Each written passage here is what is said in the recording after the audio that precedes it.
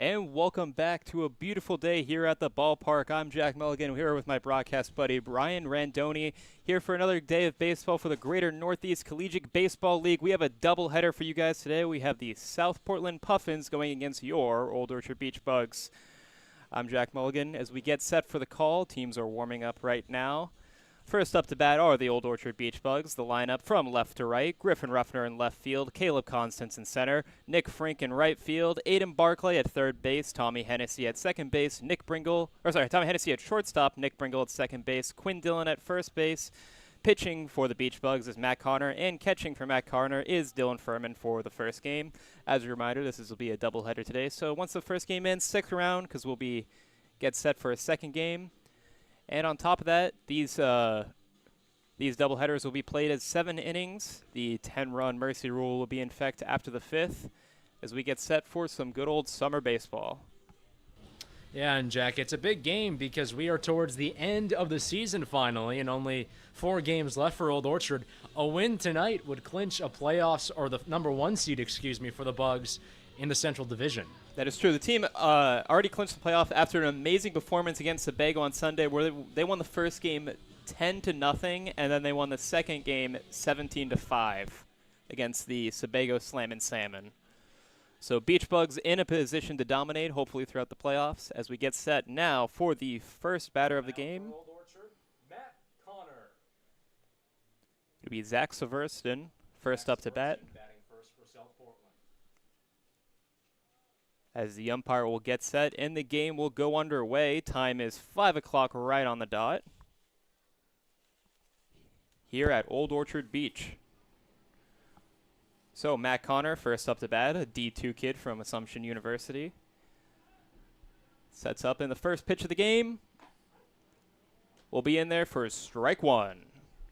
So 1-0 count for the Beach Bugs as they get set to take on the South Portland Puffins. Last time they played here at the ballpark, it was another doubleheader. Puffins took game 1 and the Beach Bugs bounced back and took game 2. Second pitch will be high and it'll be a 1-1 count for Matt Connor. And South Portland's been a team, Jack, they've just been so dominant recently after a really poor start. They've won 3 in a row. They've destroyed Sebago the last couple times they played them. A lot of momentum.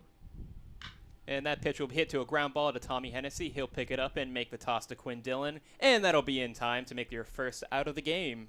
They'll bring up Gabe Harmon.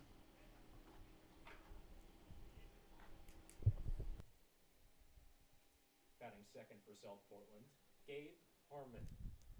So starting things off with a 6-3 for Matt Connor. It's from Falmouth, Maine. Throws rights, bats rights, as we will get set for Gabe Harmon from Babson College.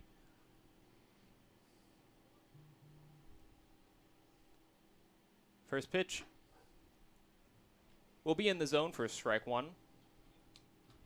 Surprised. It looked a little bit outside, but got a favorable call on the edge there.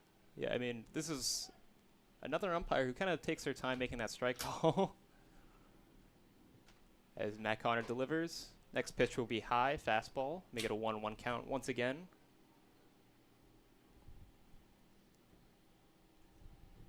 A little bit windy here today at the ballpark. Very hot. Not as humid as previous games, though. Just pure heat. Pitch Yeah. will be on the outside, 2-1 count. It's, there's been so many windy days, though, Jack, that I think I'm going to take this one happily. But, yeah, we've had some really extreme weather this season, I would say. Next pitch will be another ground ball to Tommy Hennessy. He delivers, fires, and that'll be another 6-3. Be his second out of the inning. So once again, man comes up, takes a strike, takes a ball. This one was an extra pitch, and another 6-3 to bring up David Swift. Batting third, David Swift. David Swift, as we know, was the first batter here to hit a home run at the ballpark this season. Hit it right over the Bill Dodge Kia sign. Not the only one anymore, though. Richard Gilboy, last time out here, had a really long dinger. First pitch will be in for a ball, and I may be a little bit biased as the Old Orchard guy, but yeah, Quinn Dillon's home run, I think, smoked what David Swift did. Went a lot further. Second pitch, swung on and miss. 1-1. Well, here's the one thing I will say, is that both home runs were kind of like when they were already blowouts. I want to see a home run in crunch time when it's a close battle. Matt Connor sets and delivers. That pitch will be high, 2-1 count.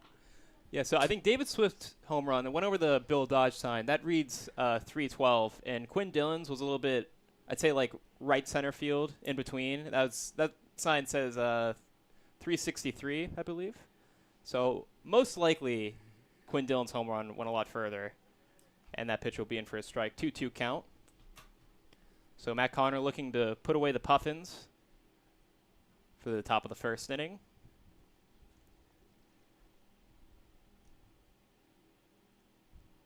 As he would get set, fires, and that ball will be low, filling the count 3-2, and we'll go again. Decent crowd here today at the ballpark. It's definitely, the last game we were here with Sebago was in the dugout. They were very chirpy. I don't think the Puffins are nearly as much. Not so much. Pitch will be swung on and missed. Strike 3, and that'll end the inning. So a 1-2-3 count for the Beach Bugs will end the inning.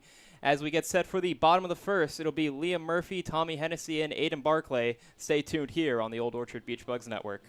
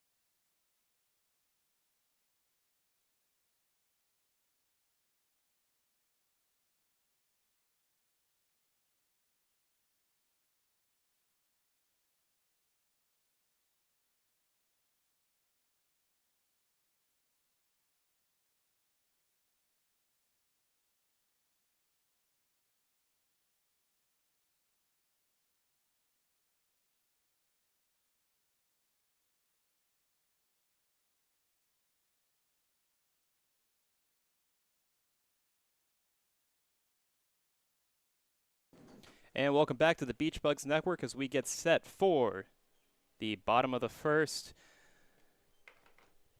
As the Beach Bugs will get up to bat, it'll be Liam Murphy first, the extra hitter.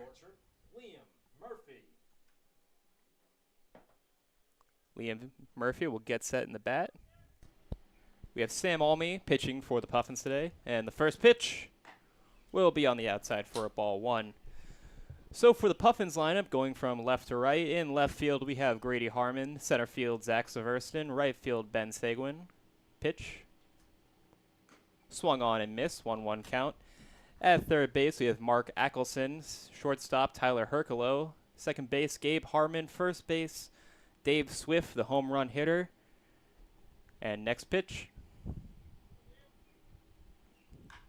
will be swung on, and it will be foul ball. It'll be a foul ball. Looks like it was fair, but it's up to the home plate umpire. He's got a better view than I do, and it'll be a 1-2 count. And finishing things off, as mentioned earlier, Sam Almy will be pitching with Mason Fink catching. Jack, and that is your Puffins lineup. Jack, you know who has a better view than the home plate umpire? Who? The third base umpire. But guess what?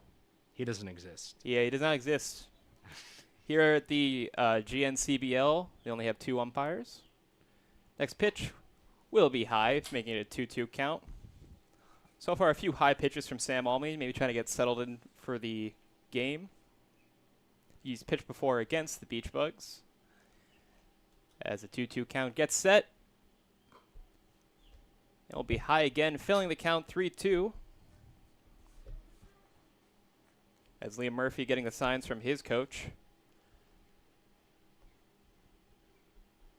Full count.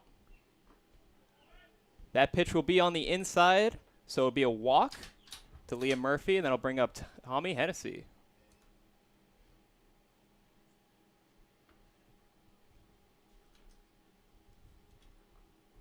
Batting second, Tommy Hennessy. So Tommy Hennessy up to plate now.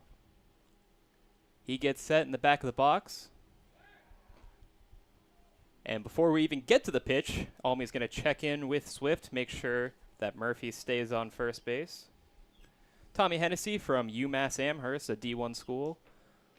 Went to high school in Dudley, Massachusetts, so sticking in with Massachusetts for college, but here in Somerville, making the trip all the way to Old Orchard. It's quite a while, especially from UMass Amherst, because that's around Western Mass. It's a little bit west. Yeah. I mean, it could be worse, you know. I mean, some of these guys have to travel hours. That's true. And that pitch will be hit foul, ground ball, and Liam Murphy now taking the chance to try to steal second, but will be sent back because of the foul ball. Kind of interesting. So Puffins throw to first. Murphy doesn't make the run, and then the very first pitch of the at-bat tries to steal. Won't get very far as Hennessy hits it foul. And another pitch will be hit back to Liam Murphy. It looks like he got hit with the ball. Might be hurt. Yeah, coach is taking a look at it now. Unfortunate. Yeah, he's doing some stretching. But looks like he's okay, making a little bit of a stretch. And you know, it's unfortunate because I think ball went past Swift, probably because it ended up hitting Murphy. If he realized that, might have been able to get to second base. And they're going to throw once again to Murphy. That is the third time. It's not like Murphy's the biggest speeder on this team either, Jack. I think maybe freaked out a little bit after that first pitch, the attempted steal. As Hennessy will get set. And Murphy will once again try stealing. That ball will be high. And he will be safe. So Murphy will make it to second base off a stolen base, and the count will move to 1-1. It was a good attempt by Mason Frank. He was able to get the ball on line, but maybe just not enough power, or maybe a little bit too much speed from Liam Murphy as he slides in. Yeah. I think Murphy just had such a good lead on that too, Jack. I mean, he was already halfway down when the ball hit. That pitch will be high, so it'll be once again 2-1. Almy looking for, I mean, it's only the second hitter, but obviously looking to get a strikeout. It's never great to start the game off with a walk. As Almy will look back at Liam and delivers. Pitch will be low. Hennessy will swing. And I believe that's actually strike three. Apologies. So it'll be the first out for the Beach Bugs. Hennessy will strike out, and it'll bring up Aiden Barclay. Batting third, Aiden Barclay. So if you're Almy, that's what you want to see. Strike out. As Aiden Barclay, the third baseman, gets set. First pitch will be hit. It is going deep. It is a fly ball, though. Gary. Oh, no, it is over the wall. Home run. Never mind. I think that might have been the wind right there. It looked like it was going to be a foul ball, but Grady Hoffman kept walking, and that'll be out of the park. So a home run for Aiden Barclay, and makes it a 2-0 game for the Beach Bugs here in the bottom of the first. Right over the Bill Dodge Kia sign, like David Swift. Barclay showing what he can do, and it'll bring up Nick Frink, the right fielder. Batting fourth, Nick Frink. I think I was mentioning it earlier, as we'll get set for the first pitch. Swing and miss, 1-0 count. I was telling her earlier, very windy day. That ball was hit sky high, and Grady Hoffman, it looked like he was getting set to make that pitch, and then he just kept going and going up until the warning track onto the wall, and that ball just barely made it over. Yeah, it was just one of those like balls that just kept on drifting and drifting, right? I mean, it was It was hit high in the air. It wasn't a crushed ball, but it just kept drifting and drifting, and that just somehow made it over the wall. So an 0-2 count for Nick Frink. Swung on, miss, and that'll be strikeout for Frink. So Almy getting a little bit of confidence back after giving up the home run, gets the strikeout. Leads us to 2 outs in the inning as Dylan Furman will be next to bat.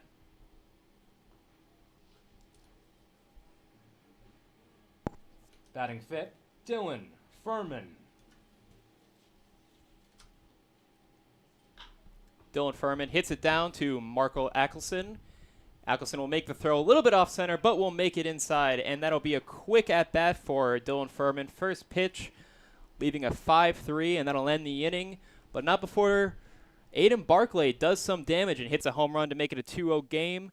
It'll be Ackelson, Chessie, and Hoffman up to bat next for the South Portland Puffins in the top of the second. Stay tuned here on the Old Orchard Beach Bugs Network.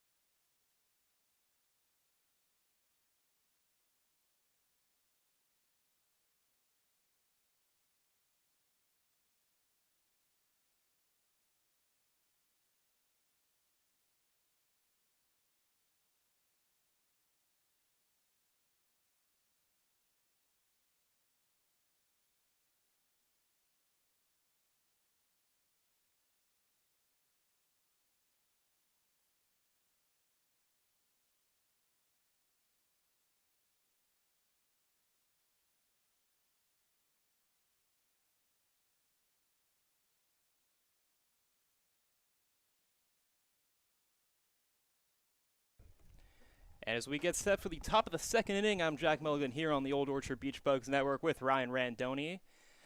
As we'll set things up for the top of the second, Mark Ackelson, the third baseman, will be batting first for South Portland. Matt Connor sticking on the mound, obviously, after a quick 1-2-3 inning. A solid start for Old Orchard, both defensively and offensively, and that's what they've kind of been doing last few games too, Jack. First pitch will be in for a strike. This is what the Beach Bugs said. They are quickly gaining momentum. It's kind of been a hot and cold season so far. They started off 5-1, had a big losing streak pretty much. Second pitch. It'll be high, ball 1. Yeah, they started off the season 5-1, then followed it up by going 1-5. And I mean, yeah, they were right near third place too. Like, it was a close race. Next pitch, inside, ball. So 2-1 count for Ackelson. I mean, really, the turning point of this season has been these last 2 doubleheaders against Sebago. You really needed to at least split, and you got 3 wins. I mean, that puts you in a great position going forward. Connor right down the center, make it a 2-2 count. I mean, things seem like smooth sailing at least for the end of the season. Guaranteed a spot in the playoffs at this point. It'll be between the Puffins and Sebago, and who gets that other spot. That pitch will be high, filling the count. Beach Bugs still have something to play for, though. They want to get the home field advantage, at least for the first game. Well, apparently, Jack, the first day of the championship series, if they make it, is 2 games at whoever is hosting. So, yeah, it's a big deal. Oh, and that'll be a hit by pitch. Unfortunate for Connor, as Ackelson will take first base. And yes, I mean, this is just what we're going off of last year, but Bangor ended up playing the Beach Bugs. Batting second, Jerry Chessie. As Jerry Chessie will set up to play. Yeah, they ended up playing the Babes in the Bangor Babes in the final last year, and both games were at Bangor. They were the home team for games 1 and 2, and they swept the doubleheader to knock out the Beach Bugs. Matt Connor delivers. First pitch will be on the outside, a 1-0 count. Something you don't typically see for summer baseball. Well, how I imagine they would do it, Jack, is that they would play the first game on the away team's turf, and then the next two would be on the home team's turf. Second pitch hit. It is going high, definitely not leaving the stadium. Nick Bringle running over and will make the catch, and that'll be the first out of the inning. So Quinn Dillon was backing up a little bit, but Brindle called him off, said, hey, I got this one instead. And that'll be the first out of the inning. Batting third, Grady Hotham. So Grady Hotham up to bat now. Man on first for the Beach Bugs.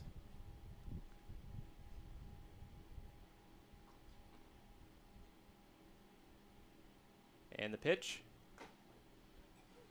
Looked like it was on the outside, but umpire must have a better view than I, as that will sneak in for a strike one. It does seem like he has a little bit larger of a zone, Jack, than usual.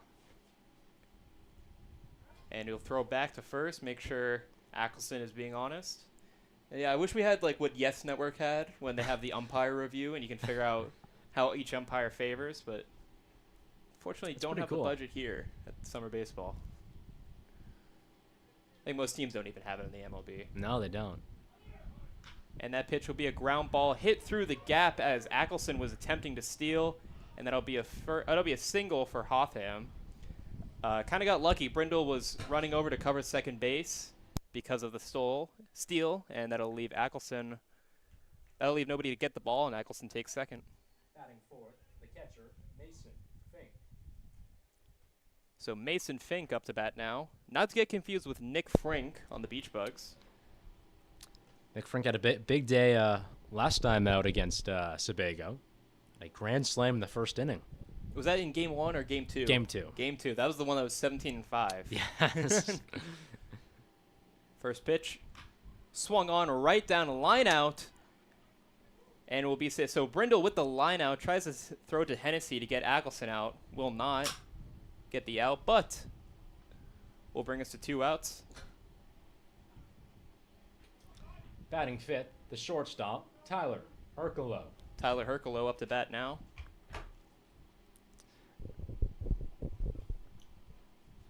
And that's the type of play, Jack, that, I mean, if there were no outs, could have resulted almost in a triple play as well. I mean, stuff like that can happen. That is true. First pitch will be on the outside for ball 1. I mean, that's how if you're going to get a triple play, it's going to happen, where it's just like a line or a second, right. Then a quick toss to short and first. Yeah, especially because normally, usually if you get those type of plays, it'll be mental errors by the base runners, because that pitch will be a foul ball, 1-1 count. But those types of plays, those are like honest triple plays. Because there's really nothing you can do if you're a base runner, unless you have amazing reaction time. Yeah, I mean, that's pretty much the only way a triple play could happen. Generally, it's almost impossible. So Matt Connor gets set. And that pitch will be hit high. It'll be hit deep towards the left field line. Griffin Ruffner will make the play, get under the ball, and that'll end the inning. So a nice attempt at a bounce back by the Puffins, but just didn't get it. And that'll bring up the bottom of the second inning. It'll be Quinn Dillon, Regan Thomas, and Griffin Ruffner up for your Beach Bugs in the bottom of the second here on the Beach Bugs Network. Stay tuned.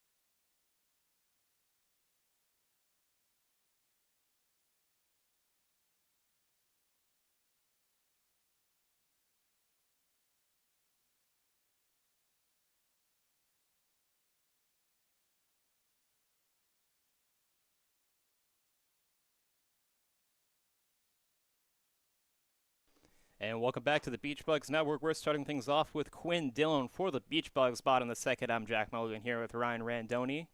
Sam Almy still on the mound. First pitch, be high for a ball, so 1-0 count. So the Beach Bugs looking to add on to their 2-0 lead here in the bottom of the second. Doubleheader, so only 7 innings for today. Second pitch, once again be high, making it a 2-0 count.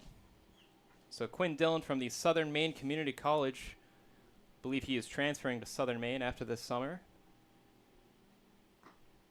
Take the next pitch will be low, or 3-0 count. And I will say this much, Dillon completely raked this last season. He certainly did. That pitch will be in for a strike, 3-1.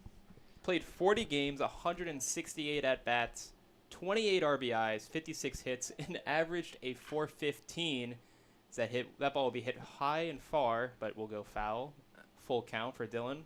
Well, he's also been raking recently, too. I mean, he has the second best on-base percentage on this team, second best average on this team, and I think he's got 3 multi-hit games in his last 4 appearances. He's been doing pretty well.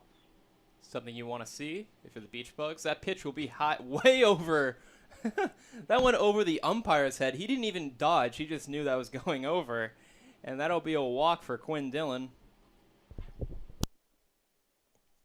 As that will bring up Regan Thomas to the plate.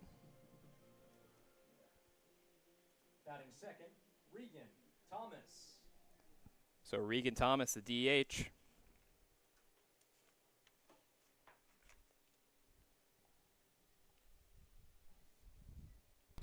So Regan Thomas was actually a pitcher for Curry College, but today is playing the DH role for the Beach Bugs. First pitch will be high once again. And I think this is something that Almy's kind of been struggling so far this game. I don't know if you've noticed it, Ryan, but he's been throwing a lot of balls. A lot of them have been going high. Well, we've noticed that before, right, too?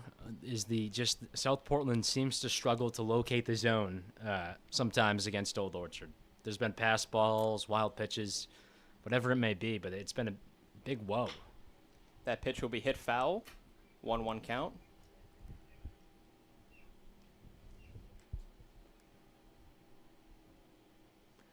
Now, Regan Thomas, he did pitch for Curry College, but he also had a few games where he played at bat. He had a 214 average, 313 OBS. And Ryan, I wanted to bring this up to you because I was talking to a friend recently, and it was kind of driving me insane. We talk about a lot of baseball's kind of a math game. Are you a stats and analytics guy, Jack? I enjoy the analytics, but my friend took it just way too far. This pitch swung on, hit deep, but once again going foul. So 2 great hits by Regan, but both times going foul. He was just telling me about how he said average doesn't matter anymore. It's all about OPS. And average doesn't, who cares? On-base percentage is what is important. See, this is the problem with these analytical guys. The average is it's the quintessential statistic in baseball.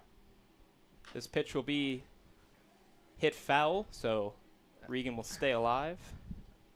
I don't care if the OPS is the new flashy thing, which it's not new anymore, but I don't care if it's the flashy thing. Average is still the most simple way to sum up how good a player's doing. Exactly. So Almy delivers. Swung on and missed, so that'll be a strikeout for Regan Thomas. First out of the inning. Bring up Griffin Ruffner.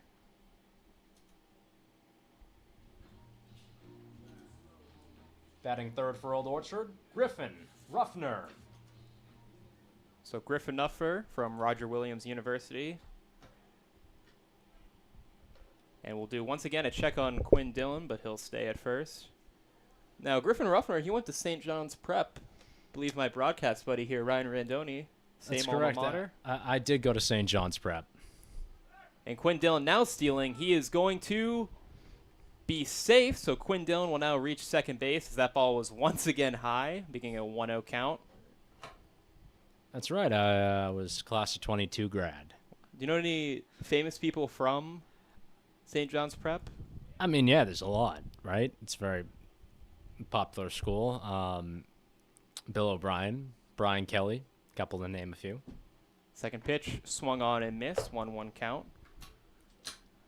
I mean, I think you're probably asking about Bo Burnham. That's where I was leading to, was Bo Burnham. I'm a big Bo Burnham guy. Yeah, I'm more of a sports guy, right? So I mean, I'm sure you're a big sports guy too, obviously, or you wouldn't be doing it. Next pitch, swung on and missed, 1-2 count.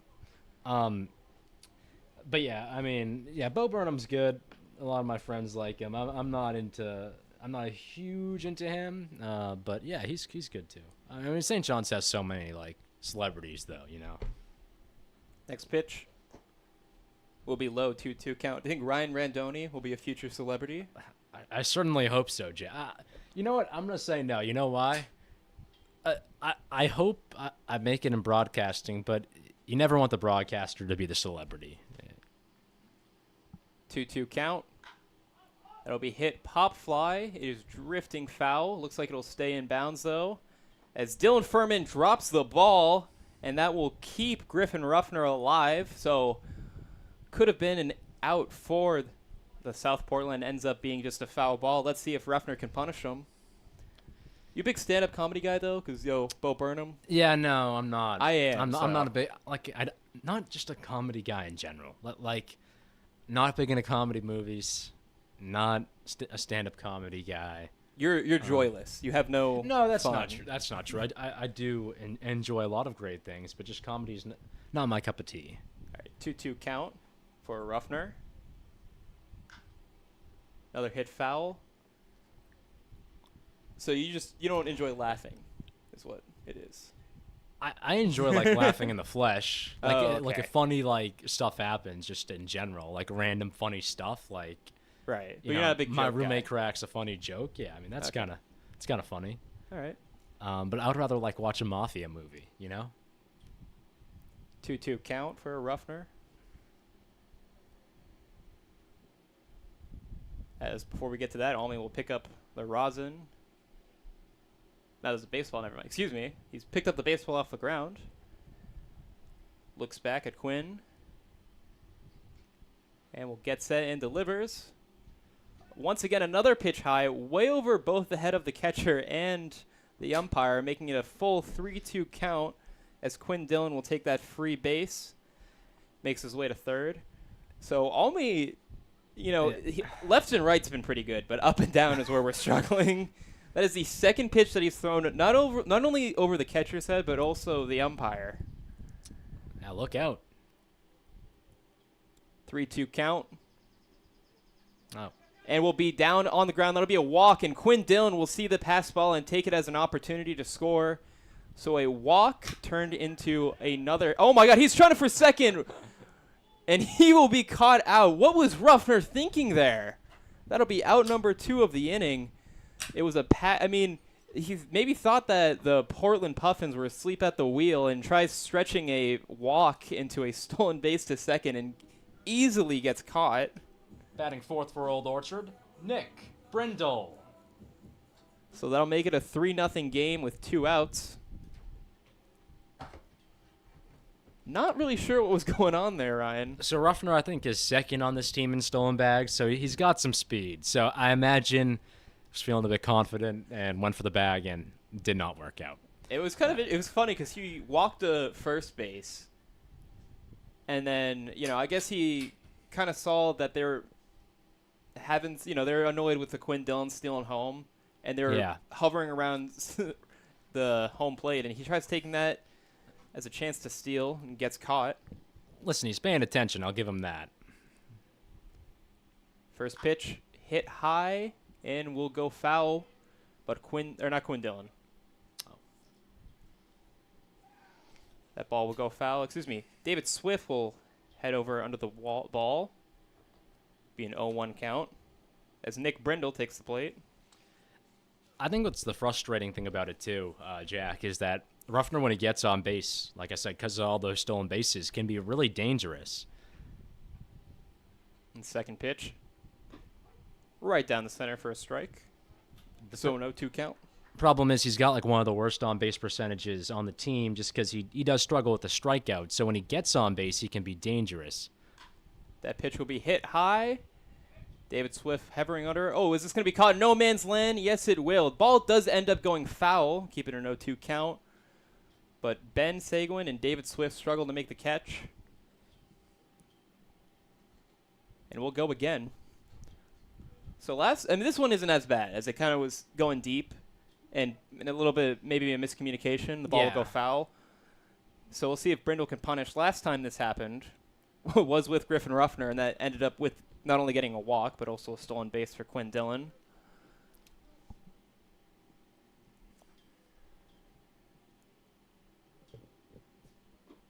And that is just deep and low, and that'll be strike 3 on Brindle, and that'll end the inning for the Beach Bugs.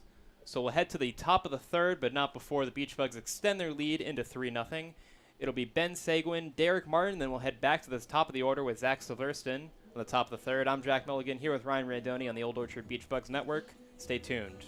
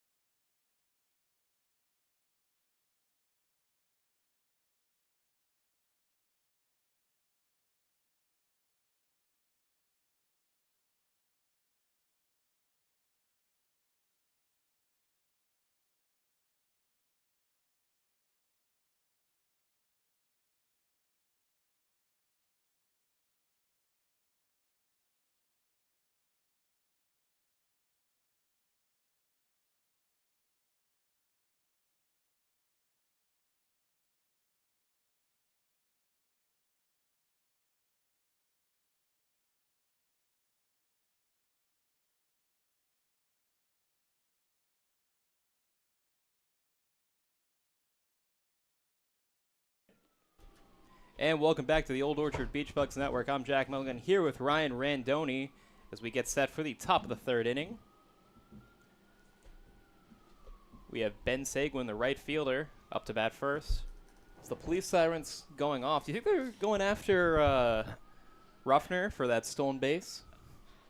It was criminal, Jack, I will say it. Ballpark is located right next to the fire department and the police station.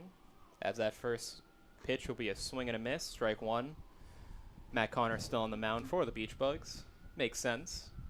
He's been dealing pretty good so far as we are now at the number 9 of the lineup, Ben Seguin.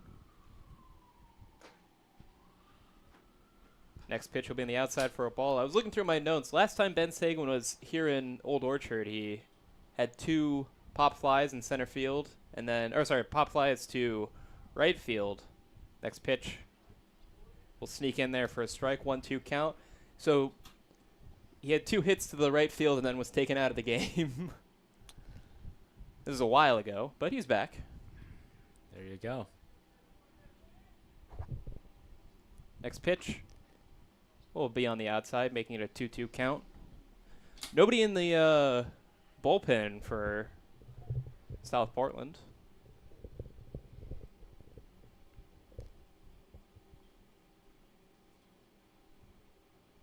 As the next pitch will be hit as a grounder. Tommy Hennessy picking things up, makes a little dive, and makes the throw, and that will be out. So another 6-3 by Tommy Hennessy, his 3rd of the game. And that'll get Ben Seguin out. It'll bring up Derek Martin, the extra hitter. Batting second, Derek Martin. So I feel like I say this all the time, but 6'3", Tommy Hennessy. I mean, there's a reason he's at shortstop, right, Jack? That is true. I mean, he certainly earned those stripes. But he's had to deal with a lot of work this season, and he's been ready for it. So Derek Martin up to bat now. First pitch looked low, but will end up as a strike. So Derek Martin as the extra hitter. In this league, we have not only the designated hitter, but also the extra hitter. Is that pitch? I'm going to be honest, that looked like the exact same pitch to me, but this time it was called as a ball. Yeah, I mean, it's hard to see, right? Because, like, we're not the best angle. We're a little bit That's towards true. the left of the lefty batter's box, so it looks a little bit like an odd angle from here. Next pitch. Right down the center. No doubt about that one. 1-2 count. But I will agree with you that at the same time, you're kind of, like, being surprised. Yeah, I am as well. It just, I think part of it might be we have a little bit of an awkward angle. So 1-2 count. That'll be right on the outside. A little bit wide right. Be a 2-2 count now for Derek Martin. But Matt Connor, Space Jam fan, doing pretty well for the Beach Bugs through 2 innings so far. Trying to put away Derek Martin. Strike 3. It didn't swing, and that'll be the second out of the inning. First strikeout for Derek Martin this inning, as we'll go back to the top of the order with Zach Severson. Batting third for South Portland, Zach Severson. Zach Severson started things off with a 6-3 to Tommy Hennessy, as he does a little warm-up routine, and we'll step in the box on the right side. Some righty-on-righty action between Connor. And that pitch will be hit by pitch. So Matt Connor hitting another one, and that'll bring up Gabe Harmon.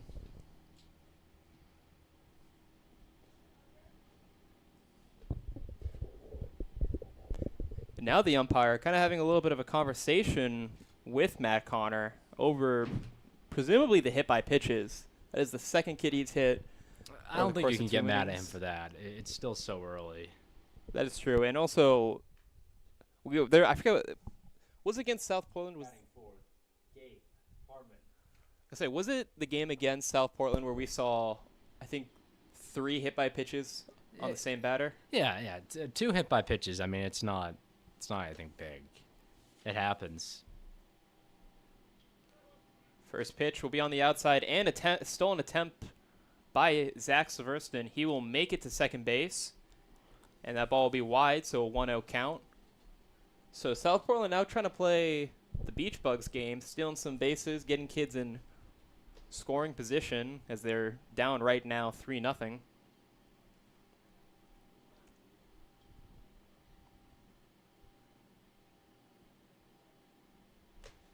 So Matt Connor will get set.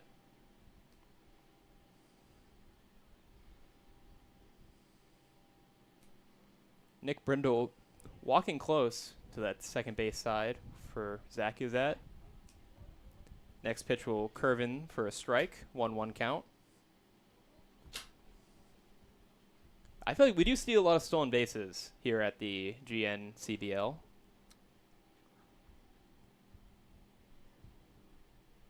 1-1 count.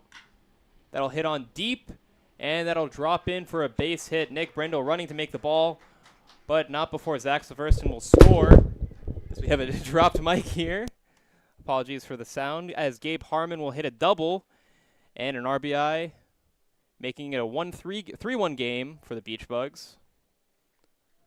But South Portland will do some damage, as David Swift will head up to bat now.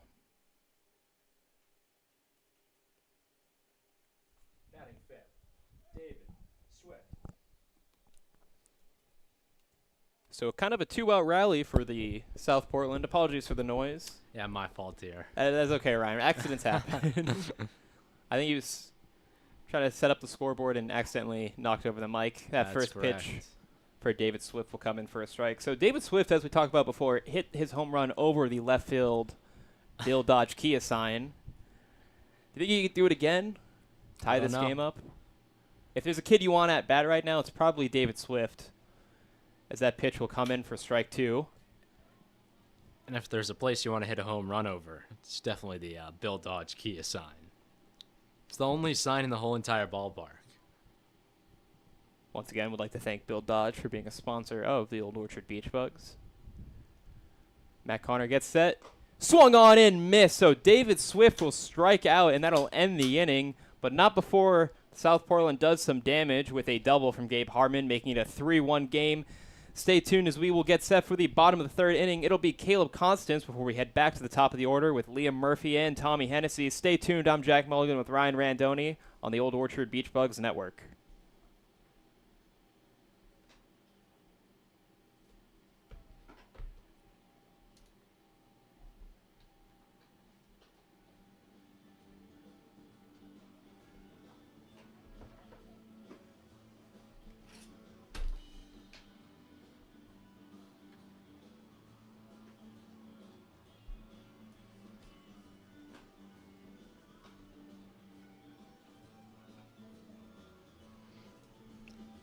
I'm just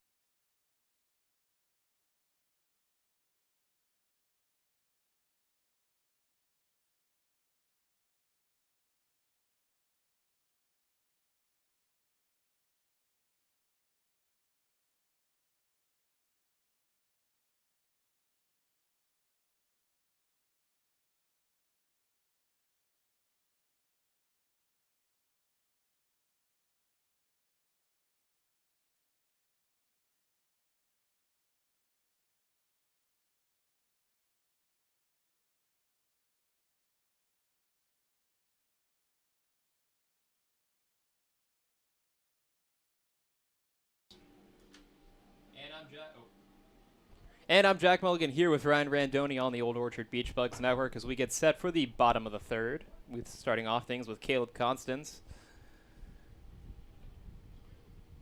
First pitch, swung on and miss. So it'll be strike one. Sam Almy still on the mound for South Portland. Beach Bugs looking to extend their lead after giving up a run to the Puffins in the top of the third. Second pitch will be low, making it a 1-1 count. So Caleb Constance, the number 10 hitter for the Beach Bugs before we head back to the top of the order. 1-1 count. Next pitch will be wide. 2-1 count. So Caleb Constance from UMass Dartmouth. Sorry, Dartmouth. Dartmouth? Who knows? Dartmouth. Thank you. Pitch will be wide. 3-1 count. An accounting major. Went to Bridgeton Academy in Bridgeton, Maine. Next pitch will be wide, and that'll be a walk for Caleb Constance, bringing us back to the top of the order with Liam Murphy.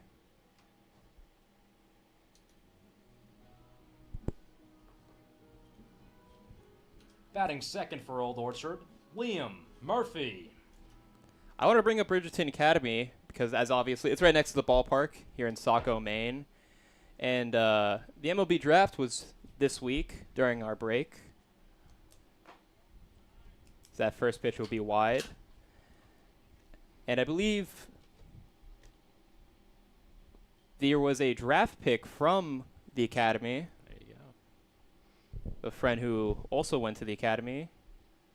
So we'll check in again on the first base. David Swift drops the ball. Second drop ball by him, but so far both times no one's tried running.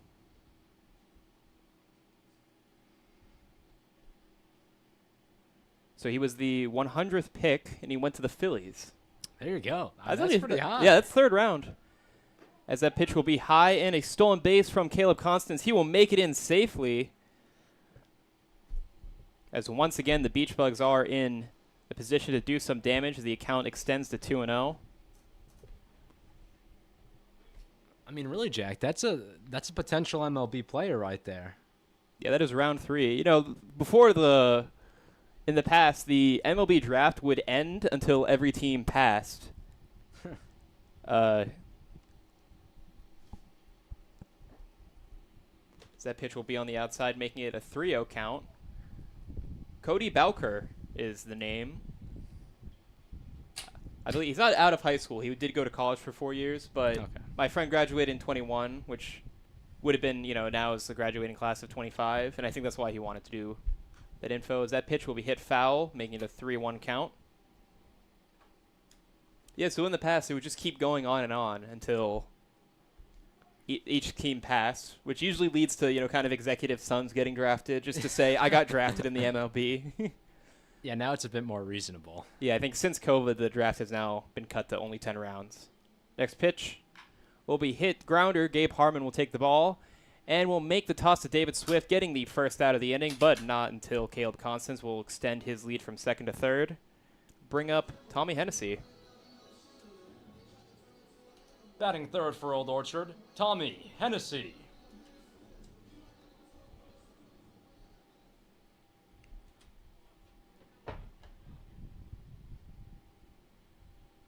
So Tommy Hennessy from UMass Amherst struck out in the first inning.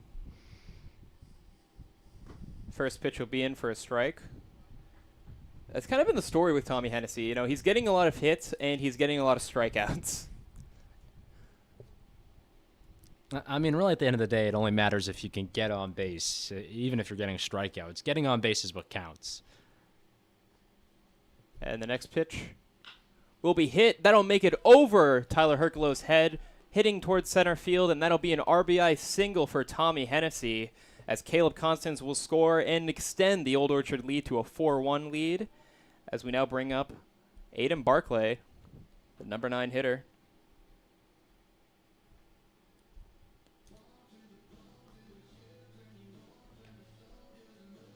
Batting next for Old Orchard, Aiden Barclay. So Aiden Barclay, as we mentioned, started things off with a home run in the first inning over the Bill Dodge Kia sign. First pitch will be high for a ball. Kind of crazy, you know, when this season started, me and Ryan, we talked about how we, you know, no offense to the players, but this is what used to be a AAA ballpark. It's very deep, as they'll check in once again on Hennessy. He was found safe. But as I was saying, very deep walls, very tall walls. I believe at least 15 to 20 feet. We didn't think we'd see any home runs, and now this is the third we've seen at the ballpark.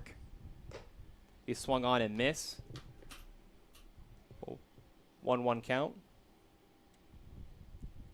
So, Ryan, what do you think? Now, do you have a change of mind now after seeing 3 home runs? No, I still think it's a tough ballpark to hit out of. I mean, it's pretty deep. You're not gonna hit one to center, that's for sure. And once again, another check on by David Swift on Hennessy. Oh no, he will be caught stealing. It looked like he made it back in time, but the umpire will call him out. Apologies. So that'll be out number 2 for the Beach Bugs. Hennessy caught stealing, and Aiden Barclay will be up to bat. You know what's kind of a fun quirk of baseball, Ryan? Tell me.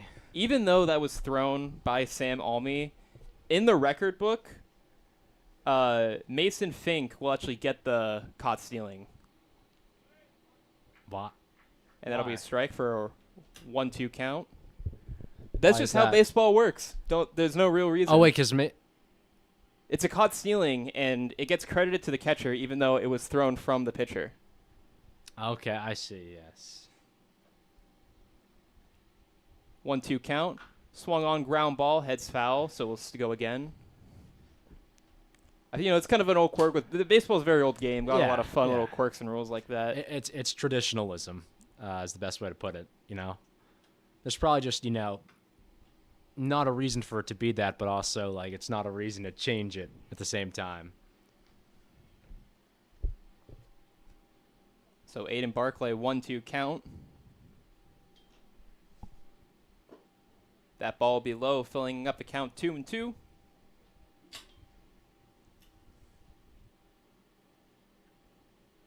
Steps out of the box and steps back in. Bases cleared after Hennessy was caught stealing. And the pitch will be high once again, making it a full count 3-2. So South Portland now has somebody warming up in the bullpen. This may be the last inning for Sam Almy. We'll see. Umpire calls time.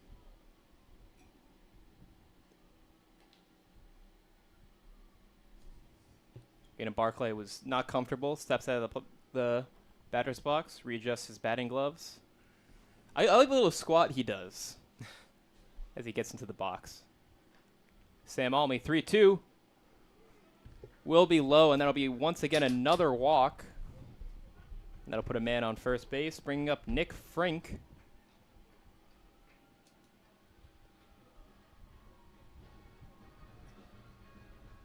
Batting next for Old Orchard, Nick Frank. So that is the 6th walk that Sam Almy has given up so far this game. Luckily, twice he was caught stealing. As those police sirens are back for Nick Frank. First pitch will be on the outside, 1-0 count. So Nick Frank typically plays catcher, but is in right field for today's game. Doubleheader. I don't know the lineup currently, but if I had to guess, he'll probably play catcher for game 2. Sam Almy delivers. Nick Frank hits it deep, and it will be dropped by Ben Seguin, as he will take second base, looking to extend it to 3. Aiden Barclay will score, and that'll make it a 5-1 game for the Beach Bugs. So does that get scored as an error or as a hit? I think it's going to be a hit, Jack. It was a great attempt by Ben Seguin. It looked like he may have gotten the glove on him, but unfortunately he drops the ball or gets by him, and that will be a triple for Nick Frank. As we have a pitchers meeting now. This may be the end for Sam Almy. We'll see. As South Portland's manager, we'll give him a talking to, see how he's feeling.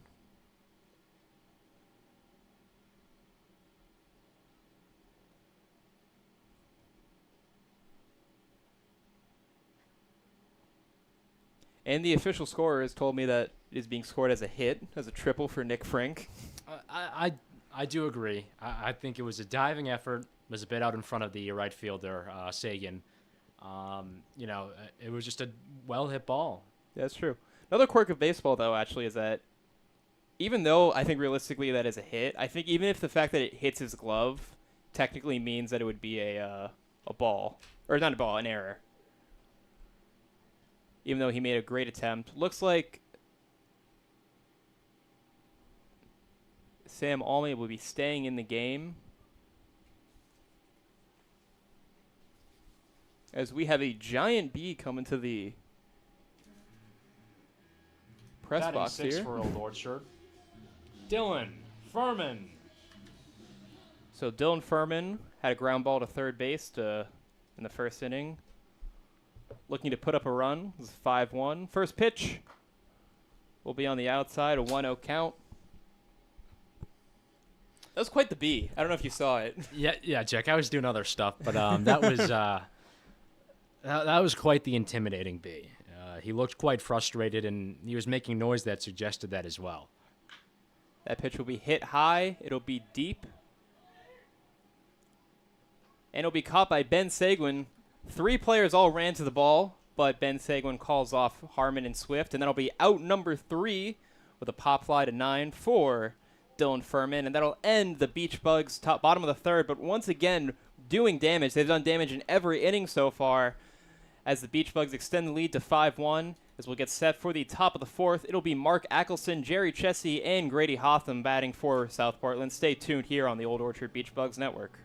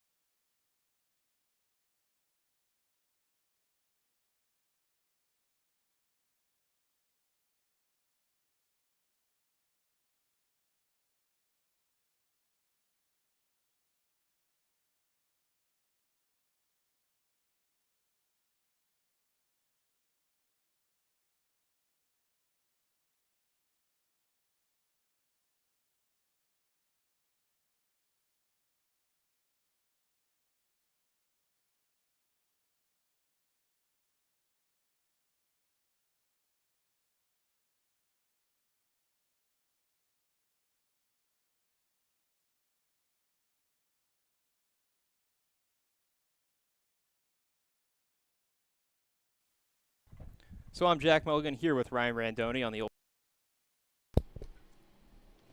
the Old Orchard Beach Bugs Network. Apologies. As we now get set for the top of the fourth. First pitch, swung on, foul ball by Mark Ackelson. Hit by pitch in the second inning.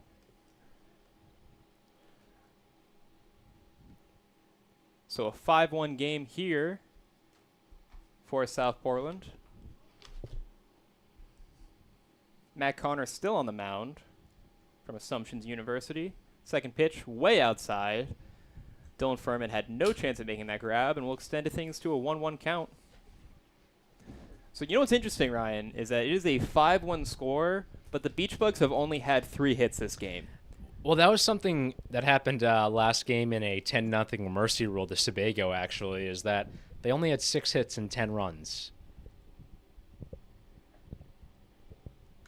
So that pitch will be hit high, and it will go far foul. I think that says a lot about the Beach Bugs, is how they're able to, when they get runners on base, they're able to score them, even if they don't get the hits.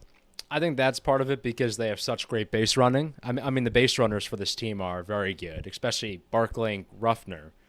I also think it partly is due to, just the on and off pitching sometimes that you see here in the league. Next pitch, be hit once again foul. So another foul ball. Still a 1-2 count. Please return all foul balls to the home field dugout. Thank you.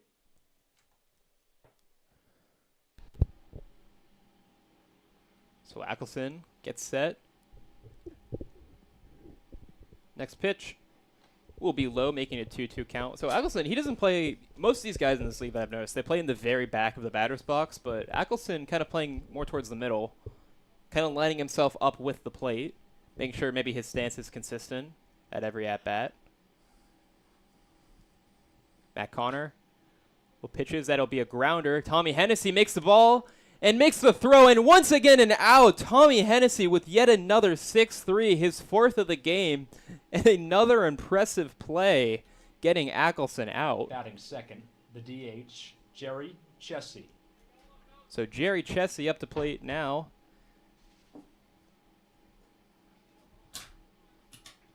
Had a pop fly to the second baseman in the top of the second. Kind of more towards the first base side, but Quinn Dillon stayed on first, and Nick Brindle made the run over. It was kind of on the fringe between the infield and the outfield. First pitch. Right down the center, but a little bit low. Be a ball, 1-0 count.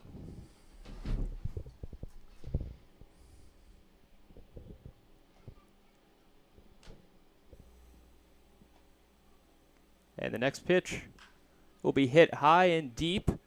Nick Frank trying to make the run, but it will drop in as Jerry will choose to stay at first base. Looked like he was thinking about taking second, but will stay at first. Only a single, and that'll bring up Grady Hotham. Batting third, the left fielder, Grady Hotham.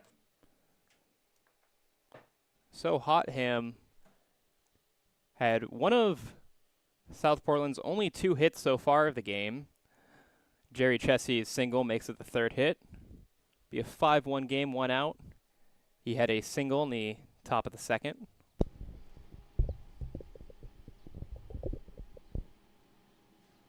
Matt Connor fires. Wide on the outside. It'll be a ball 1. And the Beach Bugs currently now have somebody warming up in their bullpen, so this may be the final inning for Matt Connor. We talked about this before. As Matt Connor gets set. Be in for strike 1. One of the interesting things with the amount of doubleheaders we have is that pitcher management just becomes so much more important. And you kind of have to weigh the options of whether or not you want to try saving the game or if you want to put in your best pitcher and try to come back and make the win. Matt Connor delivers. Pop fly towards center field. Caleb Constance goes under the ball and makes the catch. Jerry Chessie has his way back to first, and it'll be the 2nd out of the inning. As Mason Fink batting 4th, the catcher, Mason Fink. So Mason Fink had a line out to the second base, which we were talking about before. It looked like it could have maybe been a double play, but it's great heads up by Ackelson to make his way back to second and get in before Hennessy could get the out. It was a powerful hit, I would say. I think maybe could have been a single, maybe a double, if it wasn't for Nick Brindle making the catch. So Matt Connor will throw back to Quinn Dillon, keeping Jerry Chessie honest. It's been a lot of acrobatic fielding plays today. I think that's progressed as the season's gone on. Another throwback to first. Yeah, I mean, we've seen 4 6-3s all by Hennessy. His third one, he had that little kind of spin move after picking up the ball and was able to still get the throw in on time. So that pitch will be high, but we'll head back foul. 0-1 count. A lot of foul balls so far this game. Foul balls every game, though. It's true. It's true. It did not set you up well for that one. I apologize. No. It's part of baseball. The thing is, though, there's not many fans with gloves here, Jack, which always upsets me. Next pitch will be hit once again foul. 0-2 count. Kind of whenever I think of that now, I get reminded of the banana balls and how if it goes foul and if a fan makes the catch, it's an out. I love that, man. Recently, bring that to real baseball. I know you cannot do that. Let's not get too crazy. I say bring that to real baseball. You know what memory stands out to me? I think it was Game 1 of the World Series last year, when that Dodgers fan grabbed that ball. I don't know who hit it. It was some Yankees player. That should have been an out. It was an out. It was a double. It was a double. Oh, I'm thinking of the one in Game 1 where Mookie runs into foul ball and he grabs it, and then the fan, that pitch will be on the outside, 1-2 count. The fan forcefully grabs Mookie Betts' glove and tears the baseball out of his hand. That was in New York, right? I thought it was. Oh yeah, you're right. That must have been Game 3. I'm talking about Game 1. I kind of have PTSD. As a Yankee fan, I have PTSD from that series. It all kind of blends together. Pitch will be once again on the inside. 2-2 count. Yeah, I mean, see, Boston doesn't lose to, L.A. Well, you guys don't make the playoffs anymore. So. Well, they're currently in playoff position now, my friend. Actually, a game and a half, I think, behind the Yankees. Another check. So Matt Connor playing a catch with Quinn Dillon, basically, making sure Jerry Chessie stays at first. And that is true, but I will say, I mean, the Red Sox have had quite an easy schedule for the first half. And I am a hater. This pitch will be low and fills the count 3-2. I don't think it's been quite an easy schedule. I think it's just they've had a last easy 10 games. You played the Nationals and then the Rockies. That's the last 10 games. Okay. Well, that's the ones you're winning. It's a full first half of the season. Right. There's a full other half. Have you seen the new Superman movie? No. Jerry Chessie will attempt the steal. Doesn't matter as Frank will be walked. Bring up Tyler Herculo as runners advance to first and second. Batting fifth, the shortstop, Tyler Herculo. So in the new Superman movie, Lex Luthor is an absolute hater. I don't want to get into spoilers, but he is a certified hater. When is he not? That's true. He's always a hater. This movie, he takes hating to a whole new level. And that's kind of how I feel with the Red Sox. I was actually jealous of Lex Luthor as that ball will be hit to a ground ball to Nick Brindle. He stumbles with the ball, and that'll end up being safe for Tyler Herculo. So an error off the Beach Bugs, and E4 will leave the bases loaded for Ben Seguin.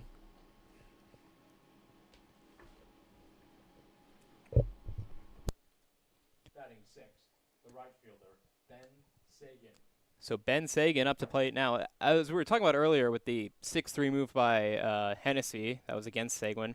But as I was talking about, as we have a little bit of a break, as the manager will talk to Matt Connor, Lex Luthor in this movie he is a complete hater. He brings hating to a whole new level. And honestly, watching him, I was like, man, I'm not as good as a hater as I thought I was. Like, I thought I hated the Red Sox. Well, listen, I'll give Lex Luthor respect. Somebody's got to be a hater of Superman, right?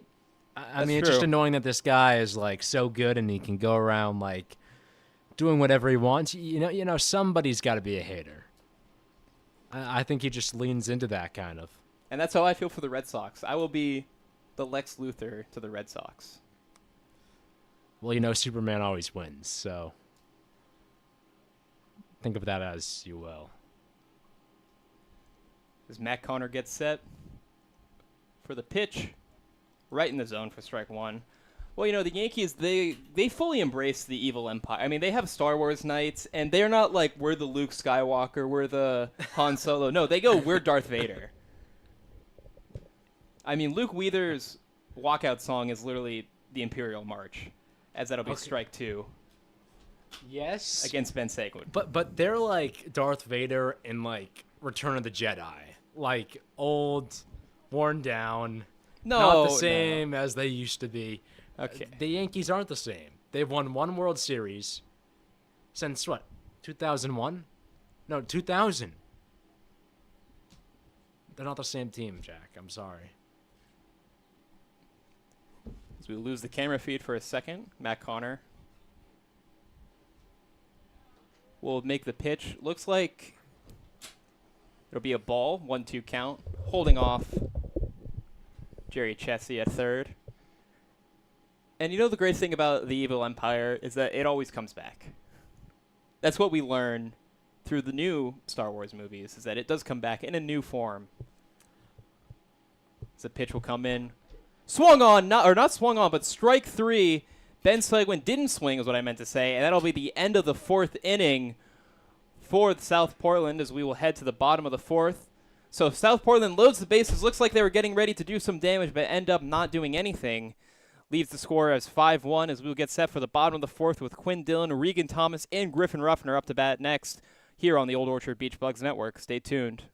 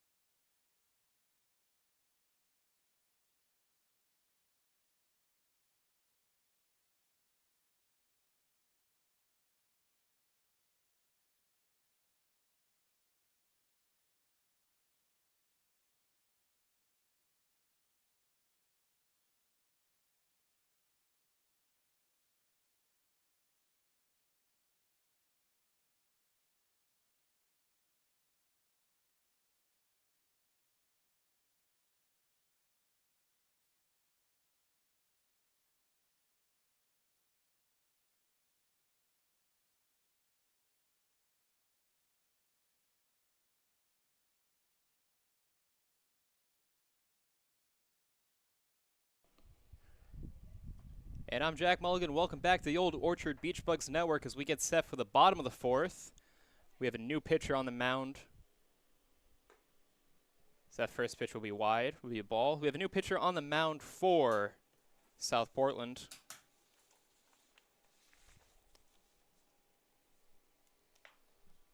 So that pitch will be hit softly to David Swift and will make the toss to the new pitcher.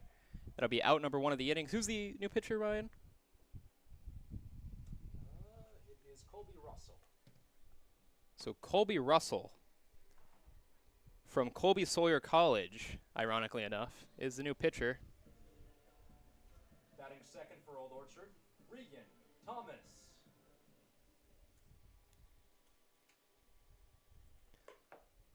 First pitch will be wide for Regan Thomas, 1 out. As Quinn Dillon goes down on a 3-1. So kind of ironic. The guy's name's Colby Russell, and he went to Colby Sawyer College. That's nice. Think there are any Ryan colleges out there? Oh, there's got to be. Next pitch. We'll be in for a strike. Is it a 1-1 count or a 1-2 count? I believe it is 1-2. Okay, we'll go off that information. Pitch will be wide. Yep, umpire shows 2-2. Thank you, Ryan. What would I do without you? I don't know. I mean, you managed the broadcast by yourself before. That pitch will be hit high and will go foul. And it will go outside. Sorry, not Aiden Barclay. Mark Ackelson at third base. Makes the run, but it was over the fence. Keeping things 2-2.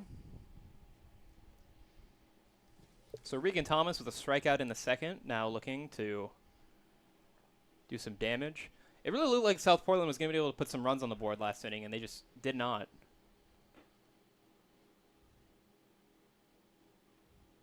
And that'll be seen as... Looks like a hit-by pitch. Yeah, it looks like it. Umpire walked out in front of the home base plate and like made a big motion. I think Regan was not. I don't think Regan wanted that to be seen that he got hit by the pitch. I think he wanted to continue that at bat with a full count, hitter's count.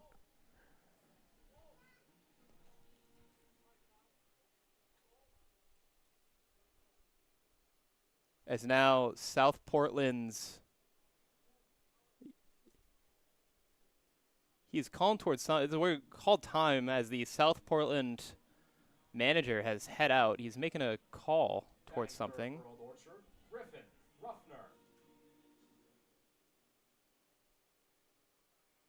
As we will now have a base run or a new runner for the Beach Bugs, number 5. We'll get that information to you shortly on who's the new runner. Pitch will come in, swung on, but will go foul, an 0-1 count. Cole Whitehead is the new man. All right, Cole Whitehead, number 5, coming in for Regan Thomas.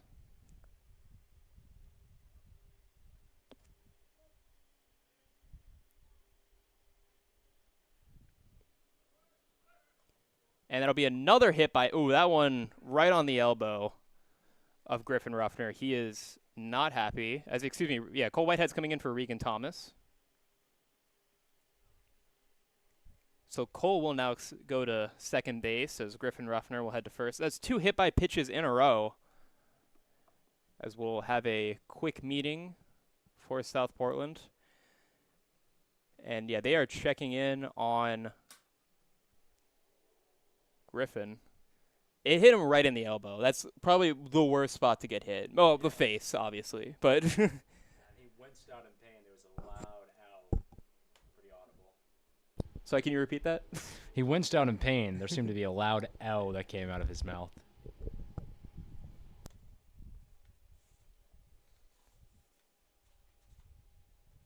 And we might see another runner coming in. Yes, we do. Yeah, I think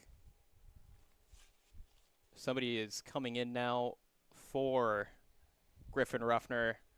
Hopefully he's okay because, it looked like the first one was just a planned substitution by the Beach Bugs. This one definitely is coming off an injury. As we will have somebody coming in, checking out. Fourth, the second baseman, Nick Brindle. Checking out Ruffner, making sure he's okay. Once we know who's in for Cole, or in for Ruffner, we'll let you know. We have another pinch runner as Nick Brindle will take the plate. But before we do, the Old Orchard third base coach will make his way back. And yeah, I'm hoping the best for Griffin Ruffner because they're still looking at him over in the first base dugout. Yeah, he's really wincing in pain. Seems to really be in pain. He's heading to the dugout now. Hopefully he's doing okay.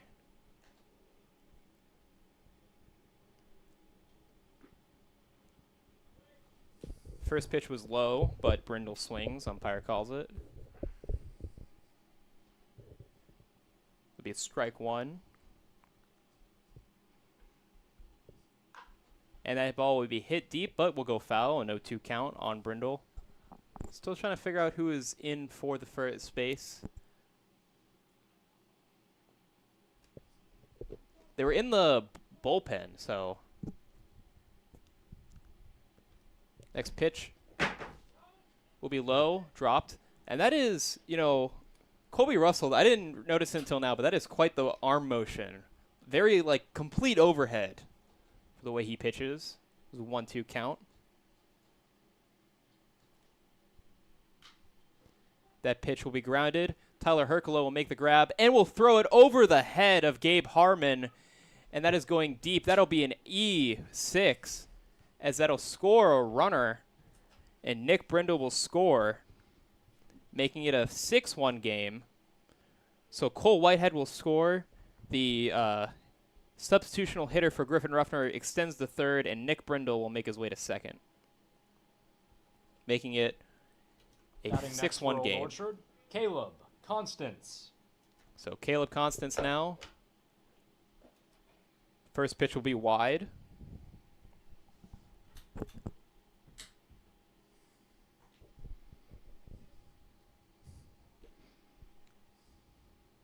Caleb had a walk at the start. He was the first person to bat in the bottom of the third, and that is a strike. He was that was basically a digging for something. That was a very low swing, very clearly on the outside.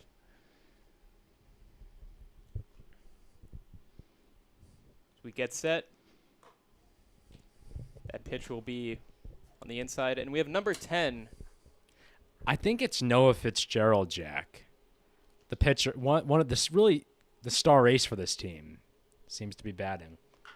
And that ball will be grounded, making it a 2-2 count. That's what I assumed because we saw him coming out of the bullpen. I thought he was warming up and quickly going from the pitching role to the running role and possibly the hitting. I don't think he has a hit this season. I don't think he has an at-bat. Oh, he doesn't even have an at-bat. I'm pretty sure. Oh. That will be called strike 3, and that'll be out number 2 for the Beach Bugs. Caleb Constance didn't even swing, called strike 3 by the umpire, and that'll bring us back to the top of the order with Liam Murphy. Batting next, Liam Murphy. So Liam Murphy, first pitch hits it deep, and it will drop. Zach Severston will make the grab. 1 run scored from the Beach Bugs, and Noah Fitzgerald will cross, making it 2 more runs, making it an 8-1 game. So a base-clearing 2 RBI single by Liam Murphy puts the Beach Bugs in a great position now, an 8-1 game, and we are getting close to what would be considered a high enough score for a mercy rule. Batting next, the shortstop, Tommy Hennessy. So Tommy Hennessy up to plate now. But before we do, Puffins manager comes out and he's going to give a talking to Colby Russell. So Noah Fitzgerald is coming in for Griffin Ruffner, I believe, is what the official ruling is, right? Yes. Interested to see how Fitzgerald navigates this. I mean, again, he doesn't have experience batting or just in general hitting. I wonder if he's going to be pitching as well. Because it looked like he was warming up to be the next pitcher for the Beach Bugs. That could be.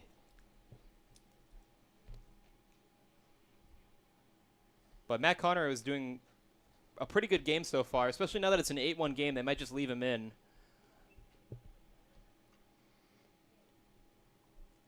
As Hennessy comes up, he had a strikeout in the first inning, a single in the third that brought in an RBI, and then was caught stealing, picked off.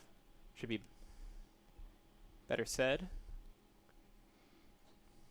As Colby Russell has been struggling at the plate so far. First pitch makes its way in for a strike.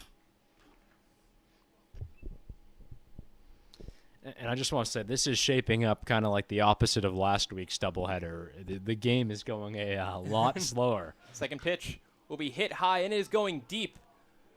Zach Severston making the run back, but will be under the ball and will make the catch. So a nice hit by Tommy Hennessy, but just not enough power to get over the wall. That'll be a put out, and that'll end the inning. But once again, the Beach Bugs have scored every single inning so far. First, second, third, and fourth all put up runs. It's now an 8-1 game for the Beach Bugs as we head now to the top of the fifth. It'll be Derek Martin before we move back to the top of the order with Zach Severston and Gabe Harmon for the South Portland Puffins. Stay tuned. I'm Jack Mulligan with Ryan Randoni on the Old Orchard Beach Bugs Network.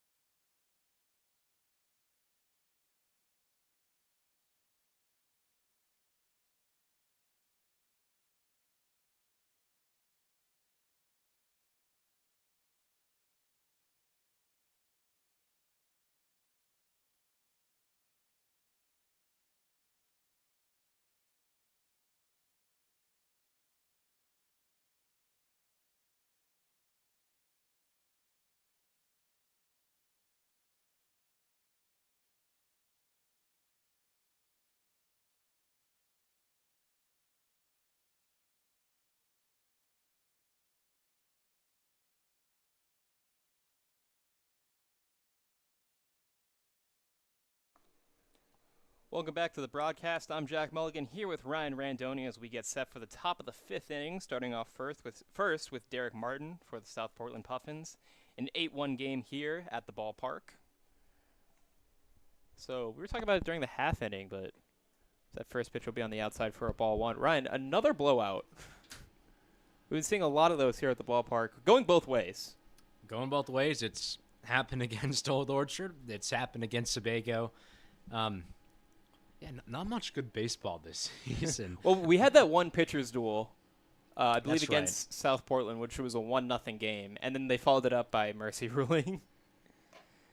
That ball will once again be on the inside, a 2-0 count. Yeah, that was the game of the year. Yeah, probably. Yeah, I would say so. And is that a car alarm in the parking lot going off? Let me go check. I'll be back in a second. The loud noise. Third pitch of the at-bat will be swung on and missed. First strike is what I meant to say. Derek Martin, first at-bat was in the third. Strike, no looking. Jack, I don't believe it's a car alarm. There's a loud noise. I don't know what it is. I have no idea what it is. Hopefully it's not like a Need for Speed situation. There's like a bomb. 2-1 count. Be high, making a 3-1 count. You know what would be fun? A Need for Speed situation, but you have to keep playing baseball. Okay. Constant baseball. You maybe get like a 2 minutes in between, but if people ever stop playing baseball, the bomb will blow up the stadium. 3-1 count, and that'll be on the inside. So Derek Martin will take a walk, and Matt Connor will advance to first base. So this is kind of an interesting situation for the Beach Bugs, as Zach Severston will be up to bat. Batting second, the center fielder, Zach Severston. Because what it seemed like as they were setting up for Noah Fitzgerald to be the next batter. But after Griffin Ruffner took a ball to the elbow, they put him in as a base runner, and now they have somebody entirely new warming up in the bullpen, and they're keeping in Matt Connor for this inning. Connor throwing to Dylan, making sure Martin stays where he's at.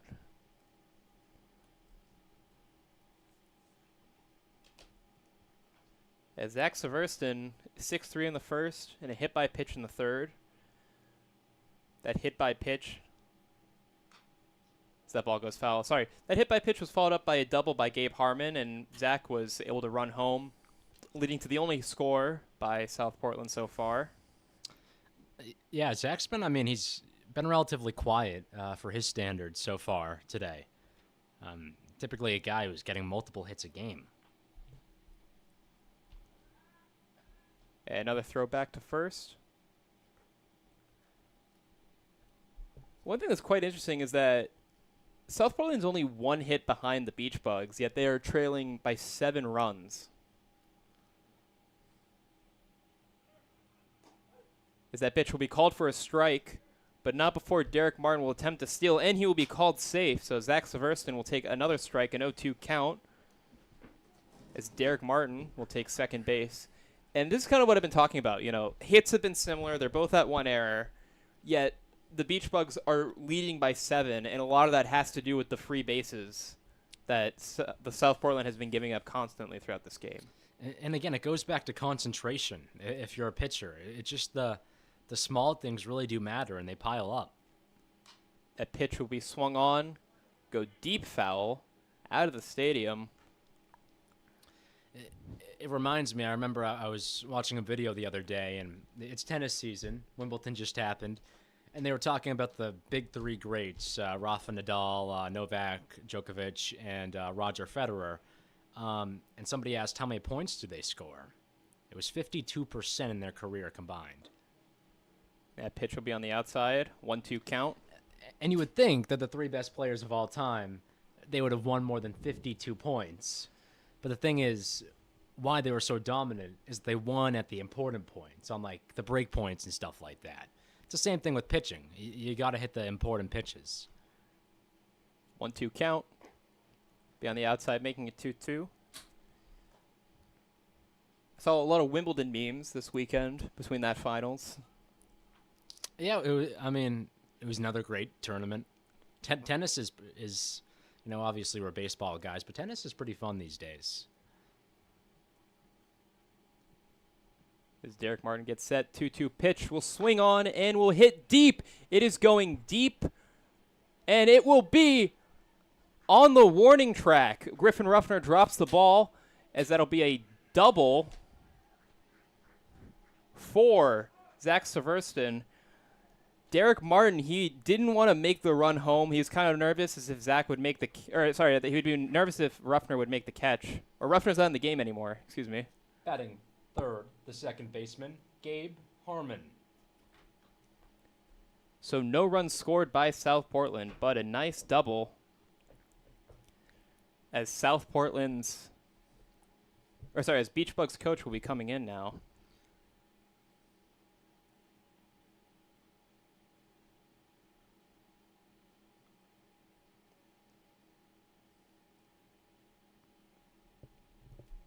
And I think we are getting a pitching change here, Jack.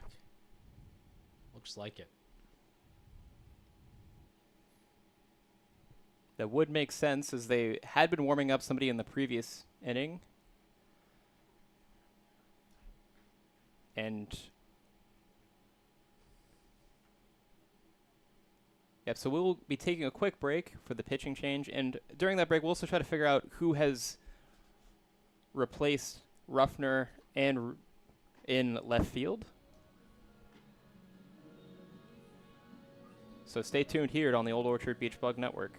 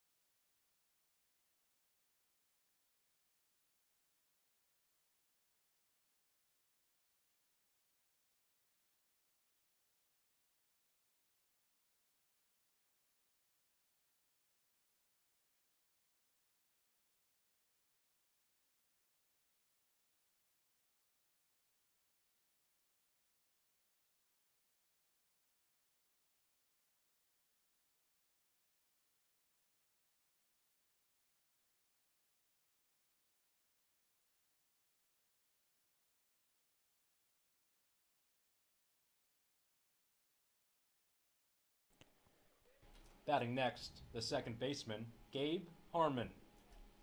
So Gabe Harmon up to bat now, as we have Thomas Okanuski as your pitching change here. That pitching change was brought to you by Pat's Pizza in Scarborough. And we also have the update. So Cole Whitehead is replacing Griffin Ruffner in left field. So just a simple 1-to-1 change. As that first pitch by Kanuski will be in for a strike. Kanuski from Grace College. Runners on second and third.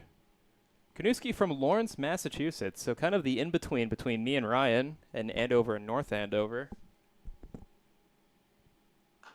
That pitch will be hit grounded towards foul.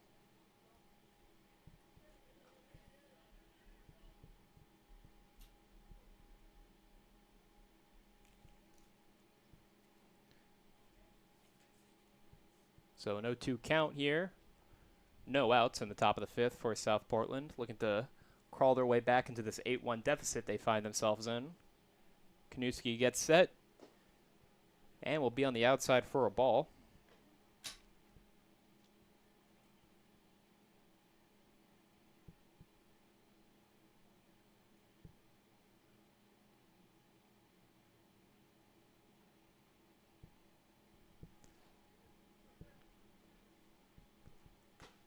Pitch will once again be on the outside, making it a 2-2 count. So Matt Connor ends the game with 4 innings pitched. Currently 3 hits. Currently only 1 run. Could be 2. Could be 3. If we see some movement by Martin and Severston on second and third. And that'll be strike 3 on Gabe Harmon. Looked like it might have been a foul. But no, it's going to be a foul ball. That's what I thought. Yeah, it looked like he tipped it towards the catcher. Yeah, I assume so. Then David Swift came running up. It just made me... David Swift came running up. Harmon came walking out. And I was like, oh, is that strike 3? No, it was a foul tip.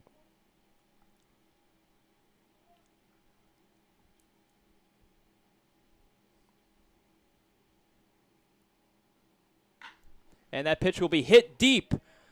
But Caleb Constance will make the grab. However, runners will tag, and that'll be a nice sac fly for Gabe Harmon. So South Portland will get a run out of that, making it an 8-8 game, as David Swift will come up to bat.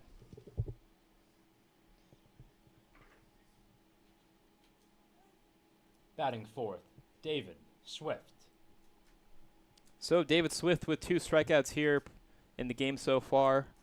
But obviously, I'm going to keep mentioning it because I was so impressed. Hit the first home run at the ballpark over the Bill Dodge Kia sign. The pitch. First pitch will be low for a ball. So Kanuski with a nice out to start the inning. However, he also gives up a run. Technically not his run, though. This is to be counted against Matt Connor. And to be fair, I don't think the Beach Bugs are that worried about the man on third. I mean, they're currently winning by 6 runs. So that second pitch will be a grounder to Tommy Hennessy, and he will make the throw to Quinn Dillon. So another 6-3, but it will be a sac 6-3. And South Portland will get another run out of that, making it a 3-8 game. As bases clear, 2 outs for Mark Ackelson. Batting fifth, the third baseman, Mark Axelson. So Zach Severston will score home, and that'll be 2 sac plays by South Portland, making it a 3-8 game.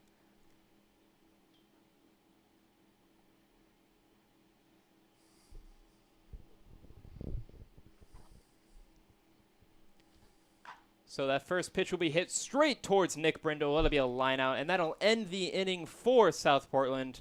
So able to do a little bit of damage against the Beach Bugs, but not enough. And that'll leave the score to 8-3 heading to the bottom of the 5th. It will be Barclay, Frink, and Furman up to bat for the Beach Bugs. Stay tuned here on the Old Orchard Beach Bugs Network.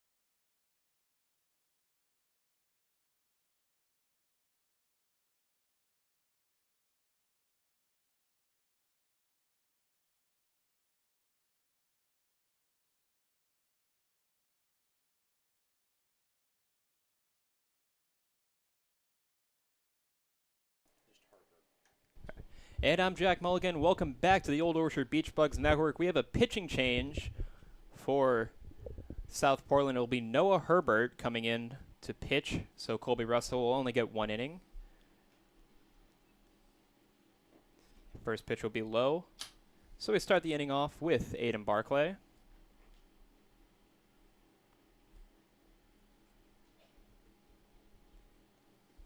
Aiden Barclay with the home run moonshot. Not really, but he had a home run over the Bill Dodge Kia sign in the top of the first inning.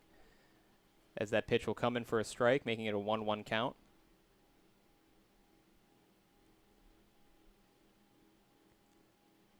So Noah Herbert coming into bat now. Also the name of a luxury clothing brand, according to my research. Is it really? That pitch will be on the outside, making it a 2-1 count. I believe he goes to Southern Maine, like a lot of the kids here. He also plays basketball, according to my quick research here. As the next pitch will be hit foul by Aiden Barclay, making it a 2-2 count.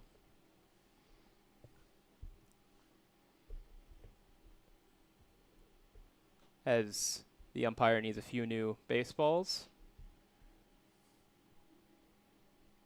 Noah Herbert's got his, though. As he will get set to deliver the pitch. And will be on the outside, filling the count once again. I mean, this is what we're talking about. These are just so many walks, so many free bases that South Portland has just been giving the Beach Bugs today. It's really extended this game, too. Yeah, I believe Matt Connor, I mean, he did hit two batters with the pitch, but he only gave up 2 walks.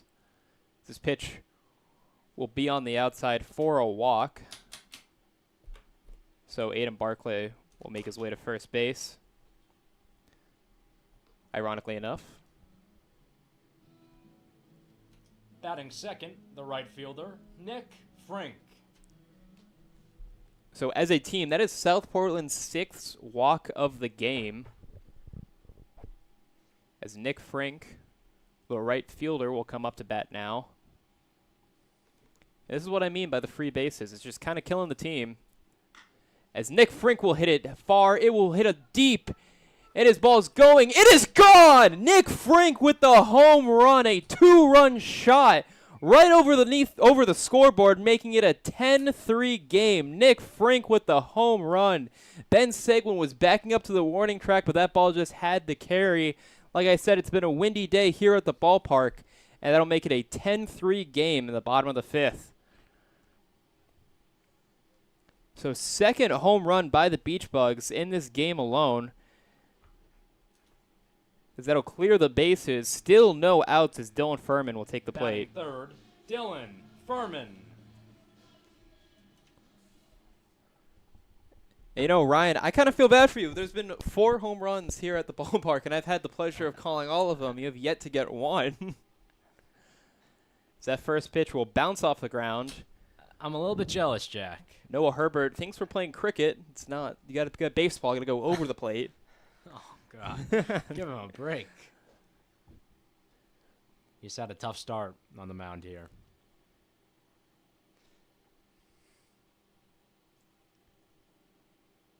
And another, well, you know, he just threw the ball against the ground again. So 2 pitches into the dirt makes it a 2-0 count. I think the nerves are getting to him a little bit after giving up that home run to Nick Frink. Well, listen, I mean, there's no pressure for the guy, right? I mean, his team is already down by a good amount. Old Orchard's in firm control of this game regardless. You know, just go out and throw.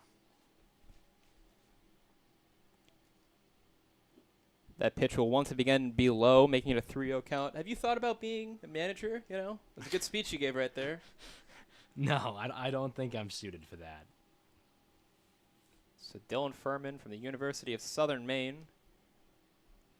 2-sport athlete in soccer and baseball back when he was in high school at Exeter. And that pitch will, umpire gave it a second, but that pitch will once again be low, and there'll be another walk. So Furman will take first base, and they'll bring up Quinn Dillon. Batting fourth, the first baseman, Quinn Dillon. So before Quinn Dillon takes the plate, quick conversation between him and the third base coach.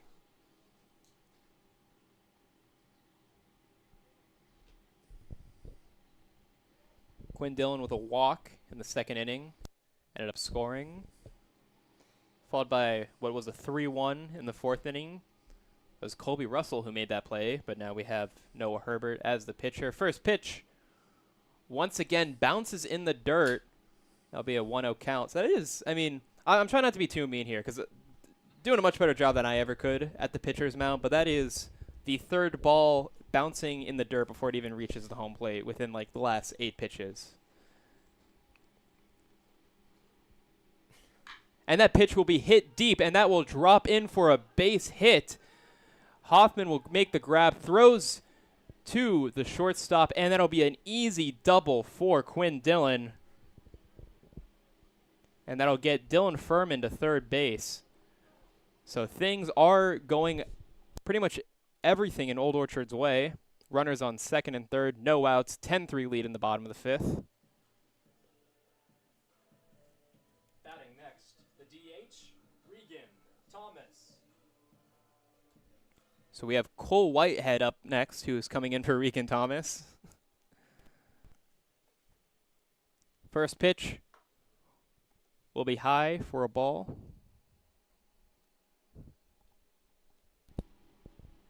So 3-10 is the score in the bottom of the fifth. So Cole Whitehead came in.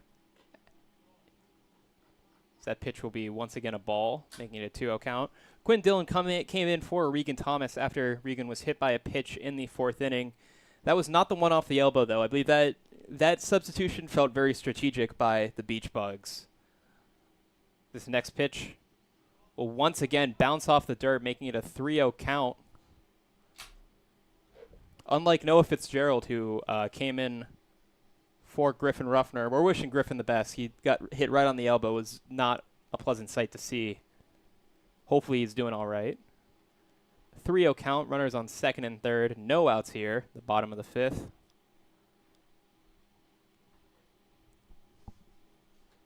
And the pitch will be wide once again. So Cole Whitehead, with his first at-bat of the game, will walk to first. That'll bring up Noah Fitzgerald, the pitcher. Not the pitcher, but coming in for Whitehead.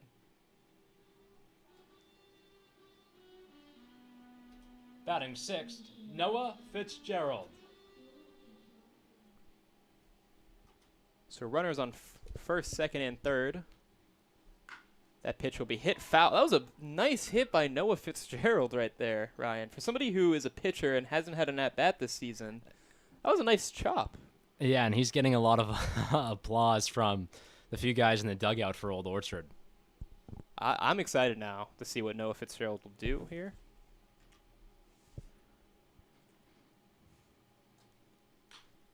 That hit will be pop fly, and that will drop in for a single. Noah Fitzgerald will get the single and will get a run in, making it an 11-3 game.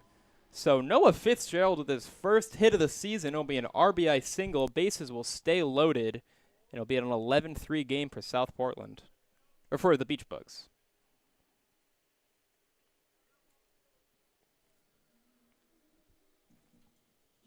Batting next, the second baseman, Nick Brindle. So Nick Brindle is up to bat now. Had a strikeout in the second inning and was able to get on base because of the E6 from Tyler Herculo. South Portland's manager is having a talk with the umpire. Two of them are having a conversation. Looks like usually when managers are talking to the umpire, it's almost always a disagreement over something, or maybe just a clarification.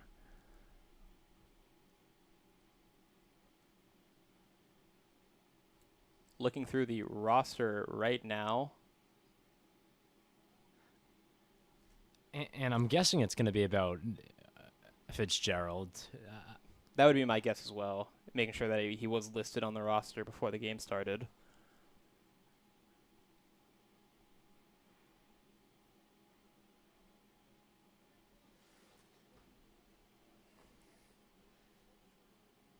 and it looks like South Portland's manager does not like what the umpire is saying. In the meantime, Jack, though, I mean, here's your chance, right, to just put this game away and get game 2 rolling soon. It's 5th inning. You're up by 7. The winning run is at first base. I mean, you've got really all the cards in play here to kind of end this game in the next minute or two. Right. And it looks like we'll have a manager's meeting for South Portland. In the meantime, I think now would be a better time than ever to thank our sponsor, Bill Dodge. Tonight's game is proudly sponsored by Bill Dodge Auto Group, your trusted destination for your new and pre-owned vehicles across Maine. Drive the difference with Bill Dodge. Once again, we'd like to thank Bill Dodge for being a proud sponsor of your Old Orchard Beach Bugs. And it looks like new man on the mound. I think it's Jerry Chessie for South Portland.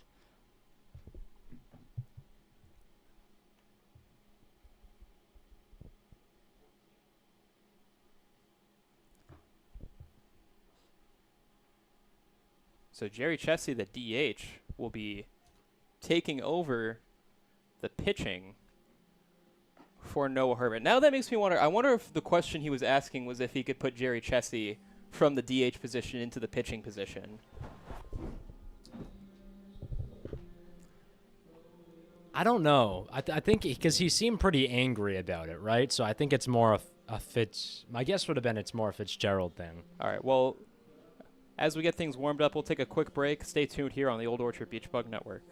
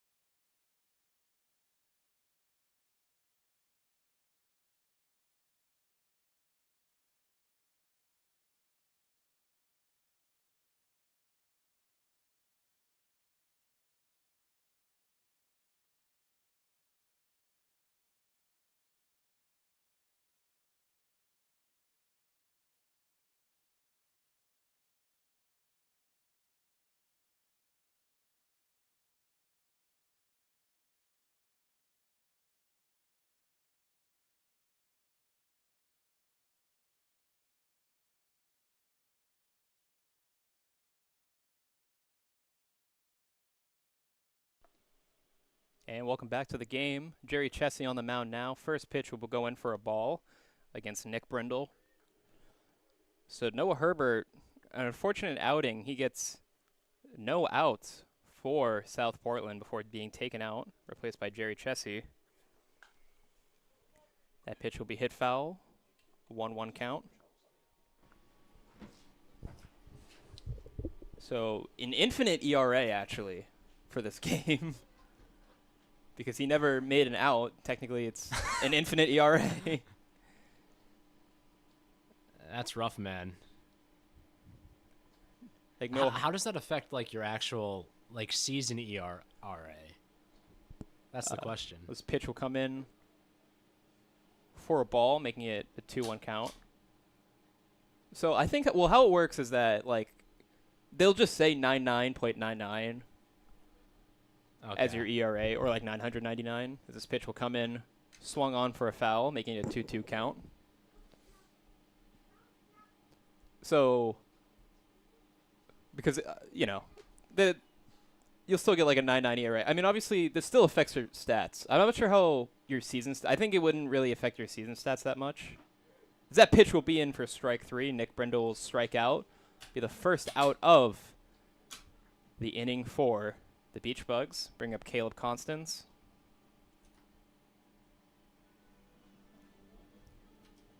Batting next, the center fielder, Caleb Constance.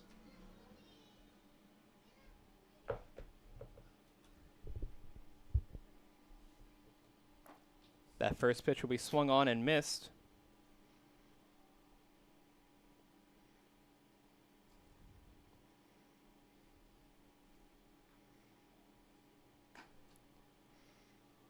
Second pitch on the outside. So I don't think in terms of season stats, I don't think. I mean, obviously your ERA goes up, but like as long as you have one recorded out, you can do the math. Yes.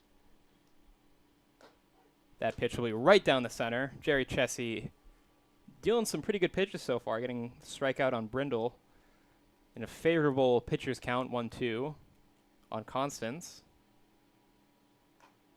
And that'll be strike 3 as well. So another strikeout by Jerry Chessie. Both strikeouts not swung on by the batter. We'll go back to the top of the order with Liam Murphy. And we're just 3 batters away from hitting a round. Batting next, Liam Murphy. That first pitch will be a grounder to David Swift. I should have kept my mouth shut as David Swift will take that out quickly, and that'll end the inning. Obviously, damage has been done, though, by the Beach Bugs. It is now a 10-3 game against South Portland as we get set for the top of the sixth. Apologies, this is only a 7-run game. I'm Jack Mulligan with Ryan Randoni on the Old Orchard Beach Bugs Network.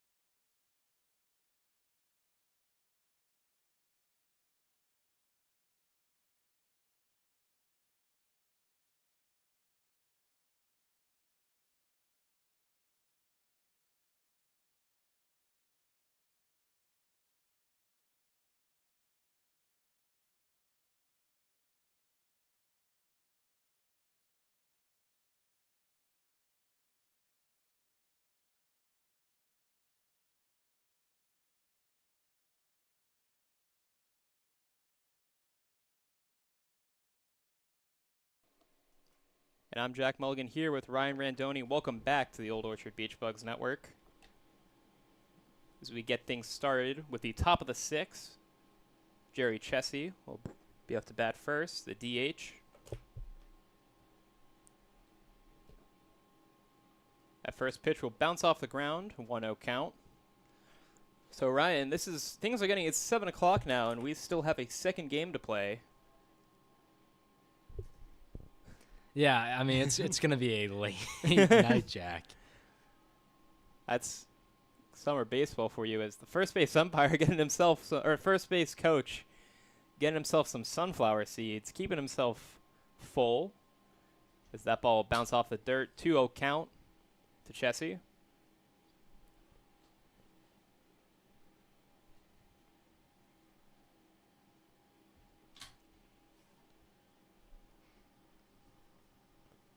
And the next pitch will be on the outside, 3-0 count.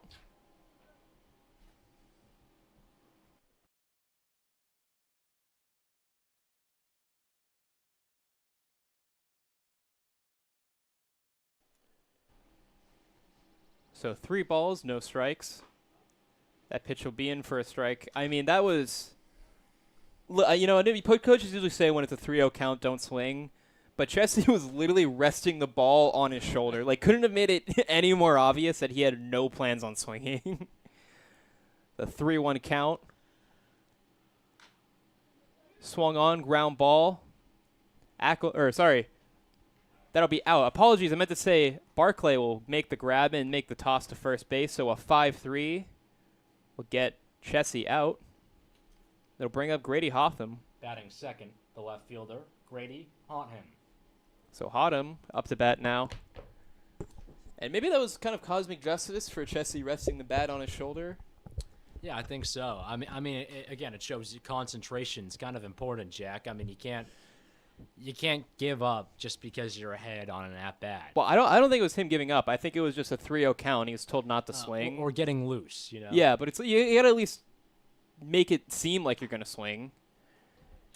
That'll be a foul ball by Grady. Grady with a single in the second, and then a pop fly to Caleb Constance in the fourth. Only 2 innings left. Doubleheader is a 7-inning game. Thank God we have lights here at the ballpark. Otherwise, this game might not have been able to be played. And the pitch will be low, making it a 1-1 count. Well, I would say that the question is, Jack, is how long do the lights stay up until?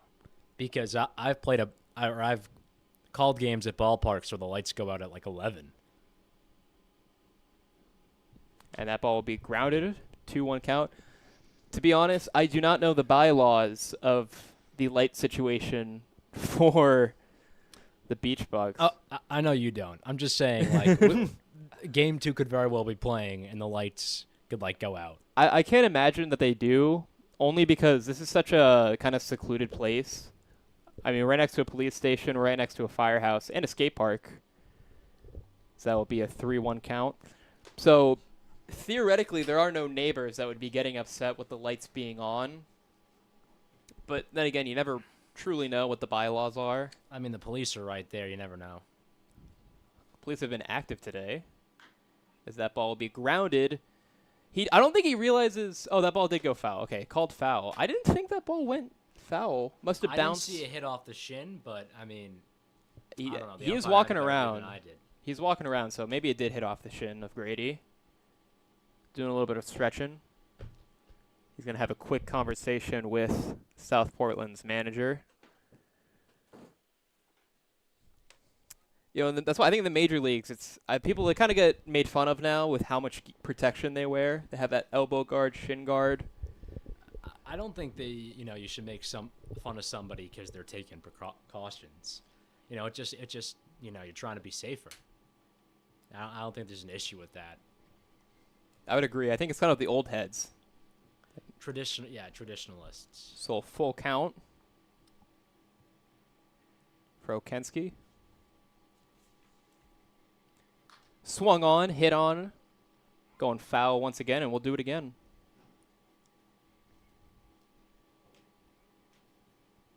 So Okanuski, he only made 2 appearances for Grace College during the 24-25 season. I think he's made a few more appearances here for the Beach Bugs. As Kanuski with the full count delivers, swung on, and it will go foul once again, and we'll do it again. That'd be it's pitch number 8 of the at-bat, if I did my math correctly. I believe so, yes. No math major myself, but it does seem like 8 pitches. Yeah, hopefully you don't need a college degree to do counting. As the full count will end up as a walk. So Grady Hotham will take first base. That'll bring up Mason Fink, the catcher, with a 3-11 game for the Beach Bugs. Third, the catcher, Mason Fink. Mason Fink with a line out to the second baseman and a walk in the 4th inning, as the wind is picking up here in the ballpark, picking up here in the press box at least. We'll take that. And the first pitch will be hit on. It is high, but it is going to go over the head of Nick Brindle, and that'll drop in for a base hit. So Mason Fink with the single. Looked like Brindle was going to be able to make the catch, but like I said, The shortstop, Tyler Herculo. It's been quite windy here at the ballpark. I have to assume the wind was playing a factor and put that ball out of Brindle's reach. So Tyler Herculo, the shortstop now, will take the plate. Runners on first and second here. 1 out in the inning.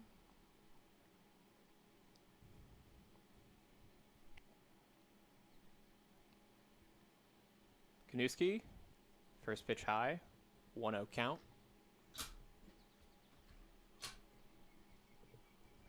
We have a manual score bug here, kind of old school at the ballpark. If you guys hear clicking in between, that is Ryan Randoni doing the scorekeeping here for the fans in attendance. Second pitch will be low, be ball 2. Yeah, I mean, I have 3 jobs right now, right? I mean, I got to be the color guy, I got to do the PA, and I got to do the scoreboard as well. It's a busy job.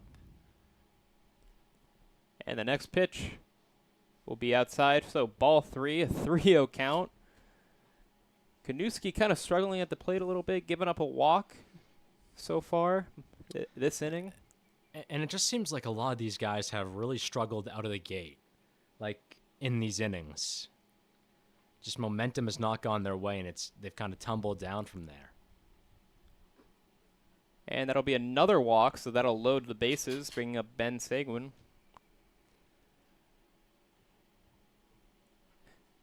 And be a meeting from Old Orchard's manager.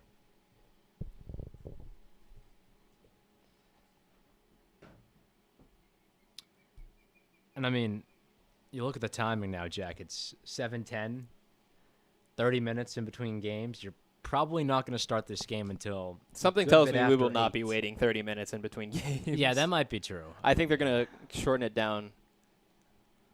I mean, but technically by rules, you would be having a late game here tonight. Yeah, we are without a doubt we're having a late game. Doubleheader. I mean, these games are maybe not as much for the Old Orchard, but South Portland, these games are crucial if they want to make their way into the playoffs. Batting next, the right fielder, Ben Seguin. So Ben Seguin, the right fielder, has yet to get a hit this game. Had a 6-3 in the third. That first pitch will be in for a ball after an amazing play by Tommy Hennessy, may I add. And then followed it up with a strikeout in the fourth, unfortunately, for him. So he's looking to get his first hit. And bases loaded here for South Portland, down 8 runs. As that pitch comes in for a strike.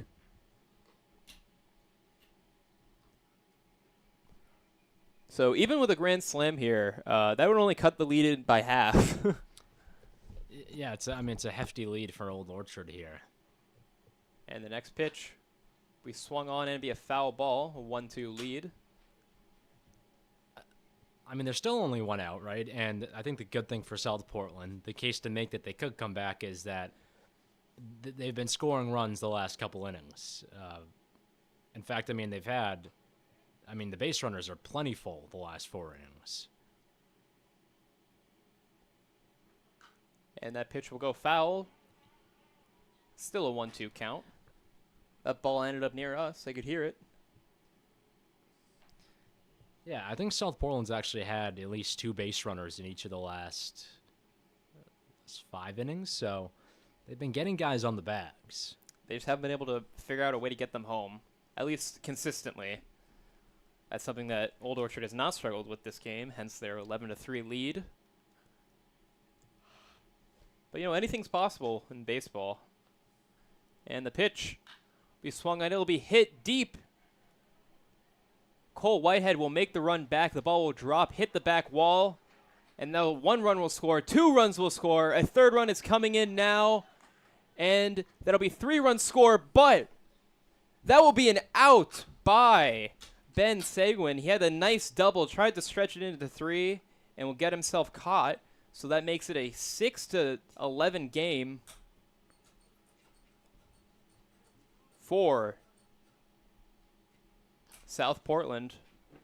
And that'll bring up Derek Martin to the plate, as Derek beforehand's got to clear out the bats.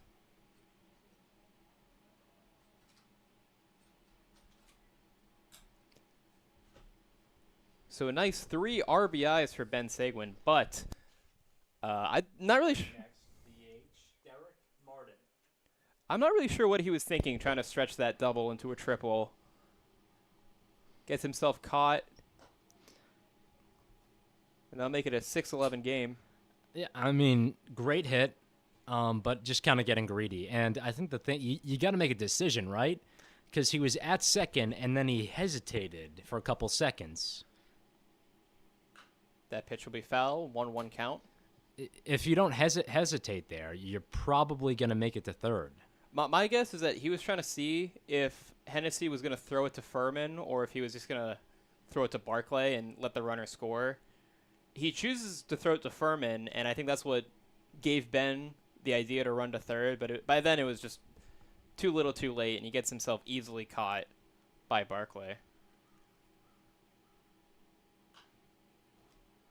And that ball will be foul. 1-2 count. So, unfortunate for him. Fans, please return all foul balls to the home field dugout. Thank you. So, what was an 8-run lead is now shortened to only a 5-run lead. But I think that out is such a crucial out because now you're left with only 4 outs left in the game instead of what would have been 5. You know, when you're losing by so much, those outs mean everything. And that ball will be on the outside, making it a 2-2 count. And I would argue, too, that if there's another hit coming up here, it's not going to do as much where if you had a guy on second or third, and then the momentum really feels like it's continuing to pile up. Like the momentum's kind of stopped now after that out.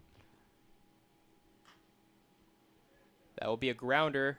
Barclay will make it. Throws the toss a little bit high. Oh! Unfortunately, Quinn Dillon couldn't keep his foot on the bag. And that'll be a single from Derek Martin. Now, do you think our official hitter is going to count that as a single or an E5? So I kind of think it's an E5 just because the throw is a bit high. Oh, would you look at that? Our official scorer is also calling it an E5. Batting next, the center fielder, Zach Severtson. Do we know who our official scorer is? I have no idea. Okay. You know, could be anyone. Could be one of the persons doing the scoreboard. Yeah, it says E on the scoreboard right now.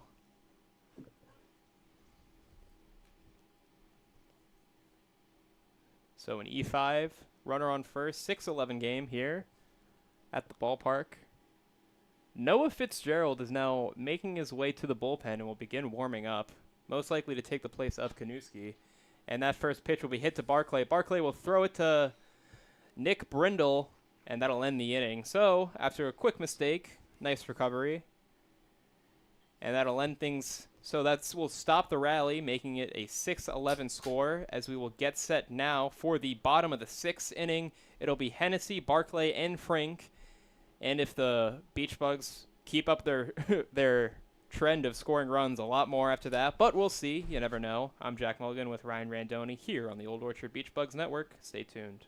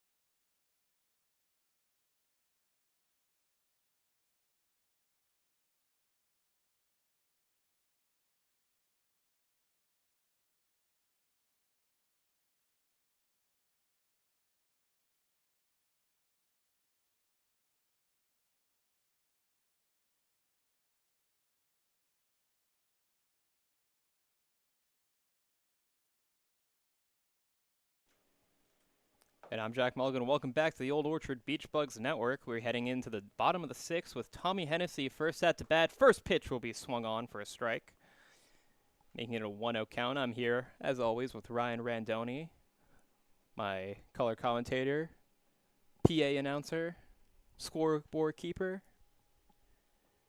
That second pitch will be on the outside, 1-1 count. For 3-1. Is there any other rules I should be knowing about that you do around here? This next pitch will be swung on and missed, a 1-2 count. I mean, I carry the equipment into the studio. Carry the equipment into the studio. Do you do groundskeeping at the ballpark? No. I don't do that. Wonderful team here that does do that. That pitch will be on the outside. 2-2 count to Hennessy. Yeah, I mean, they're probably the all-stars of this whole operation, the grounds crew. They do a fantastic job.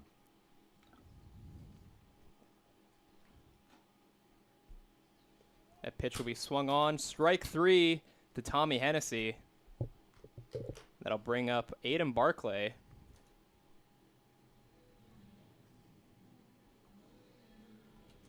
Batting second, Aiden Barclay. So if there was a Bill Dodge Kia player of the game, which there is, I think so far it's pretty obviously going to Aiden Barclay, as that first pitch will be on the outside for ball 1. It often is Aiden Barclay as the player of the game.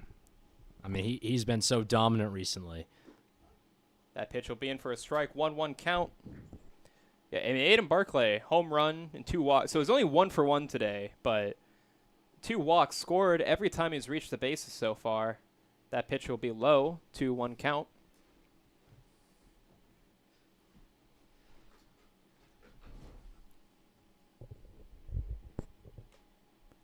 He's been a crucial part of the Beach Bugs' success today. And kind of their success usually almost every game as a team.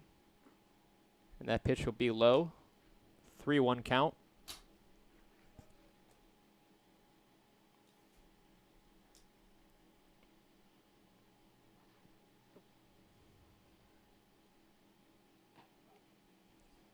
And that'll be in for a strike.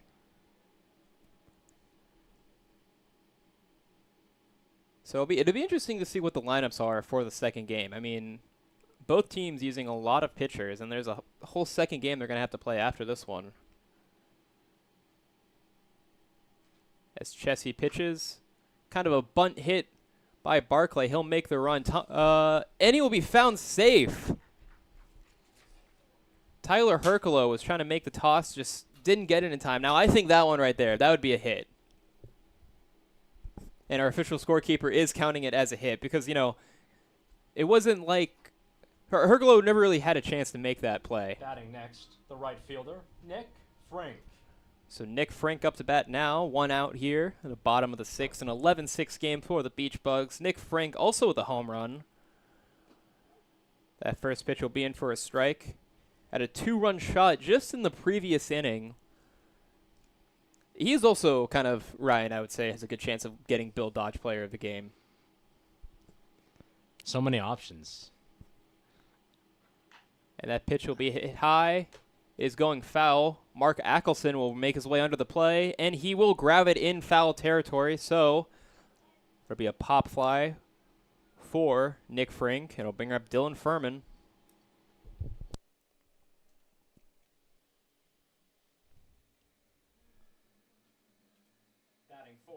Dylan Furman.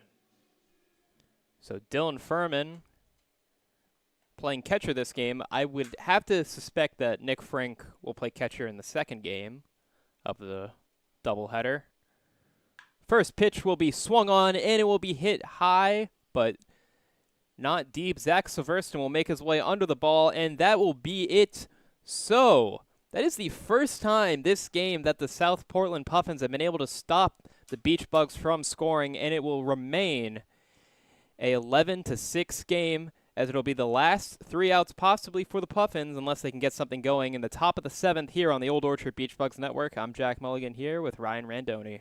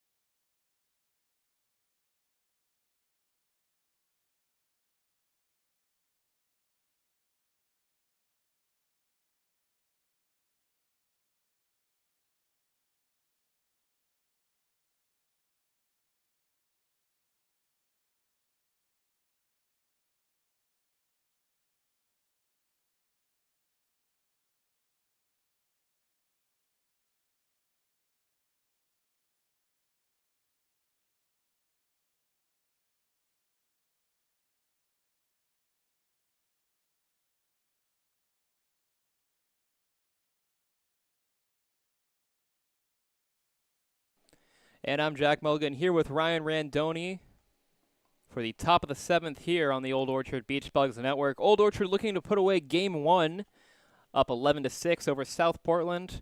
But they'll have to go through the top of the lineup, starting off with Gabe Harmon. He's 1 for 3 this game with a double and a sac fly. First pitch will be in for a ball, I should say. So Thomas Okanuski, once again, will be on the mound for his 3rd straight inning of work. Looked like Noah Fitzgerald might have come in. That would be a ball number 2. But I think the Beach Bugs are going to play it safe and keep him for Game 2, would be my guess. Yeah, I think, too. I mean, you're up 5 runs, right? So you're up 5 runs, so I don't think, there's going to be much of a difference. And that pitch will be once again another ball, so it'll be a 3-0 count. It'll be interesting seeing how much of a break we have in between games. It is now 7:23, so this game's going on for 2 hours and 23 minutes. Only 7 innings. Usually that's kind of the length of a 9-inning game. So the next pitch will be high, and then it'll be a walk. That'll put Gabe on first. Batting second, the first baseman, David Swift, 0 for 3 today, does have a sac fly in the 5th.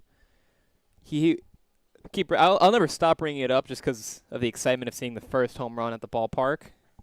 That honor goes to David Swift for the 2025 Old Orchard Beach Bugs season. Yeah, I mean, it took a while. We went all throughout June without one. Yeah, I think, halfway through the season, I think, before we saw the first home run. Now we've seen 4. That first pitch will be on the outside, 1-0 count.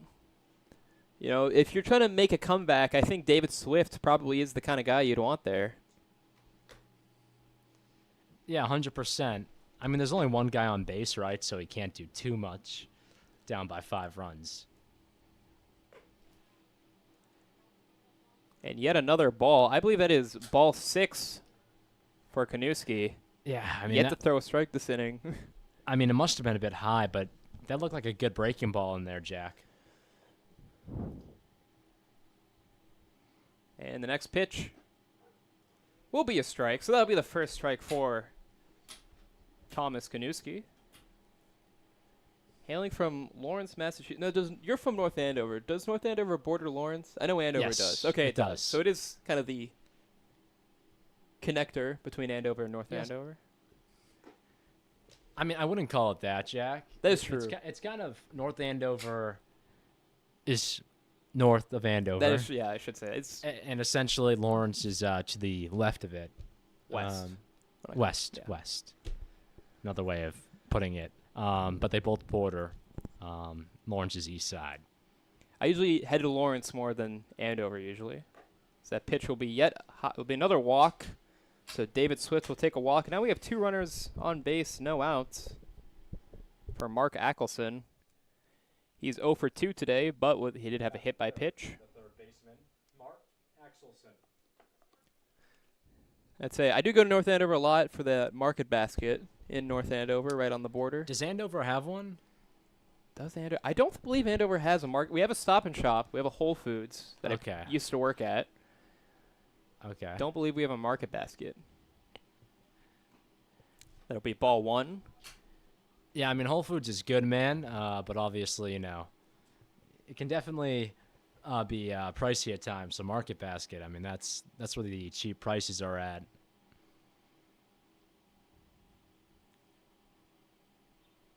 As we have a 1-0 count.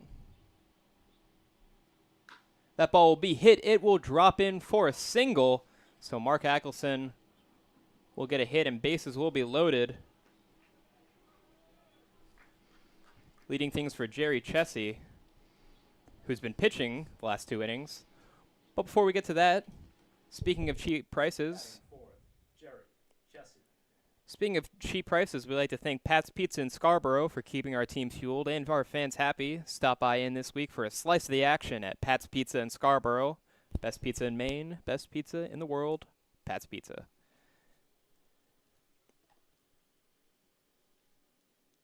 As the bases are loaded, the manager will take a quick time to talk to our pitcher, Thomas Kanuski. Jerry Chesney, that's got to be rough. I mean, pitching is such a strain on the arm, and he just pitched 2 innings, and now he's being asked to take a at-bat. It's crazy. He started the at-bat in the top of the 6th inning, which is he also pitched. You forget that used to be a common occurrence in the MLB. That is true. I don't like it. Not that I don't like this, but I would much rather have a DH than a pitcher.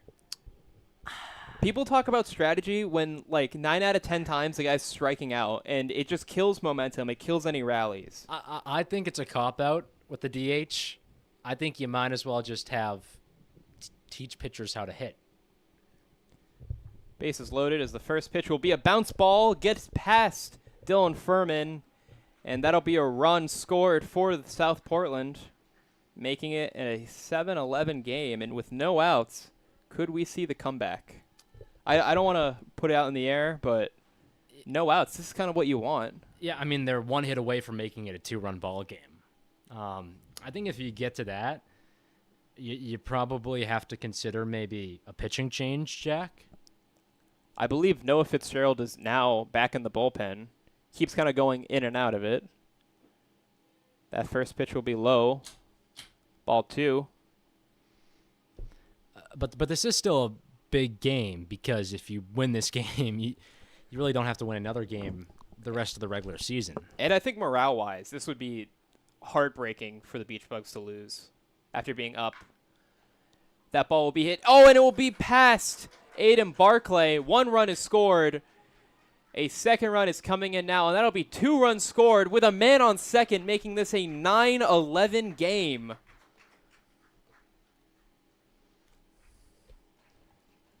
So an E5 will lead to 2 runs scoring. And now the tying run in Grady Hotham will be at the plate.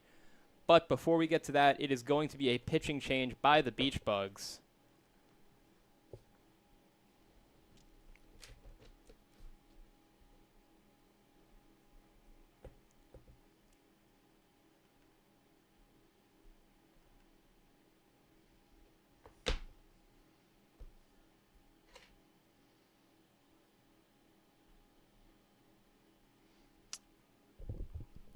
And, oh, is it? It looks like it's Noah Fitzgerald. Yeah, Noah Fitzgerald. So we're going to take a quick break here on the Old Orchard Beach Bugs Network as Noah Fitzgerald will get set to pitch. But before we do, once again, we'd like to thank our sponsors. Doobie Details Den, proud sponsor of the Old Orchard Beach Bugs.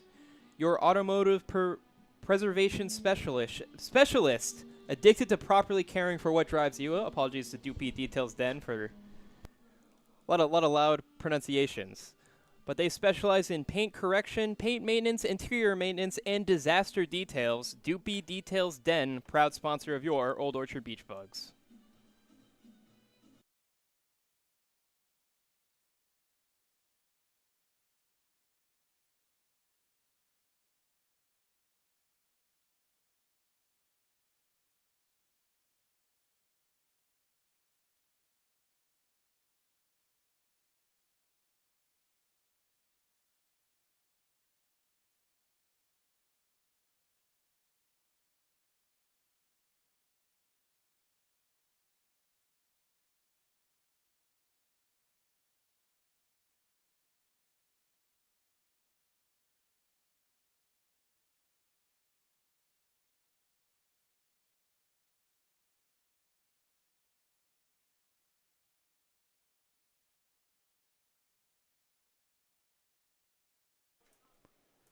Welcome back to the Beach Bugs Network. I'm Jack Mulligan here with Ryan Randoni. Top of the 7th. What was an 8-3 game has now become an 11-9 game between South Portland and the Beach Bugs. First pitch will come in for a strike, so strike 1. No outs here. And what looked like, what was a blowout game, an 8-run lead that the Beach Bugs have now shrunk to a 2-run lead, Ryan. As that pitch will be hit and will be caught! That ball will be caught by Nick Frink. Oh, but Jerry Chesney will make his way back to second base on time, and that will save the momentum of South Portland If that ball, Jerry Chesney thought that ball was going to drop. He started running, had to quickly make a 180, and if that would have been an out, I think that would have killed all the momentum for South Portland.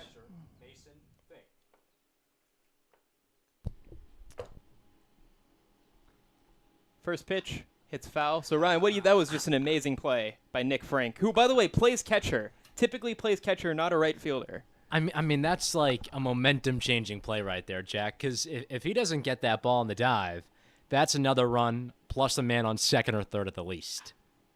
And that will be a ground ball. We'll get past Tommy Hennessy, and that will be a single by Mason, and now it is a one-run game, 10-11 to the Beach Bugs.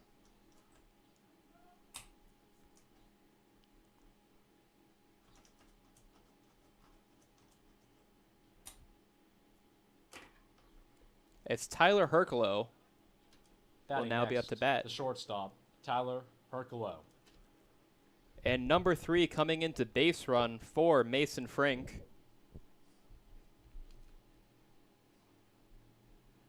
So we now have a new runner. Looks like it's Gus Holland. Gus Holland.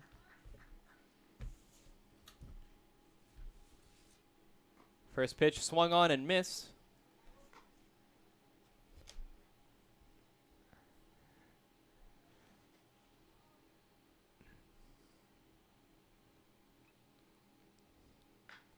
And that ball will be grounded to Aiden Barclay. Makes the throw at second. And he will, waiting for the umpire's call. He gets the out at second. And it will be safe at first. The umpire made the strike position, and then he never called the other one. Batting next, the right fielder, Ben Sagan. I mean, that was a risky play by Aiden Barclay, but, I mean, it paid off. I mean, now you got the leadoff man only at first, and you're in a really good position here. And now you have 2 outs here in the game, as that first pitch will be low for a ball. I was a little bit confused there by the umpire, because he makes that first call at second, and then he just looks at first base while holding the out sign. I thought, was that an out at first? And then he just didn't do anything, and it was like, okay. That pitch will be swung on and missed, a 1-1 count. So Noah Fitzgerald looking to put things away.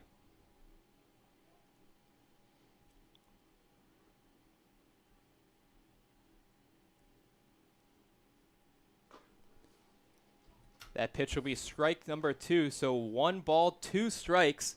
Could be the final strike for South Portland after coming back. They're down 8 runs, now down to only 1. Can Noah Fitzgerald put this game away? That pitch will be on the outside. It'll be a ball.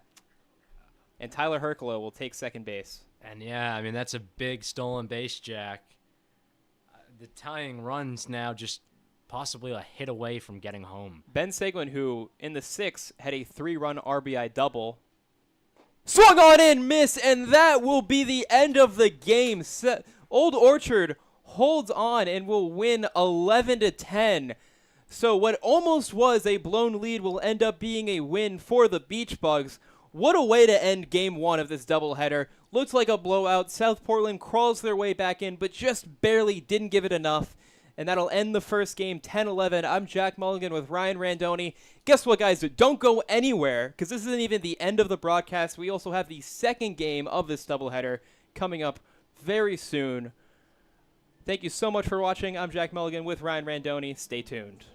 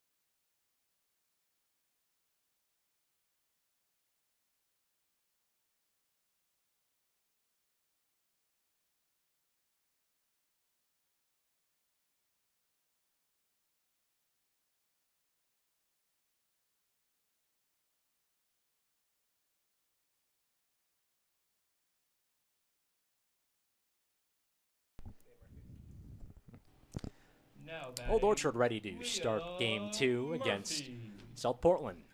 Bugs took game 1 by a score of 11-10, and now they bat first as the away team in game 2. First pitch for the lefty, Liam Murphy, is taken on the outside corner for a ball. Murphy up against Jamison Bryant, making his first appearance in today's doubleheader. Deals from the right side of the rubber, Dixon deals. It's a fastball low. Count quickly favoring the batter. Well, Murphy in that first game was the leadoff batter as well. Had a single, also a walk, and 1 run. His duo pitch. Taken again outside on the heater. It seems like early on the umpire has a smaller strike zone. It's a 3-0 count. No score here, top of the first. First batter, Liam Murphy. Pitch comes home. Crushed right side. It's through the gap and in for a base hit. Murphy takes his place on first, and there's one aboard for Old Orchard here in the top of the first.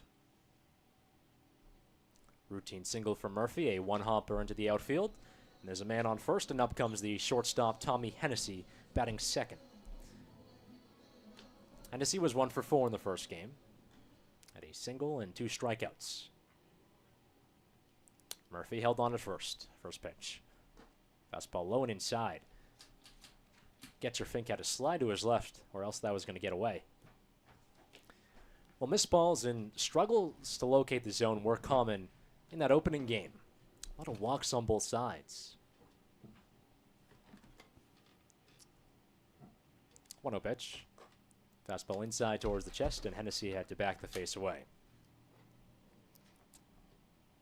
Jamison Bryant so far with a 2-0 count. Already got 1 walk. Die score here in the top of the first, just getting started between Old Orchard and South Portland. Throw back to first. The tag is not there in the diving play by Murphy. Well, last game actually, Old Orchard had less hits than South Portland. But it was a game they led by as much as 8 runs. 2-0. Runner goes. The pitch is fouled off and into the stands. Oh, sorry.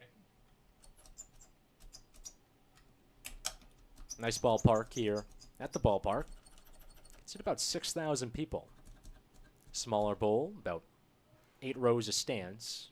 Top bowl much wider and bigger. Hennessy's 2-1. Bouncer left side. It's hard on the ground. Fielded at short. Throw to second. There in time. The whip over to first. Bouncer not there. Hennessy outruns it. Was a strongly hit ball left side. The shortstop Herculo fielded it towards his right on the backhand. It was a quick throw over to second, but the throw to first was not there. So 1 man is out, but still a man on first. Top of the first and no score. Again, I'm Ryan Randoni here, joined by Jack Mulligan. Up comes Aiden Barclay from the right side. Already with the man on first here in Hennessy. Pitch is fouled off.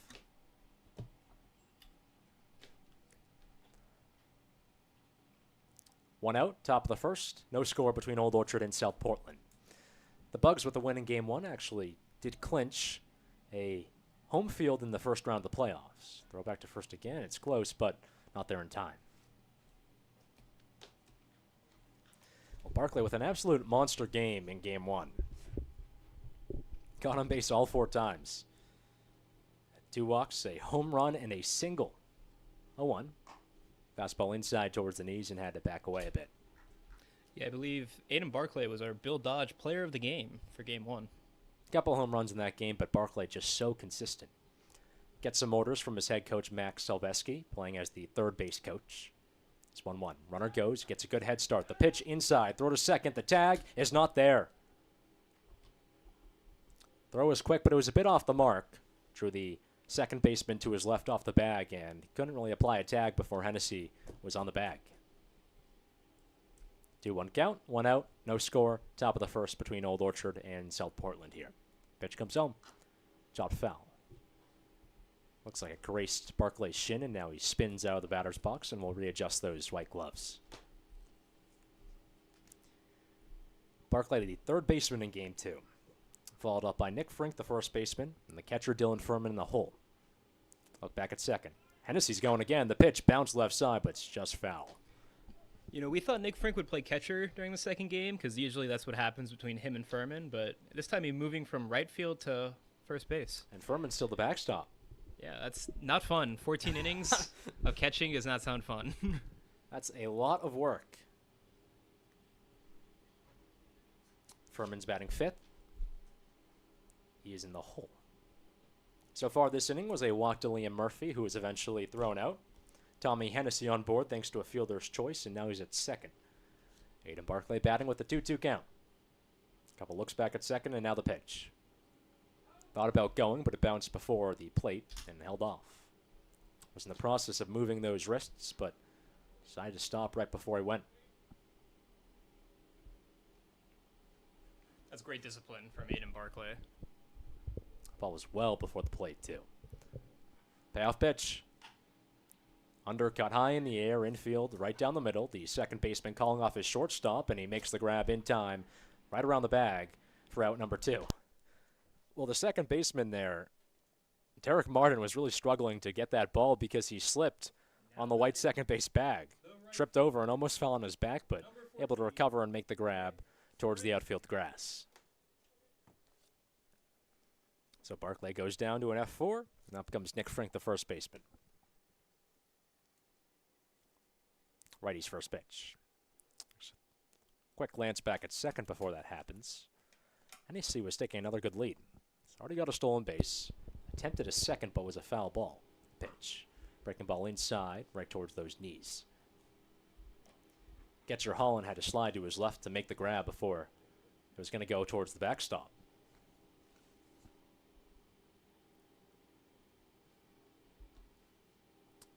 Pitch. Inside again.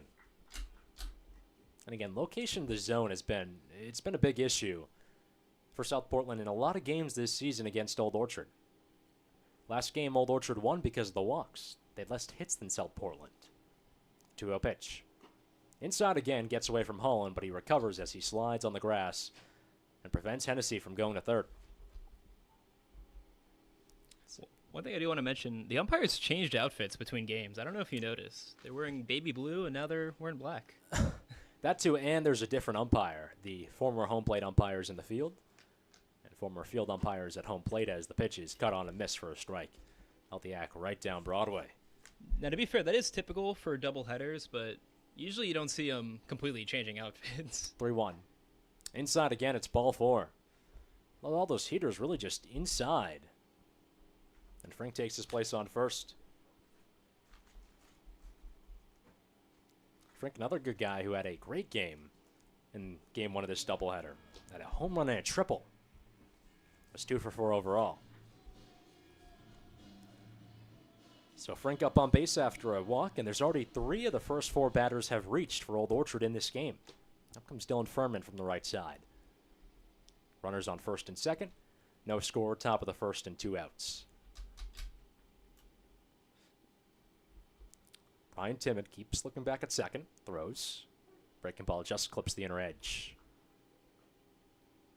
And Furman checks back on the home plate umpire. Asked, was that the edge of the zone?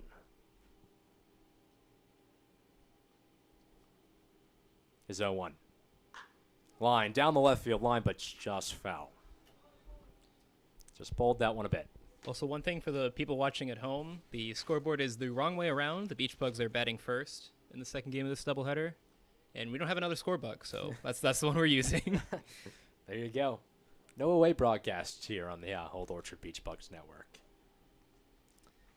Well, Furman usually the best guy in this lineup, but game 1 was 0 for 3. This pitch is chopped left side. It's fair ball down the left field line. It goes into foul territory. One man being rounded past home, another being rounded past the third base, and he'll get home too. It's a 2-run RBI double for Dylan Furman, and just like that, the Bugs take a 2-0 lead. And is it just me, or are we getting flashbacks to game 1? I think that's how the first game started, with the Beach Bugs scoring 2-0. Yeah, Bugs scored 2 runs in the first inning. It was a RBI home run by Aiden Barclay that scored himself and Liam Murphy to make it 2-0.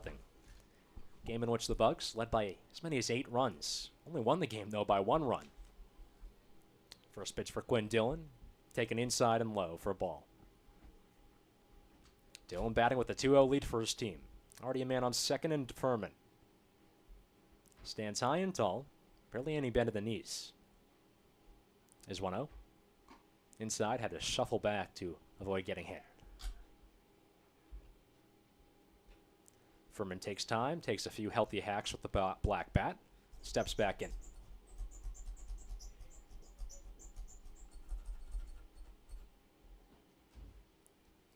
Bryan taking a long pause on the mound. Now kicks and deals. Fastball just inside. Again, another favorable count for Old Orchard. Second time it's been 3-0 already. Liam Murphy had a 3-0 count and then singled. 3-0 pitch. High chopper, left side, the shortstop's there, he fields, but he drops it, squirts in between his legs, and he has no play.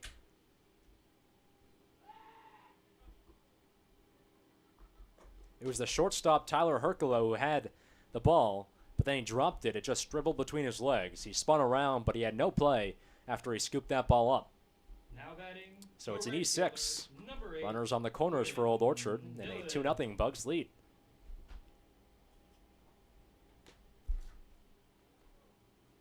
How about this? The first 5 of 6 base runners have reached for the Bugs. Regan Thomas up at bat, and his first pitch is called for a strike right down the middle. Well, Thomas in the first game was substituted. Only had 2 at-bats. Throw back to this. First is not there in time.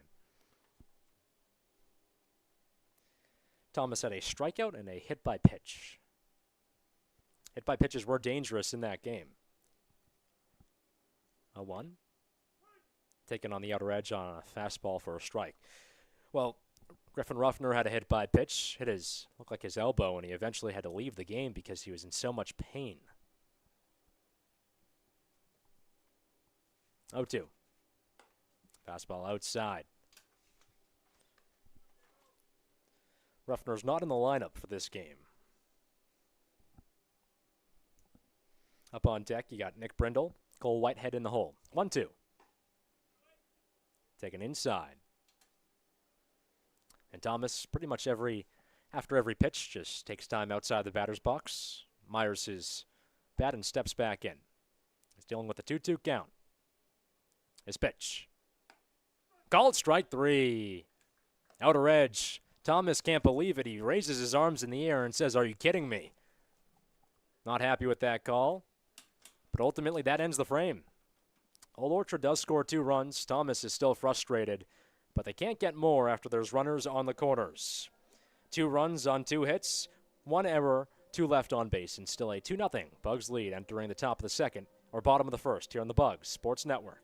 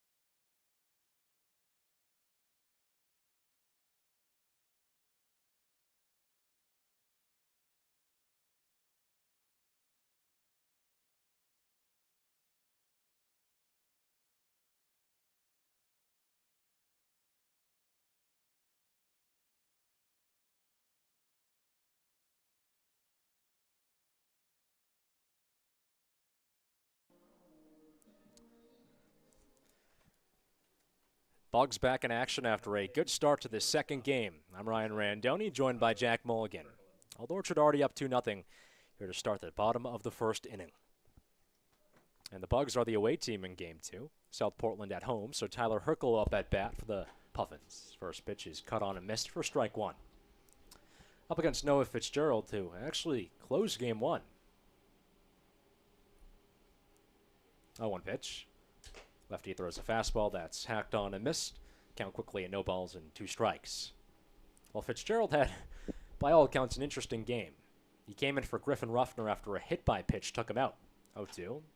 Light chopper, right side. The second baseman charges. He's there. Throws to first. It's there in time for out number 1. Well, second baseman Murphy with a charging play had to scoop on the grass and got it off to first just in time. Yeah, but Fitzgerald came in for an injured Ruffner and was batting.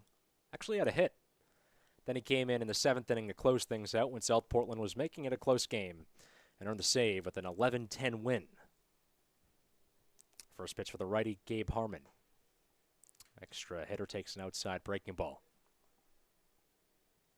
So Fitzgerald, after the save, is starting in game 2. Was originally the plan. 1-0. It's fouled off.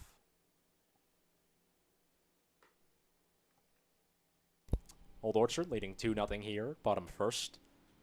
1 out, nobody on base. Fitzgerald dealing from the third base side of the rubber. Glove towards his face, and now he deals. Swing and a miss. Healthy hack on the off speed, and the count quickly at 1 ball and 2 strikes. And if you're South Portland, you need to get these wins because your chances of making the playoffs shrink with every loss. 1-2. Poked foul. Well, kind of a half-hearted swing there by Harmon. It was a off-speed ball that he just extended. Really was going to be pretty far outside, but he decided to go for it and got a foul ball. 1-2. Fouled off. Ken gets out in front of it. That one goes way out of play. I think he wanted to swing at that ball, and then he wasn't sure what to do. And at that point, he knew it was going to be a strike, so he was dedicated to getting contact and keeping the at-bat alive. There's 1-2. Again, pokes it high in the air. This time right side Murphy. Fields on a 1-hop, throws to first. It's there in time for out number 2. Well, again, Harmon just extended the bat pretty much out of the box to hit that one. It was a nice bouncer that was easily scooped by Murphy. And a quick throw to first after the scoot to his left. So Harmon's down, 2 outs. Bottom first, and still a 2-0 Old Orchard lead. David Swift up at bat. His first pitch. Righty takes a breaking ball. It's in for a ball. We're getting a nice sunset right now before the sun goes down. Yeah, beautiful sunset. It's 8:20 p.m. here, but the sun obviously shining bright later in the June-July months. Pitch. Another breaking ball. That's in for a ball. I expect by the time this game ends, it's going to be pitch black, except for the lights on in the stadium. It's probably going to be pitch black. I agree with you there. 2-0 is swung on a miss. Healthy yak on the fastball outside. Yeah, I think that's a safe call. 8:20 usually gets dark around 9 o'clock, so it's probably going to be a darker game in a few innings. 2-1. Swing on a miss again. Hit her a bit low.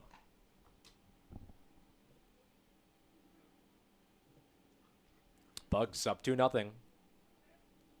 Bottom of the first. 2 outs, 2-2 count. Pitch. Shot foul. Way inside. You can tell Swift was regretting swinging at that one. Kind of shook his head. Well, Swift's got a home run here at the ballpark. Game a week ago in that dominant win. It was a 12-3 victory for South Portland. It's their 3rd win against Old Orchard this season. 2-2. Again, inside thought about swinging, was moving those hands, but eventually realized that was not a pitch you want to swing at. Swift struggled the first game here, though. He went 0-4. On the season's batting .250, a .345 on-base percentage, and 6 hits. 3-2. Swing and a miss, strike 3. Gets him swinging right down Broadway, and that's how the frame ends. A confident start for Noah Fitzgerald in Game 2 after the save in Game 1. No runs on no hits, no errors. It's 3 up, 3 down, here in the bottom of the first, and we'll take a quick step aside on the Bug Sports Network.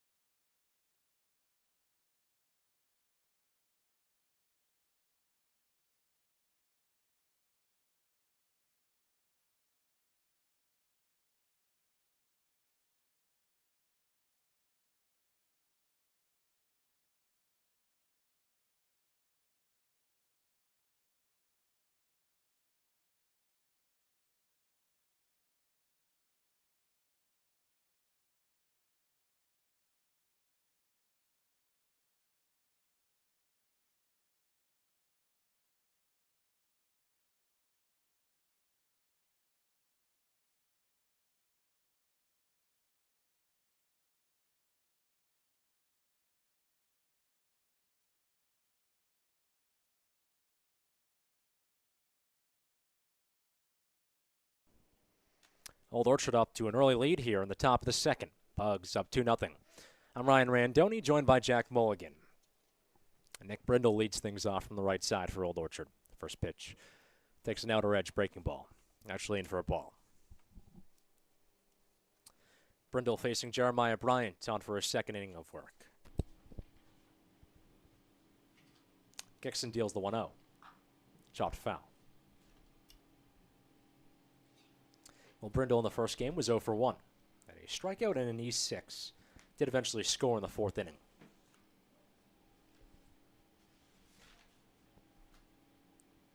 It's 1-1. Inside fastball towards the knees, and Brindle backs away. Brindle in the season batting .200, .231 on base percentage with 5 hits. It's 2-1. Breaking ball just outside. And, that was quite the comeback for the Beach Bugs, or almost for the South Portland. Losing from 8 runs to only come down to only 1. 3-1 pitch. The scalded foul. Got a bit ahead of it and just pokes it out of play towards the right field side. Yeah, and I mean, that would have been, The comeback. by all accounts too, possibly a demoralizing loss for Old Orchard, because it does clinch a playoff spot. 3-2. High chopper left side. The third baseman scoots to his left, is there, throws to first. It's a high throw and way out of play. It bounces around the catcher chasing it down. Brindle's racing to second, and he gets there in time.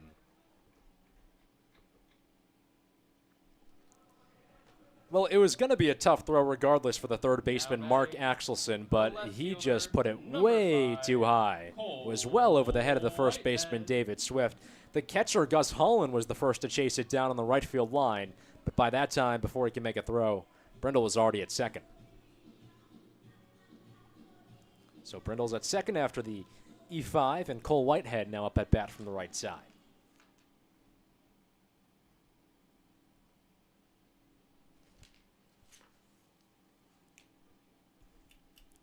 Whitehead did not play in the first game. Righty's first pitch is swung on a miss on the outside heater. Well, that's not entirely true. He did come in for Regan Thomas after the hit by pitch. So 1. Fastball taken on the inner edge for a strike. So, did not start in the lineup. Well, Whitehead's been a guy who really hasn't been starting in the lineup much. Only played twice since June 19th. 0-2 pitch. High and inside. Kind of surprising because he was having a really good stretch in the middle of the season. Was towards the bottom of the lineup. Was hitting really well and then got moved to the top. Then was taken out for a bit. 1-2. Inside again. Whitehead has to back away. Really the big problem for Whitehead's been the strikeouts. Has double-digit strikeouts this season and is top 3 in that category. 2-2 pitch. It's golfed high in the air into foul territory, right field side, but it's way out of play. We saw a lot of screaming there from the Old Orchard dugout trying to distract. Was far out of play, though, so no worries anyway. The right fielder, Ben Sagan, would not have had a chance at it. It's a 2-2 count. Top of the second, 2-0, Bugs lead. Already a man on second this inning. The pitch. Line through the left side, base hit. Brindle running to third, and he'll stop there. It was bounced in the outfield a couple of times, dropped by the left fielder, Grady Hotham, but Brindle did not see it. Runners on the corners, 2-0 Bugs lead, top of the second. Still no outs. Now batting the center fielder, number 13, Caleb Constance. And that brings up the 10-spot hitter, Caleb Constance. Well, Constance has really struggled towards the back half of the season. He's only batting 100, with a 182 on-base percentage. 2-2. Pitch is called for a strike. It was low, and now in a pickle goes Whitehead, but he gets the second in time.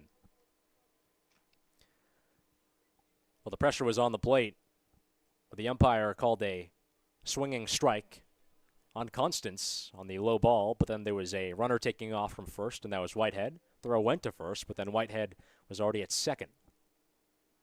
Entire infield now playing in for South Portland. Everybody with their toes on the grass. 0-1. It's taken outside on the heater for a ball. Looked like Constance was going for a bunt attempt and then chose to back out last minute, but Cole Whitehead committed to the steal. 1-1. Fastball inside. That called for a strike, though. That did not look like a strike. Always learning the zone in this league. Could be ever-changing. Caleb didn't think that was a strike as well, because he immediately looked back and had some words for the umpire. He's batting here with a 1-2 count. Team already up 2-0. Pitch. Bouncer gets away from the catcher Holland, but he recovers in time. Holland was ready. Took off the mask very quickly after the bounce and just got it back. Still a 2-2 count with runners at second and third. Entire infield still playing in. 2-2. Swung on and missed. Strike three. While Constance just outstretched those arms on a really far outside pitch. It was an ugly hack. Didn't really look that effort-fueled, but does strike out. Now batting the second baseman, number 3, Liam Murphy. And things return to the top of the order with Liam Murphy. Digs in from the left side. First pitch. Check swing, and he knows he went. Runner comes home, though. The ball was dropped by Holland, and it gets away towards the third base dugout, and that scores one for Old Orchard. Now the home plate umpire is calling time. Looks like he's pointing to Murphy, who immediately walked off in kind of a limp after that pitch. Looks like he hurt his right foot maybe, and he was trotting down the first base line, wincing in pain. So I think the umpires are talking over if Brindle has to go back to third, and he does. Yeah, so Brindle's going to take his place back on third, so no run for Old Orchard. And, you know, that's going to be a lot of work for the guy doing the scoreboard. He's got to reset the whole thing. Yeah, I feel bad for him. Wonder who that is. Jack, of course, doing multiple jobs here, and we applaud you for it. Yeah, we switched. Got to do the scoreboard, got to do the PA, and the color. Doing it all. So the base is now loaded. 0-1 count. Pitch is swung on and missed. It's Tommy Hennessy up at bat. So they're going to say that it was a hit by pitch. And so that's going to place Murphy at first. All the bases are loaded. Middle infield now playing back out, but the corner's still in.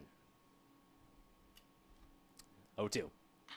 Skied high in the air, deep right center field. The right fielder to his right, he won't get there in time. It bounces towards the wall, and one run's going to score easily. Another coming home, and a third also racing towards home plate. The throw won't even come in, and Old Orchard takes a 5-0 lead. Well, Tommy Hennessy had a tough first game. Only a single and a couple of strikeouts, but in game number 2, he's been strong so far. Fielder's choice, a run, and now an RBI double that scores 3 runs. And Bugs already up to another early lead in game 2. Whitehead, Constance, and Murphy now all scored. Aiden Barclay up at bat from the right side. His first pitch. Breaking ball taken inside for a ball.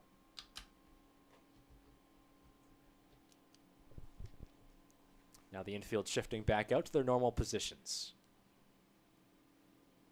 Hennessy held on in second. Now he takes a big lead and he runs. The pitch caught on and missed, and Hennessy's easily into third.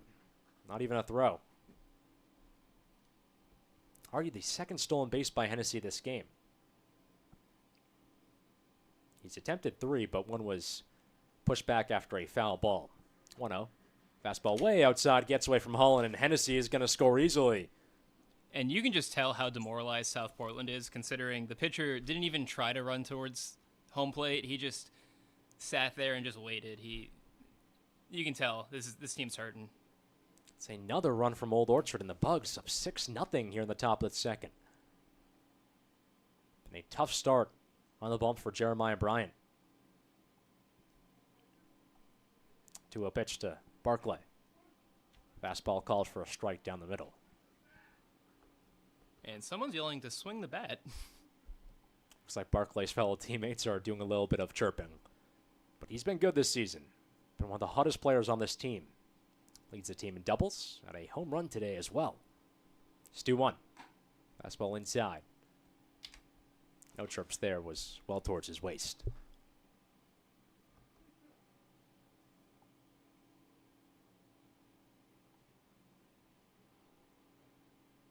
Pitch comes home. Ball 4. Fastball inside again.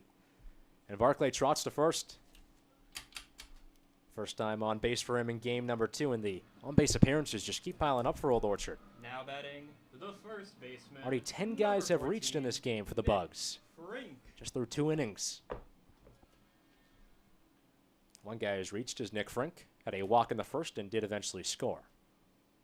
First pitch. Fastball way outside, and Holland has to slide. Lucky he has those knee protectors, because Holland's been doing a lot of sliding so far. Do wonder if those knees will start to hurt, though, at one point.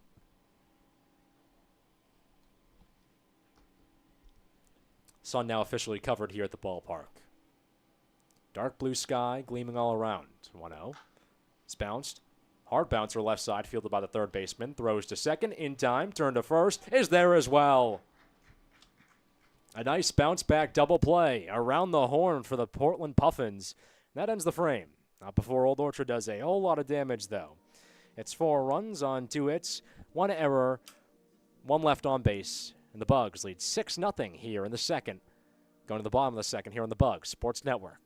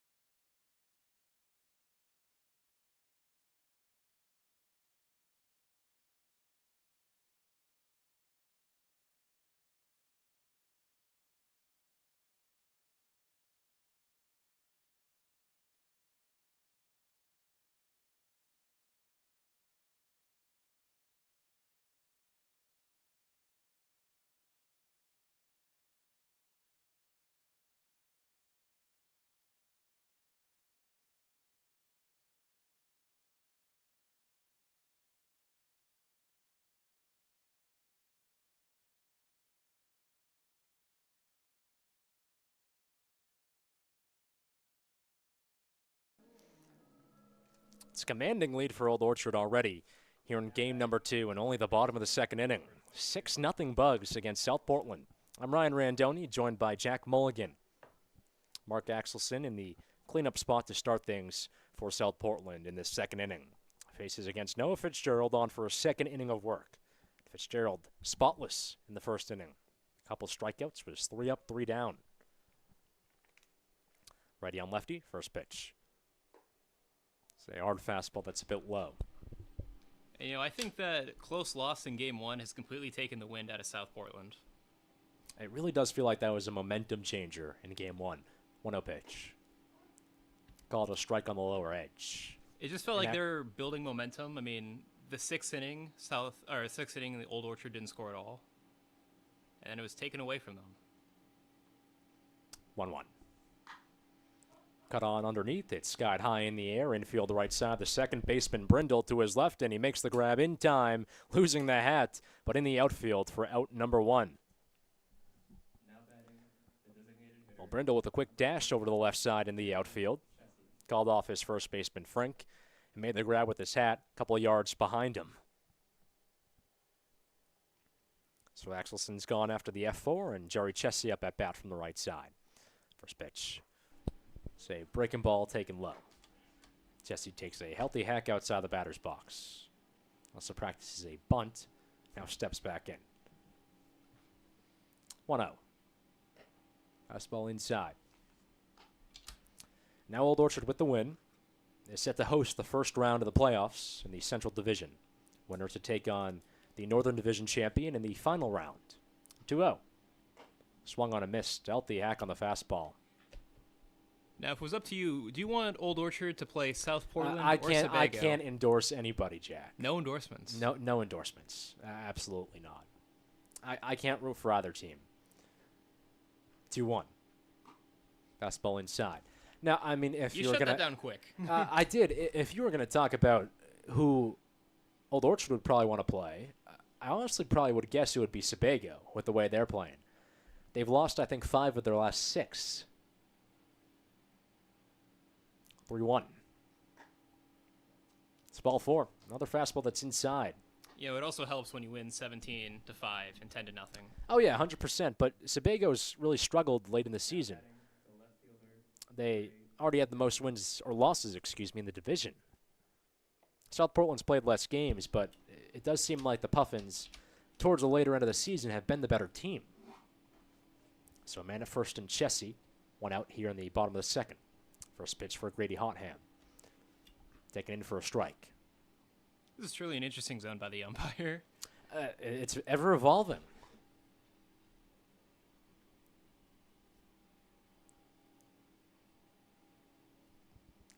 Chessie held on at first. 0-1. High bouncer right up the middle. It's dropped by the pitcher Fitzgerald. He gets it back. Throws to first. It's there in time for out number 2. Well, quite an interesting play because Fitzgerald fielded that ball on a 1-hop, and he immediately turned to second. But that's when he dropped the ball. He was going to get the leadoff runner out, but then he dropped the ball on the mound and realized it was too late. Just threw it over to first.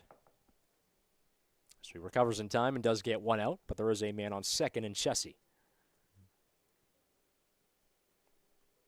And now Gus Holland batting from the right side.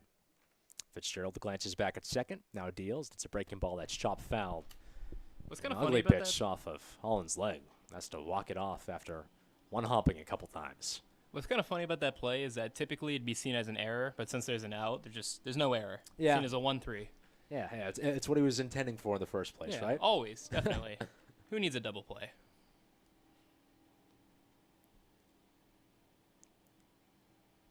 Fitzgerald's 0-1. High curveball that just lands outside.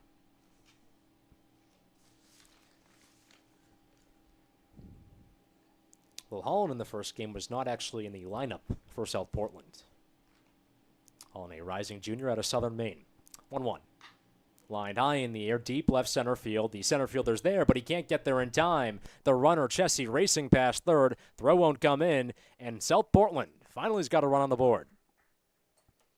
6-1 Bugs, but the Puffins finally do score after a single up the middle by Holland. It was not even in the lineup the first game. The center fielder, number 5, Zach Severston. Looked like the center fielder, Caleb Constance, was going to have a chance at that, but it bounced right in front of him. Brings up Zach Severtson. Severtson batting in the 8 spot. His first pitch. High curveball and outside. Well, Severtson, an interesting 8-spot hitter, is actually the best batter in this entire lineup. Entered today batting over 450. In the first game, he was the leadoff man and has taken a quick dive to the number 8 slot. You never see that much of a move between the first and second game. I mean, my goodness, it wasn't that bad either, Jack. He was 1 for 2. He had a double, fielder's choice, a hit by pitch. I mean, he got on base. That's all you want is to get on base. I mean, the expectations these days. 1-0 pitch. Fastball inside. I'm sure there's more of a strategic reason that South Portland have moved him down that we're not wary of. Yeah, I mean, Dylan Furman's obviously the best batter statistically in this Old Orchard lineup, and he's typically played in the 5 or 6 spot as well. Noah Fitzgerald glancing back at first couple times. The pitch is on the inner edge fastball. Well, to be fair, though, that's Dylan Furman plays catcher. You usually don't want the catcher yeah, fair enough. taking too much damage, especially at the plate. He's got a rough job as is behind. 2-1. Flown high in the air, deep right field. The right fielder backtracking towards the wall, outstretches the glove. He won't get there in time. It bounces towards the wall, and now Holland grants racing past third. He'll get to home without a throw, and it's 2 runs for South Portland.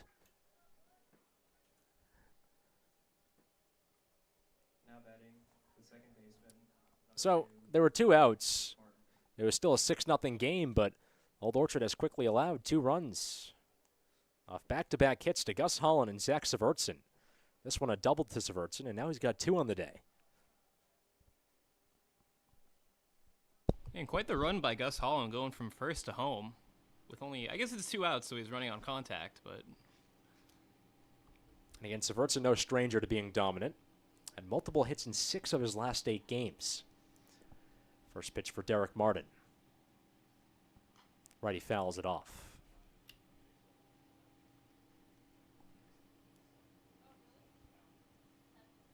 Severtson has 8 combined hits in his last 3 games against Old Orchard this season.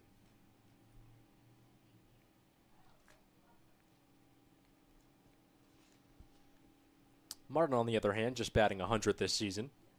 A .250 on-base percentage. Big bend of the knees. 0-1. Thought about swinging, moved those arms a bit, but took for a low fastball and a ball. Well, Martin actually had his first hit this season in his last appearance against Old Orchard on July 1st. The pitch taken again outside. Martin had been hitless in his first 9 at-bats.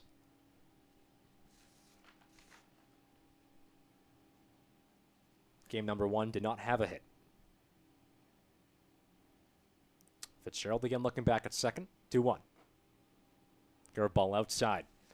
You can't call the man out like that. Saying no hits in the first 9 at-bats and then follow it up by saying he didn't get a single hit the previous game. You're doing him dirty. I'm just reading the statistics. Oh, okay. It's not you, it's the statistics.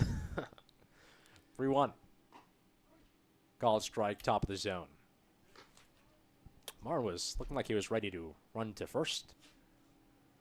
But Old Orchard does get the call that time. Man on second. That's Severtson after the double. Scored 1 run, and now it's a 6-2 game. 3-2 pitch. Called strike 3. Martin again thought about going, and he should have. It clipped the inside corner, and that's how the frame ends on a called strike 3. South Portland does strike. They get 2 runs on 2 hits. No errors, 1 left on base in a 6-2 game between Old Orchard and South Portland here on the Bugs Sports Network.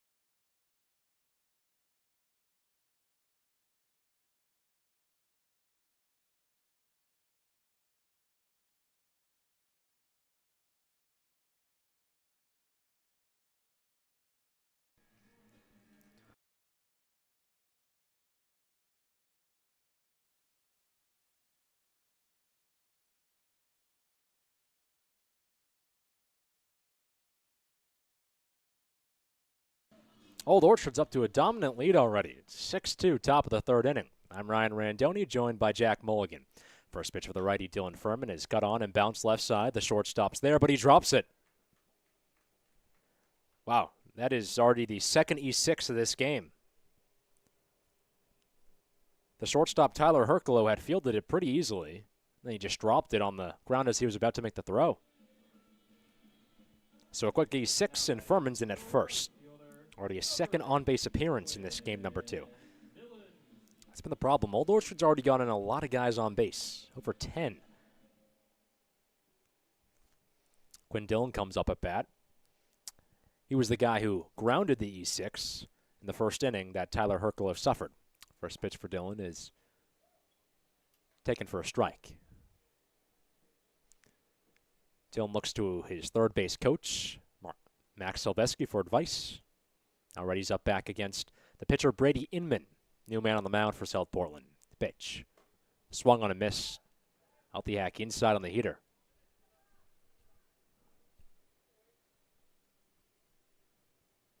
Infield playing a bit back for Dillon. Third baseman towards the outfield grass. 0-2. Swung on a miss, strike 3. 3 straight strikes against Dillon. One of the most consistent hitters on this team goes down relatively easily, and he's off. It's a strikeout for Inman after the E6, and up comes Regan Thomas. It was a tough 2 frames for Jamison Bryan. He had no strikeouts, and as mentioned, over 10 batters reached base. First pitch for Regan Thomas, actually throw back to first before, and Furman's in diving. Thomas admires the bat, as he almost always does after every pitch, and now steps back in. His first offering. High and inside, had to back away a bit. It's always interesting seeing batters, what their kind of pre-bat ritual is. Well, Thomas does it after every pitch. Or, yeah, Just after looks. pitch, He I just should looks say. straight away at that black bat.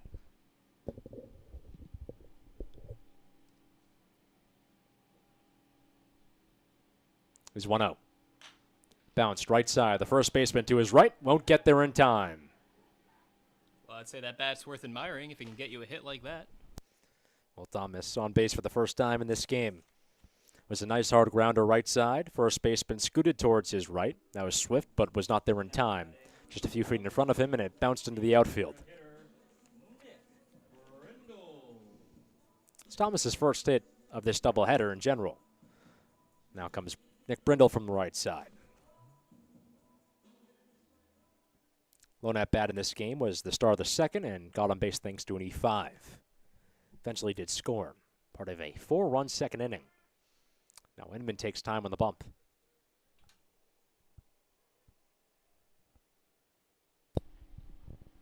First pitch. High and inside.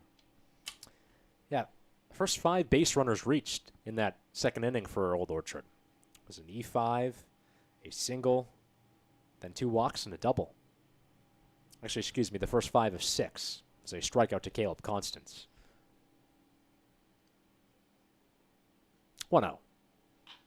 Lined right to short. He makes the grab in time. Throw to second is dropped. Was a slow liner, and Tyler Herculo redeems himself finally after a couple of errors this game. Was right there, tossed to second in time, or not in time. Leadoff runner was there just in time. The ball was dropped anyway. Now Cole Whitehead digs in from the right side.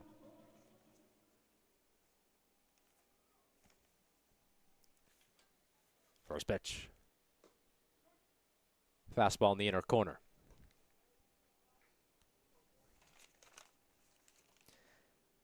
Whitehead this season batting .250 with a .400 on-base percentage. 0-1. Fastball misses outside. Inman frustrated with that one, just spun around in frustration. Dealing with 2 outs, 1-1 count, 6-2 deficit here in the top of the third. 1-1. Fastball just a bit inside. Somebody did not like the call on that one. I think they were happy with the call. I think that was from the Beach Bugs dugout. I thought I heard a no. I think they were saying no as in no, it was a ball. Whoever it was had some strong emotion for that pitch. I think if you call a strike and say no, that's a quick way to get yourself thrown out of a game. Inman again taking time. Looks back at second.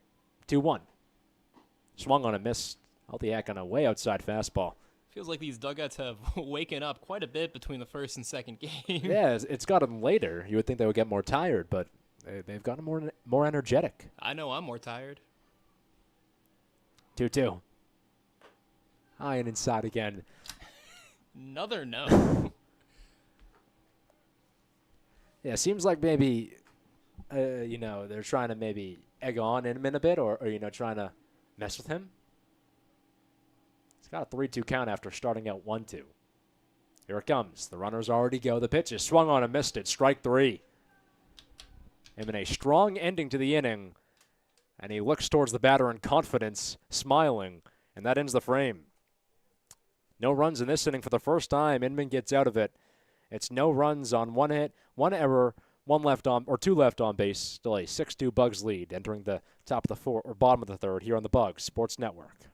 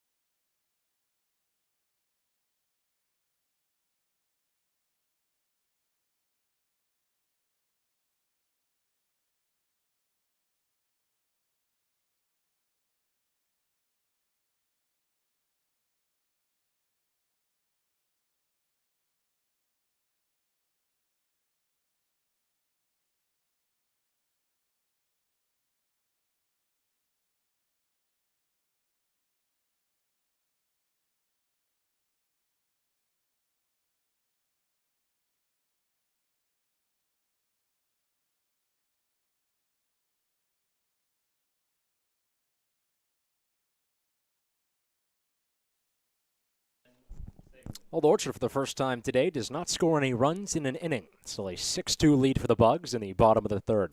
I'm Ryan Randoni, joined by Jack Mulligan. Ben Sagan in the 10 spot, starting things off for South Portland against Noah Fitzgerald on for his third inning of work. Righty on lefty, first pitch, high and away fastball. And I hate to be the breaker of bad news, but the first game, fifth inning, Old Orchard did not score any runs, so you're of this game. Oh, you said tonight. You didn't say this game. Okay. Well, that was today, game number 1. 1-0 is fouled off after getting underneath it. When you think you're riding high, I'll be there to send you back down. I'll be there to chop me back down. Yeah. That one bounces in the very edge of the stands, and one fan goes to retrieve it. Thing about it is the fans have a duty to retrieve them here at Old Orchard. Pitches, heater outside. Because you got to return them to the home field dugout. So it's not almost like a fun thing to retrieve them. It's almost like, if you're a fan, it's your duty as a fan. You gotta do it. And one fan picks it up. 2-1. Called strike on the breaking ball. It was a very long walk, about 4 rows from the top. He ran from the bottom to get it. Ben didn't look like he didn't like that strike, but from my angle, it looked like he went right down the middle. 2-2. Swung on a miss, strike 3. Sagan nods the head down in disappointment and walks back to the dugout. Well, Fitzgerald has already been dealing early. He's got 3 strikeouts so far. Second down, and up comes the one-spot hitter, Tyler Hercolo. Old Orchard leading 6-2. Bottom third, nobody on base and 1 out. First pitch. Righty takes a high breaking ball in for a ball. One thing I'm happy about is the speed at which this game is being played at. A lot shorter than the first game. 1-0. Swung on a miss, strike 1. I believe the final time for game 1 was 2 hours and 21 minutes. Started at 5, ended at 1-1. Called strike. Well, I think the more... 7:51. Or maybe did it end at 8? That would have made it a 3-hour game if it got to 8. Yeah, I think it ended around 8. 1-2. Swing and a miss, strike 3. Quick out, Fitzgerald with back-to-back punch-outs. Actually, if you count Derek Martin to end the second, it's 3 straight strikeouts for Fitzgerald. So he's been dealing recently. And I mean, talk about a confident start to this game after coming in game 1 and making the save when your team was on the verge of collapsing. First pitch for the righty Gabe Harmon is a hard bouncer right side. The second baseman to his left, he fields, bare hands, and now throws to first. It's there in time for out number 3. I mean, what a play by Liam Murphy. He had a race to his left, got there just in time on the outfield grass, scooped with his left, which was the glove hand, but then gave it to his right hand, the bare hand, and made the throw in time just before the runner could get there, about a foot or 2 in front. That ends the frame. It's no runs on no hits, no errors with 2 strikeouts from Noah Fitzgerald, and still a 6-2 Bugs lead here in the 4th on the Bugs Sports Network.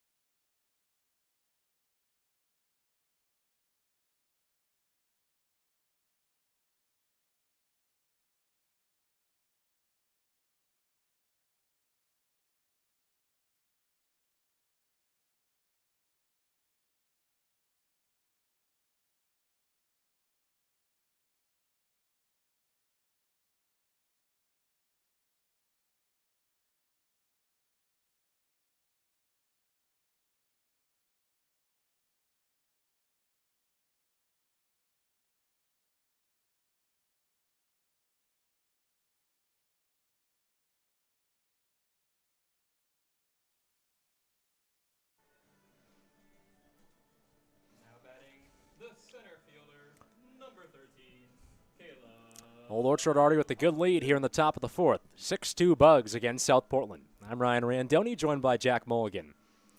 Now completely pitch black here at the ballpark at Old Orchard Beach. Officially 9 p.m. First pitch for Caleb Constance is taken high and away. And yeah, the dugout's definitely chirping now. They were happy with that ball call. Constance barely any bend of the knees. There's 1-0. Oh, and he had to duck away from that one. A high and inside fastball once again, and Constance had to spin a bit too. And some chirping on that pitch. I always find it kind of weird when people are chirping at pitches that almost hit somebody in the head. But maybe that's just me.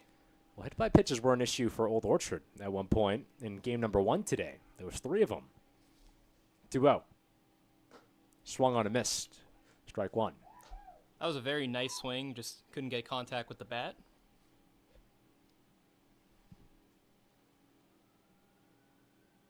2-1. Swing and a miss again. It's pretty much same pitch. Somebody's wooing pretty frantically. 6-2 Bugs lead here in the top of the 4th. No outs, nobody on base. Pitch comes home. It's chopped foul. You know, if I had to guess, I think the woos are coming from the South Portland side. Just a hunch. Trying to combat the first base dugout's chance early on. Well, Constance so far in this game is 0 for 1 at a strikeout. Only 1 of 2 guys, or 3 guys, excuse me, to strike out so far. The pitch is cut on, missed again, and it's strike 3. Second time Constance has struck out this game. And he was not happy with the South Portland dugout. Gave him a tough glance back towards the third base dugout, and now walks away pretty annoyed towards the first base side.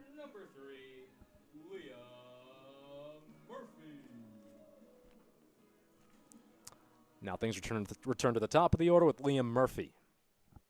Already been on base twice today. Lefty's first pitch. High and away. And like I said, I think his annoyance towards the dugout makes sense, considering the ball almost hit him in the head. I mean, both dugouts really have been chirping here in this game number 2. 1-0. It's chop foul. Like it hit off the chest protector of the catcher and maybe his face too before bouncing over him. Yeah, I understand chirping, but when people are almost getting hit with the balls, I think there's a time and a place, and that pitch was not the one.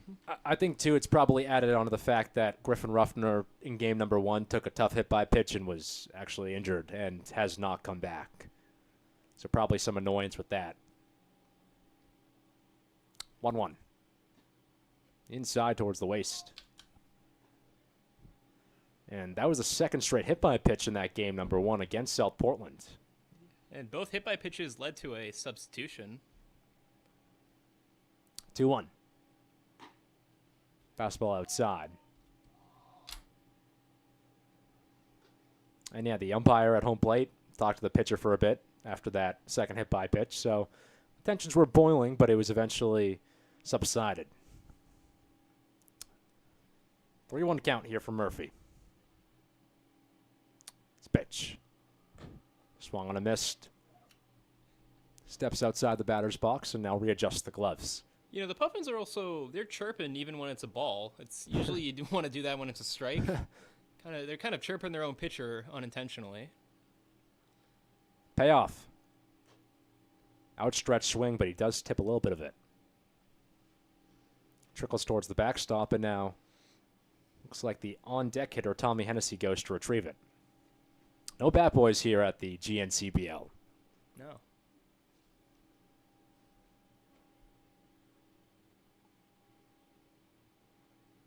Three-two. Swing and a miss, strike 3. And wow, Murphy was very frustrated.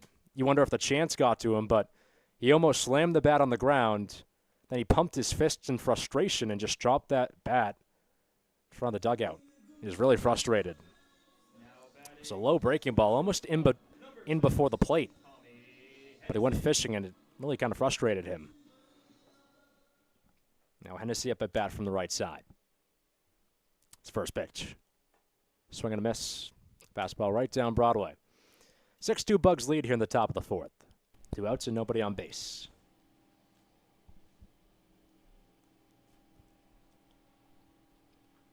A 1. Hennessy has to duck.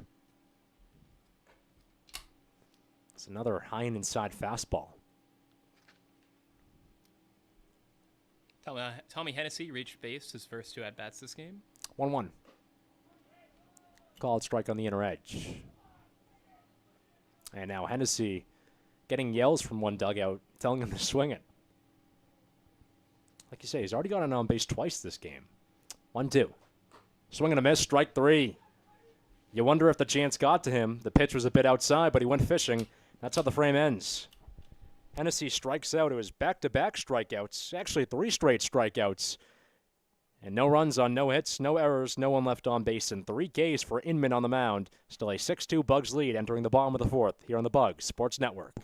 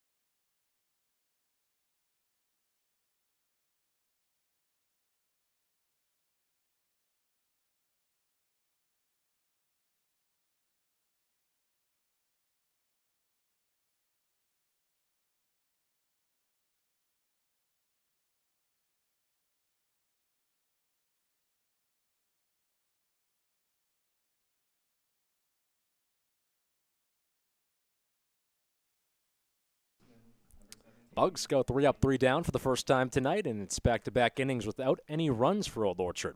I'm Ryan Randoni, joined by Jack Mulligan. Bottom fourth, a 6-2 lead for Old Orchard. David Swift in the 3 spot up at bat. First pitch is undercut and fouled off right side.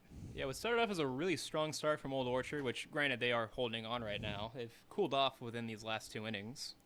Bugs fortunate enough to score 4 in the second. 0-1. High and outside. And speaking of bugs, I'm getting eaten alive right now as we speak by the bugs. Well, that's why it was named the Old Orchard Beach Bugs. Obviously, it's on the beach, and lobster is popular as well. But the bugs are just so potent here at the ballpark.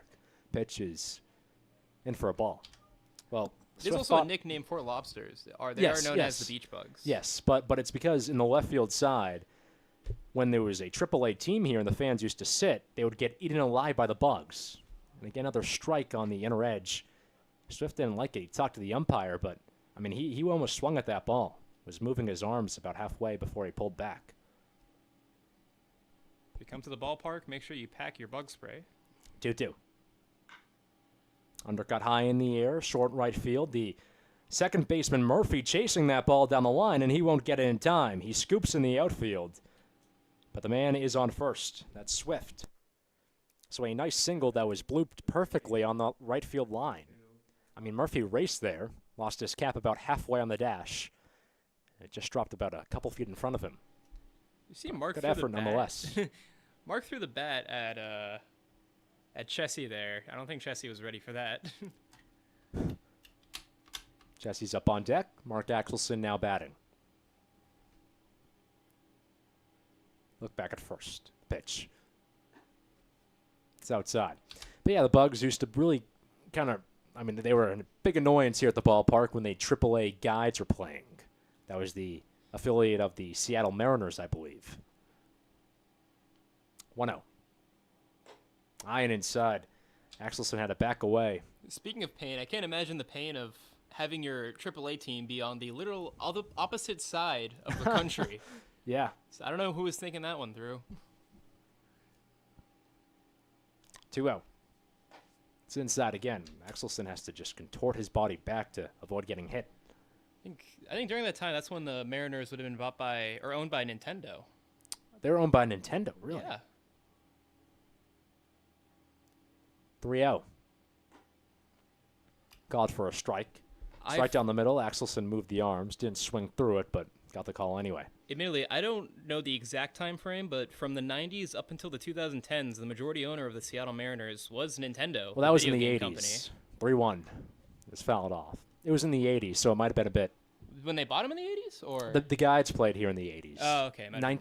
84 it was. Yeah. 90s was prime Nintendo there. That's true. I mean, you got the Nintendo 64. When did the Wii come out? Was that 90s? 2006.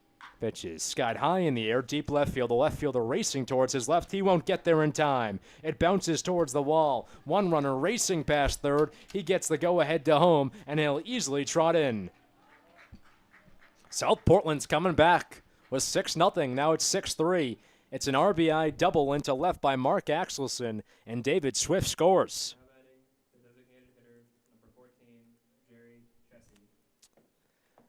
Well, it was the left fielder, Cole Whitehead, who had the best look at it. He was racing towards his left, but it dropped a few feet in front of him and had to scoop at the wall. And no throw came in a home. Now, it might be bad that I knew the year the Wii came out, 2006, and I don't know other basic facts, but, you know. I know the Xbox and PS4 came out, or Okay. PS3. I think it was 2007. The pitch is blooped through the right side. It's another base hit. Here comes Axelson getting the go-ahead past third. The throw comes in, but it will not be thrown home. And Axelson scores as well. Wow, 3 straight hits to start this frame. It's 6-4 now, Old Orchard. It's kind of when it rains, it pours here. Fitzgerald really has not struggled much this season, and he's kept his composure most games, but he's allowed 3 straight base runners here. Yeah, I keep getting interrupted from the hits, but what I meant to say was that Nintendo was the majority owner of the Seattle Mariners until 2013, I believe. First pitch for the righty Grady Hotham is a I think curveball outside. 2016 is when they sold, and that's because the Wii U released for Nintendo in 2013, and it was such a flop that they actually sold their stake in the Mariners to cover the losses of the Wii U. 1-0 pitch. Fastball way outside. You know, I'm pretty sure Nintendo's actually bounced back nicely. Oh, they bounced back greatly in 2017 with the release of the Nintendo Switch, and Yeah. this year with the release of the Switch 2. Well, I was going to say I don't want to get into companies and stuff, but I think Nintendo Switch 2 was a big hit. 2-0. Yeah, 3 million units sold on its opening day, the largest opening day for any video game console in America. Kind of surprised, too, with the latest generation of the PS4 and Xbox coming out a couple years ago. Thought the hype would have died down. 3-0 pitch. Taken inside for a ball. Still a runner at first in Chessie. Had that RBI that scored Ackelson. But, you know, to put a bow on things, Nintendo still owns a piece of the Mariners, I believe 10%. There you go. Otham's pitch. Swing and a miss. Strike 2. Counts full. Which is why you'll actually still see the Nintendo Switch 2 patch worn by the Seattle Mariners, which I personally, as much as I love Nintendo, as you can probably tell, I really hate, because a giant red patch does not mix well with the green jersey. Fair enough. 3-2 pitch. Bouncer left side. Third baseman Barclay is there. He readies. Whips it over to first. A long throw, and it's off the mark. It gets away from the first baseman, Frink. Another runner coming around third. Frink recovers towards the line. Throws to home. The tag. Not there. It was a good effort by Frink after dropping that ball. It scooted towards the extension of the warning track near the right field line. Frink was there. It was a good throw on point, but it was just a bit too late. I mean, right, that's probably one of the worst things you want to see if you're watching the game. I mean, you go from what should have been of the first out of the inning to now giving up another run and making it a one-run game, and there's still no outs. And now a mound visit for Noah Fitzgerald with the infield and Max Silveski. And I mean, shades of game one here, really. You know, comeback. Old Orchard was up 8 runs in game one. They only won by 1 run. This game up 6-0. Now it's 6-5. And I think what's kind of crazy is that we don't see anybody currently warming up in the Old Orchard bullpen. They don't really have much. They have Thomas Okowinski, who pitched in game 1. You probably don't want to bring him back out after cooling down. And they have Mason Ryan as well on their lineup card. Regan Thomas has been one of the gems in this lineup as well, so you wonder if, or this rotation, excuse me, so you wonder if he'll maybe pitch in the dugout. Or pitch, in the bullpen. Actually appears like he might be in the bullpen right now. Got 2 guys just about to warm up there as the first pitch is in for a strike. Gus Holland up at bat, and he singled in his first appearance in the second. Eventually score a run. 0-1. Breaking ball taken a little bit low. The catcher thought that was a strike and was asking if that was just below the zone. That was Furman who had that question. Furman catching in back-to-back games tonight. 1-1. Swung on a missed. And, you know, big respect to Furman. I drive about an hour and a half to and from the stadium from where I live, and afterwards my knees are killing me. I can't imagine having to kneel for 3 hours. 1-2. Another breaking ball, but this is a bit low again. Fitzgerald really has struggled this inning. Still no outs. The 6-5 game with the runner on second. But a single, double, single, and then a error. 2-2. Another breaking ball low. Count full. Well, it looked like Colin was going to maybe go through that one, but held off again. It's really been the same pitch, just breaking balls that missing a little bit low right now.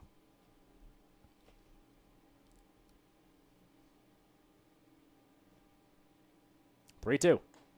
Outside, ball 4. So after getting ahead in the count, Fitzgerald struggles, and now a man on first. It's Holland. 5 straight base runners here for South Portland. The go-ahead runs now at first.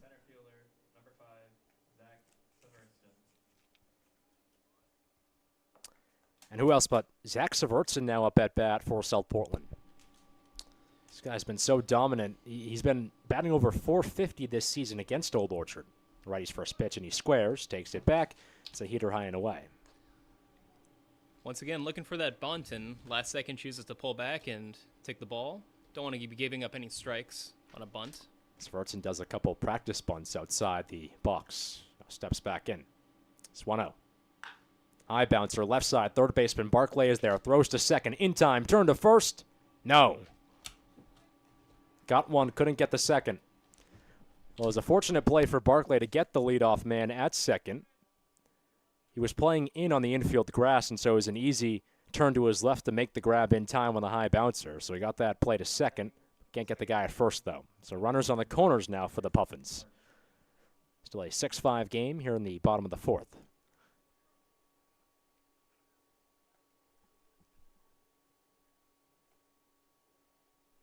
Now Derek Martin up at bat from the right side. Corners once again playing in. Pitch is way inside. Furman had to slide past the batter to make that grab.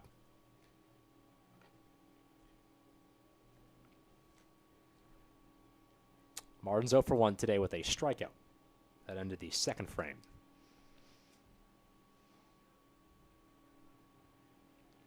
It's 1-0.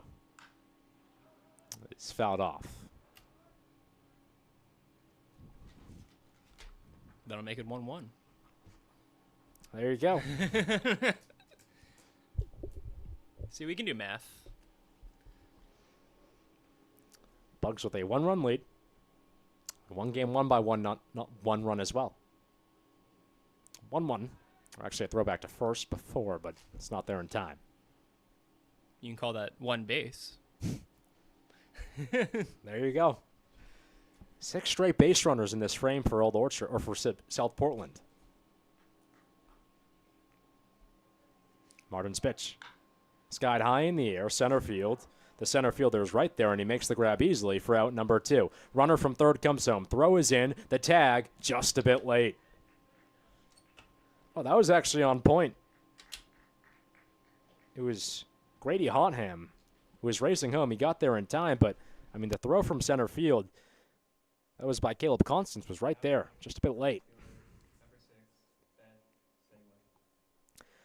Martin's retired for the second out of the inning, but now it's a tie game. 6-all here in the top of the fourth, or bottom of the fourth. So game on. Ben Sagan up at bat from the right side. First pitch is fouled off. And that was a really good throw. I mean, he was just, I think, just a few inches away from getting that tag and possibly getting the out and keeping the lead. Look back at first, the 0-1.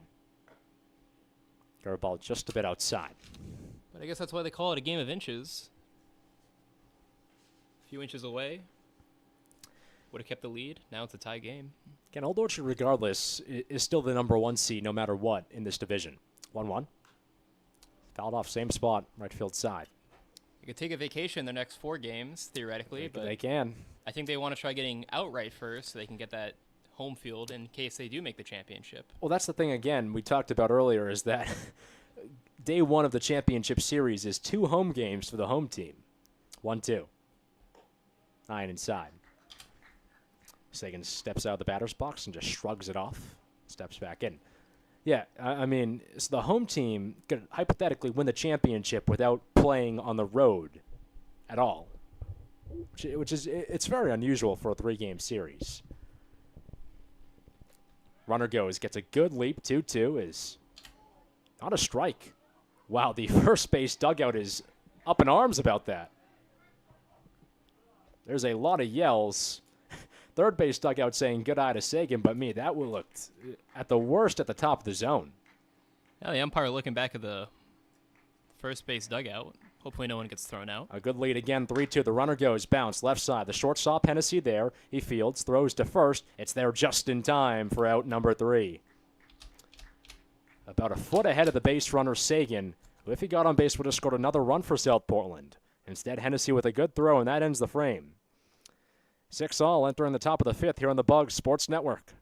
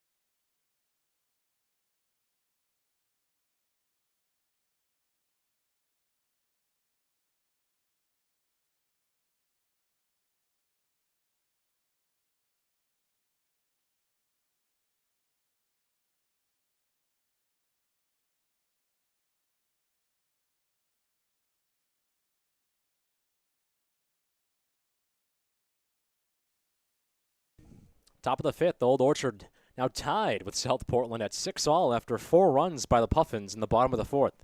I'm Ryan Randoni, joined by Jack Mulligan. Just like Game 1, the Puffins have crawled their way back, and this time they have tied it. It was an 8-run lead for Old Orchard in Game number 1, and they won that game by 1 run. 6 runs not enough in Game number 2. Hayden Barclay digs in from the right side against a new man on the mound, and Brady Inman. Righty on righty, first pitch is bounced left side through the gap, it's fielded by the third baseman in time on the liner for out number 1. Nice diving grab by the third baseman there. It was Mark Axelson who makes the grab, and Barclay's retired for the second time today. Brings up Nick Frink from the left side. Out of curiosity, do we know what the extra innings rules here, if we do reach it that far? I imagine it would be the same as the MLB. Just a man on second. Same thing, go until a run scored. First pitch is inside towards the feet. I know They'll some have to leagues back around away. this area will do one inning of extra innings, and they'll go to a home run derby to determine the winner. I don't know about that. 1-0. It's fouled off. I mean, you might just see like 1 run of extras and then, possibly like a tie after, too. That could happen.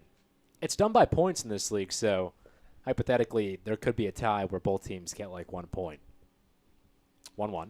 Fastball scoots outside and trickles towards the backstop. Thing is, nobody likes a tie. I don't know anyone that is going to go, You hey, better score a run. I want a tie. You better score a run then.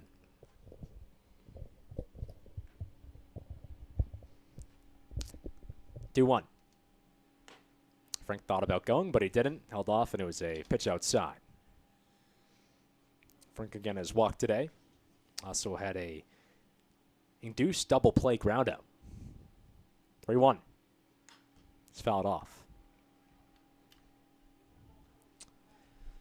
Frank on the season batting .250 with a .354 on-base percentage. Has 4 walks on the season. Batting here with a full count. 3-2 pitch. Ball 4. It was inside again, and Frank tosses the bat. He's on base. Already his second walk today. And again, the base runners, even though it's a tie game, piling up again for Old Orchard. You got 4 guys who have reached multiple times already. And that brings somebody who has reached multiple times in Dylan Furman. Furman's 1 for 1 today with a double and also an E6. Throw back to first. It's not there in time. Is Nick Frink known for his steals? I don't think so. Only has 3 stolen bags on the year.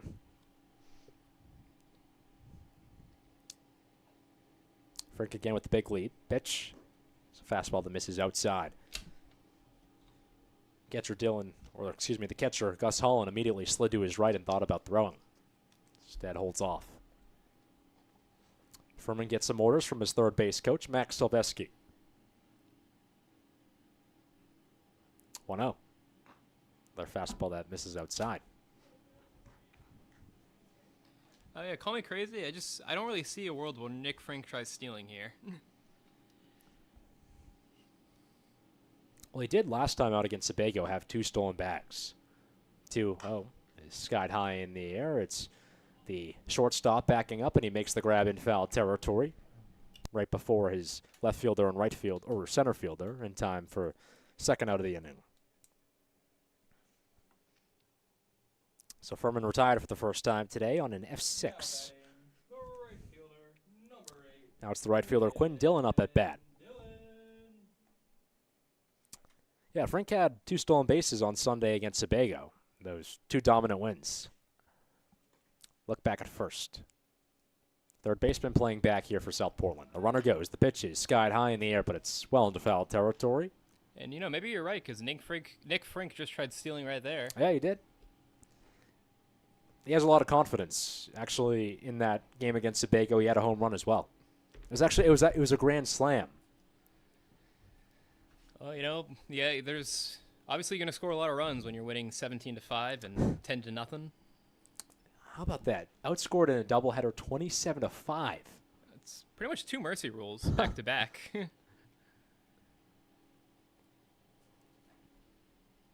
Throw back to first, and Frank has to dive in again. I don't know what the exact box score would be, but I think that first game probably was a mercy rule. The second game... It wasn't a mercy rule. Oh, it wasn't? Okay. Because they scored, I think they scored 3 runs in the 9th or 7th, and they were up 14-5 before. Pitch is taken for a ball. That second game, obviously, when you're up by 17-5, the mercy rules only would have had to been all in the 9th. At least 8 of those Well, the second runs. game was 10-0. Oh, the second game was 10-0. Yeah. Okay. Frank goes again. He gets a good lead, the 1-1, and no throw to second. Getzer Holland has to just take it. Must be listed the other way around, because I swear on the website it was the first game was 17-5. No. First game 17-5. Second game was 10-0. Just wonder this. It seems like Sebago has been so demoralized recently. 2-1. Pitch is taken outside. Game number 1, by the way, the bigger one, but not the mercy rule.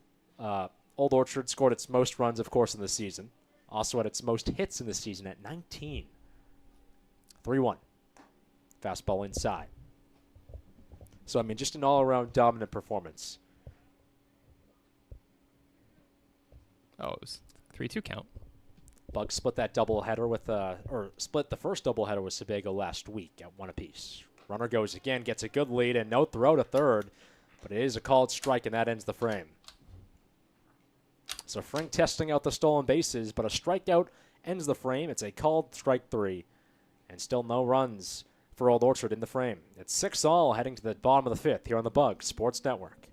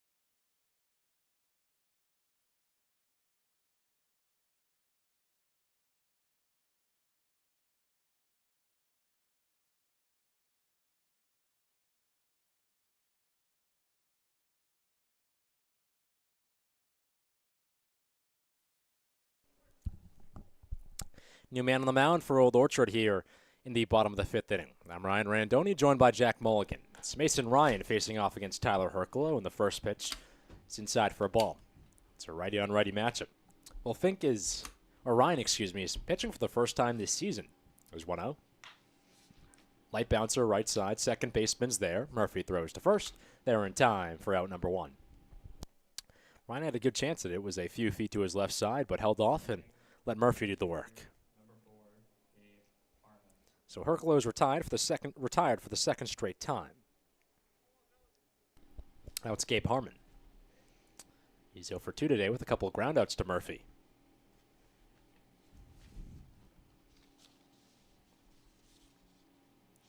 Another righty-on-righty matchup here. Ryan really thinking it over. Now sets and deals. Breaking ball bit inside. This was a game that Old Orchard led 6-0 in. But they allowed 2 runs in the second. 4 last inning to make it tied. Pitch. Fastball inside. Really, as the darkness kind of beamed down on this field, it seemed like Old Orchard kind of lost its lead. 2-0. Called strike on the inner edge. Pitch black night here at Old Orchard now at 9:35. On a cloud in sight.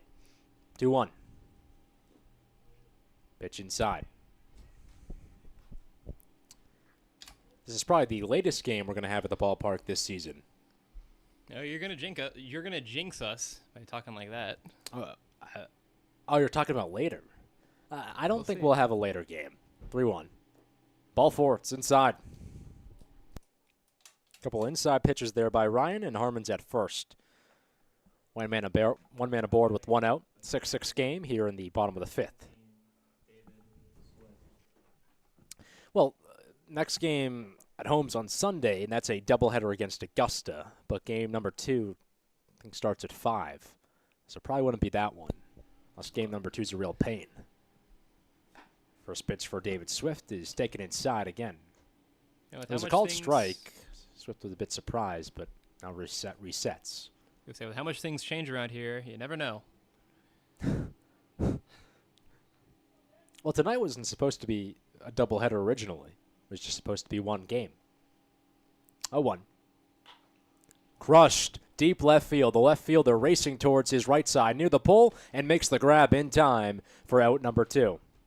Was a high fly ball, a moonshot. Like almost a home run derby type of hit there, but it just fell a bit short.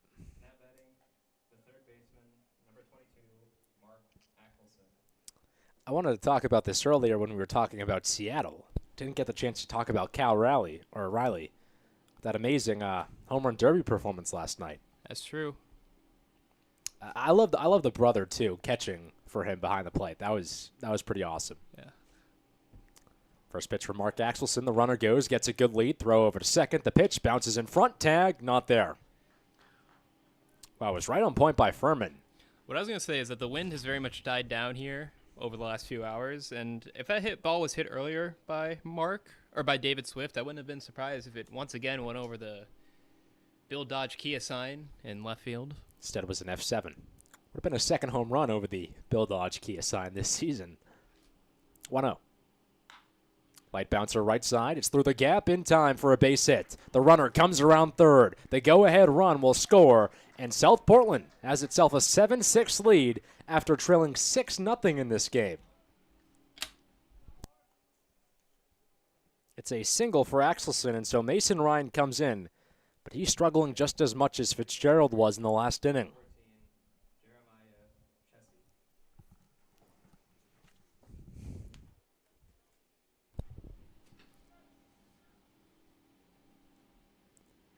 Brings up Jerry Chessie from the right side. Full Chessie. name Jeremiah. Jerry is the nickname. I'm just saying. The pitch is light bouncer right side. Once again, it's towards that gap. A diving play by Murphy. Loses the hat, throws to first, but it's not there in time.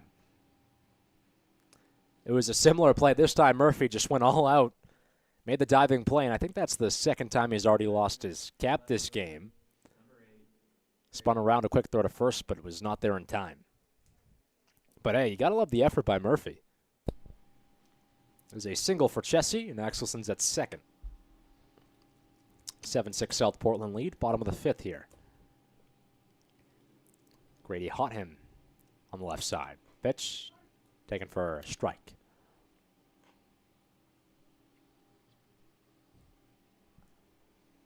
Autumn had a E6 the 4th inning. 0-1. Chopped foul. That was when there was an awkward throw by Tommy Hennessy over to first. Got away from the first baseman, Nick Frink, and then it bounced towards the right field line. Scored a couple runs in the process. 0-2. Almost a check swing. Did not go on the high heater. Just moving those arms a bit. Yeah, that E6 scored 2 runs and kind of started what was this downfall for Old Orchard. Now South Portland leading 7-6. 1-2. Ball gets away from the catcher, Furman. It bounces above his head towards the backstop, and both runners easily advance a base. All right, the Beach Bugs were up 6-0 at one point during this game. Am I correct? Or Yeah. Eerie feeling. And it's really changed kind of quick. I mean, South Portland has done this very easily. I think this really goes to show what I was talking about earlier in the first game with pitcher management. I think Old Orchard has just been running out of pitchers, and the arms are getting tired. That's a big thing, obviously, not just in general in the regular season, but in the playoffs as well. 2-2. High and away. I mean, usually the team who always wins in these types of leagues in the postseason tends to be the team that has the deepest bullpen. Right. I mean, I see 6 players in the South Portland bench right now. Nobody's in the bullpen for Old Orchard.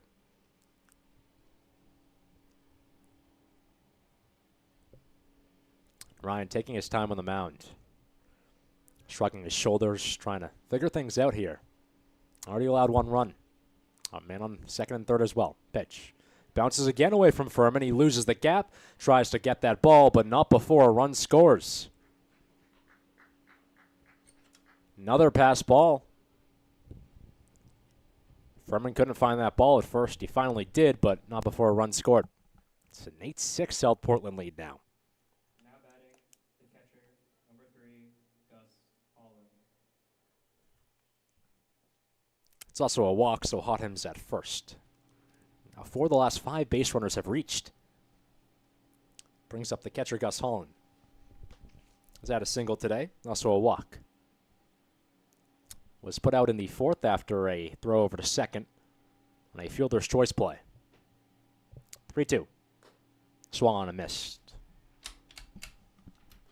Batting here in a big spot can really put some damage on Old Orchard. Runners on the corners.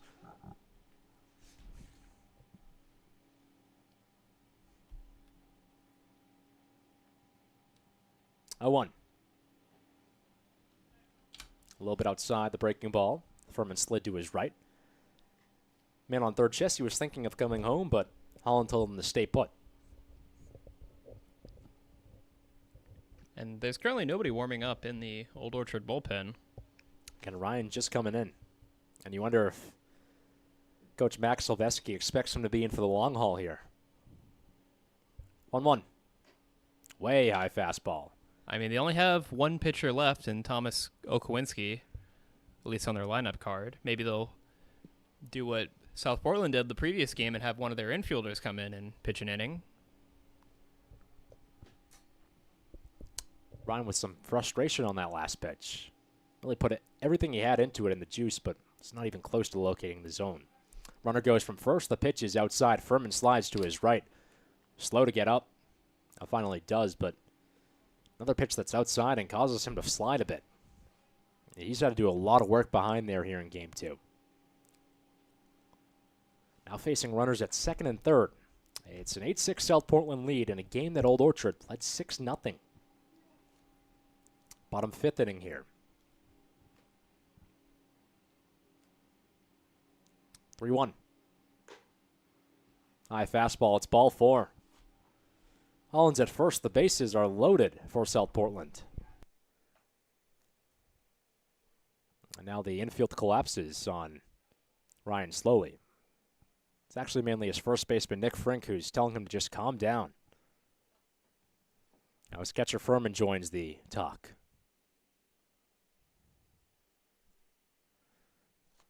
And just been really, a collapse by all measures by Old Orchard here. 4 straight base runners for South Portland. It was a similar thing last inning. You had 6 guys reach in a row to start that frame. Still 2 outs here, but it's an 8-6 South Portland lead, and the bases are loaded. Now Zach Severtson, who's already got an on base twice, digs in from the right side. This guy has been a killer for Old Orchard, batting over .450 against the Bugs this season.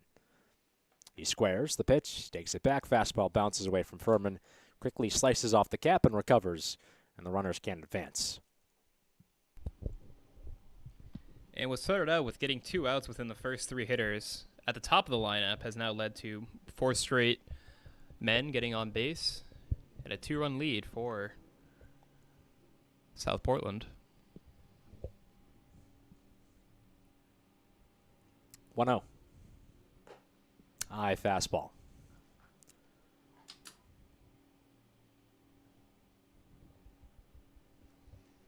And again, South Portland needs this game certainly more than you would say probably Old Orchard. Bugs have already secured first place in the Central Division. 2-0. Leader inside. For South Portland, though, they sit technically a half game above, or half game better than Sebago, but they're behind because they have 2 less points than Sebago because they have 1 less win. It does go by points, so that's the difference. A quick early square for Severtson. Now takes it back and takes a ball. Not sure if that one was a strike. It looked a little high to me, but I think the umpires saw them trying to attempt a bunt and called it a strike anyway. 3-1. It's fouled off.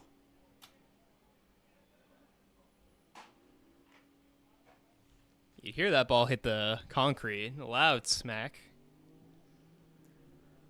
Kind of feels like a break point pitch here. Bases are loaded. It's a 3-2 count. 2 outs. Ryan trying to avoid any more damage. The pitch. Bounce third base side, but it's foul. And we'll go again. Still a 3-2 count for Severtson. 7th pitch of the at-bat. Severtson's already got a double and a fielder's choice this game. You can really tell Ryan is just taking his time here on the mound. A lot of long pauses in between pitches. 3-2. It's fouled back. And we'll go again, making it the 8th pitch. Yeah, that was a bit outside, but Severtson just got a tip of it, outstretching that bat. What's the longest at-bat you've seen, personally, in terms of pitch counts? Honestly, it would probably be like a big poppy at bat. I mean, that guy knew how to extend at bats like nobody else could. 3-2. Way high fastball for ball 4. My goodness, Furman had a jump. Won't even matter anyway because a run comes home. And Severson kind of there with a little bit of a Soto shuffle before walking over to first. Jesse scores. Grady Hotham at third, Gus Allen at second, and Zach Severtson at first. And 3 straight walks now. Base is still loaded. First pitch for Derek Martin is taken outside. And you kind of, too, notice just the energy in the dugout for Old Orchard has completely been evaporated. Pitch. Just a bit low. Yeah, you don't see any more chirping, you know. It's kind of demoralizing when you're up 6-0 and then you give up. Yeah. Again, a team that's going to finish 9 runs straight. first no matter what in this division. 2-0. Called strike. But it just seems like they're frustrated. Not too sure what's just happened in the last couple innings.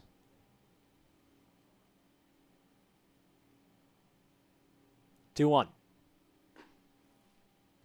Breaking ball just a bit low. Looks like that gets some laughs from some Old Orchard fans there not too happy with the call. And still, nobody warming up in the Old Orchard bullpen. They're going to stick. 3-1. It's ball 4 again. Wow, 4 straight walks allowed by Ryan. Yeah, they're going to stick with Ryan. Still nobody in the bullpen, so unless you're going to bring in a cold arm, you're going to just have to keep pitching. So 2 bases loaded walks for Ryan. It's now 6 straight base runners have reached. And 4 straight walks. First pitch for Ben Sagan. Fastball top of the zone.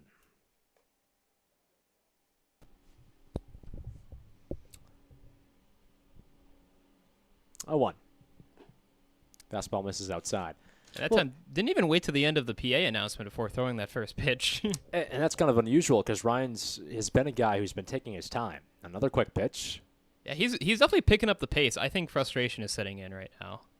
He's picking up the pace, and he just wants to get it over with.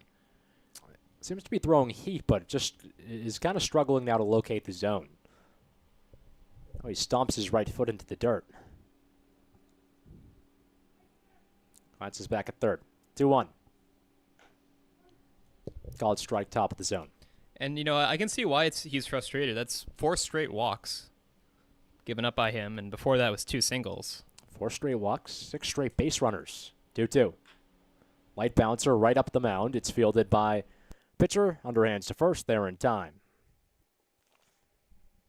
Well, nice recovery by Ryan. Was right to him. Just underhanded it to first in time. And that ends the frame, but not before some more damage is done. Couple runs scored, and South Portland's up 10-6 entering the top of the 6th here on the Bug Sports Network.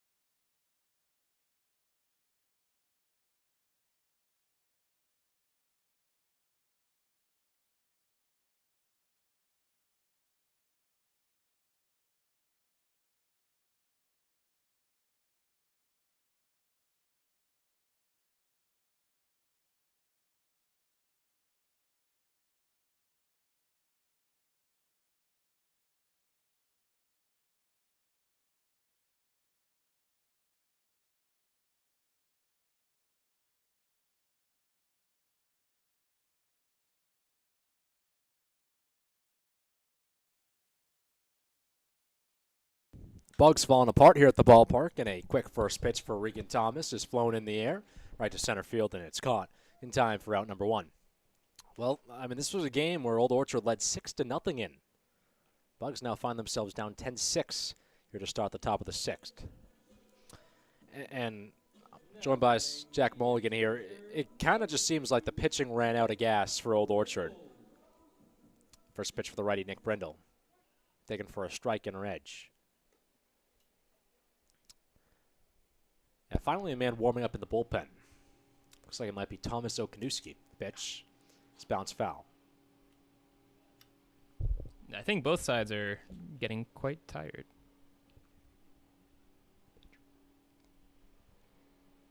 Oh, sorry. New pitcher on the mound.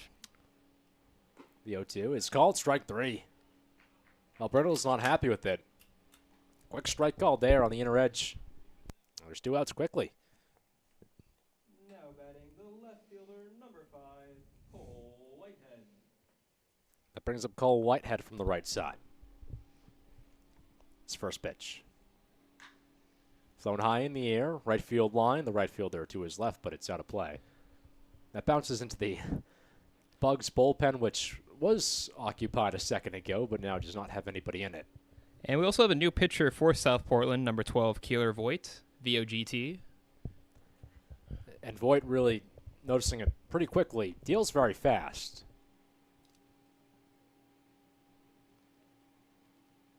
Glove towards his face, 0-1. Fastball skips in the dirt.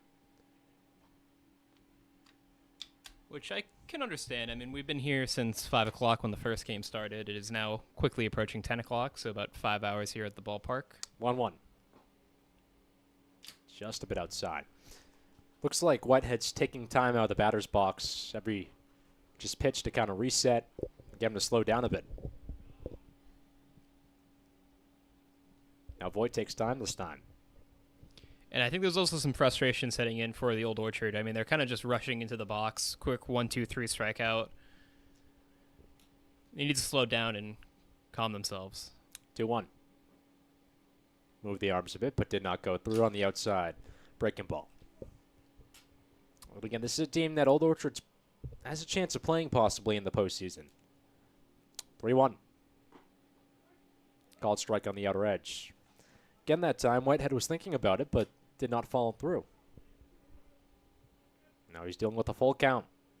2 outs, 10-6 lead for South Portland. The pitch. Outside. Constance works a walk, or Whitehead works a walk. Is at first. It's his second on-base appearance of the day. Had a single in the second. And it brings up Caleb Constance. Well, Constance is one of those guys who's been frustrated. He's 0 for 2 with a couple of strikeouts. His first pitch. It's a fastball low towards the plate. Throw back to first is not there. And Whitehead almost caught sleeping there at first base. That's kind of what I'm talking about by the beach bugs. 1-0. Whitehead this time a good lead. Swing and a miss. Throw over to second. Tag. Not there. Well, the second baseman thought he had it. That was a very close play at second base with the tag and the slide. Umpire has a better view than us, but to be honest, from my view, it looked like he was out, but umpire calls him safe. Yeah, Derek Martin raised those hands and basically said, are you kidding me? 1-1. Fastball top of the zone for a strike. He was frustrated. Whitehead, after getting on that base, almost slipped a couple times and fell off. Fortunate enough to stay on. He's now held on at second. 1-2. Swing and a miss, strike 3. The non-tag out won't matter anyway. A confident frame for Voigt on the bump. Couple strikeouts and that ends it. No runs on no hits, no errors. 1 left on base. It's a 10-6 South Portland lead. Entering the bottom of the 6th here on the Bug Sports Network.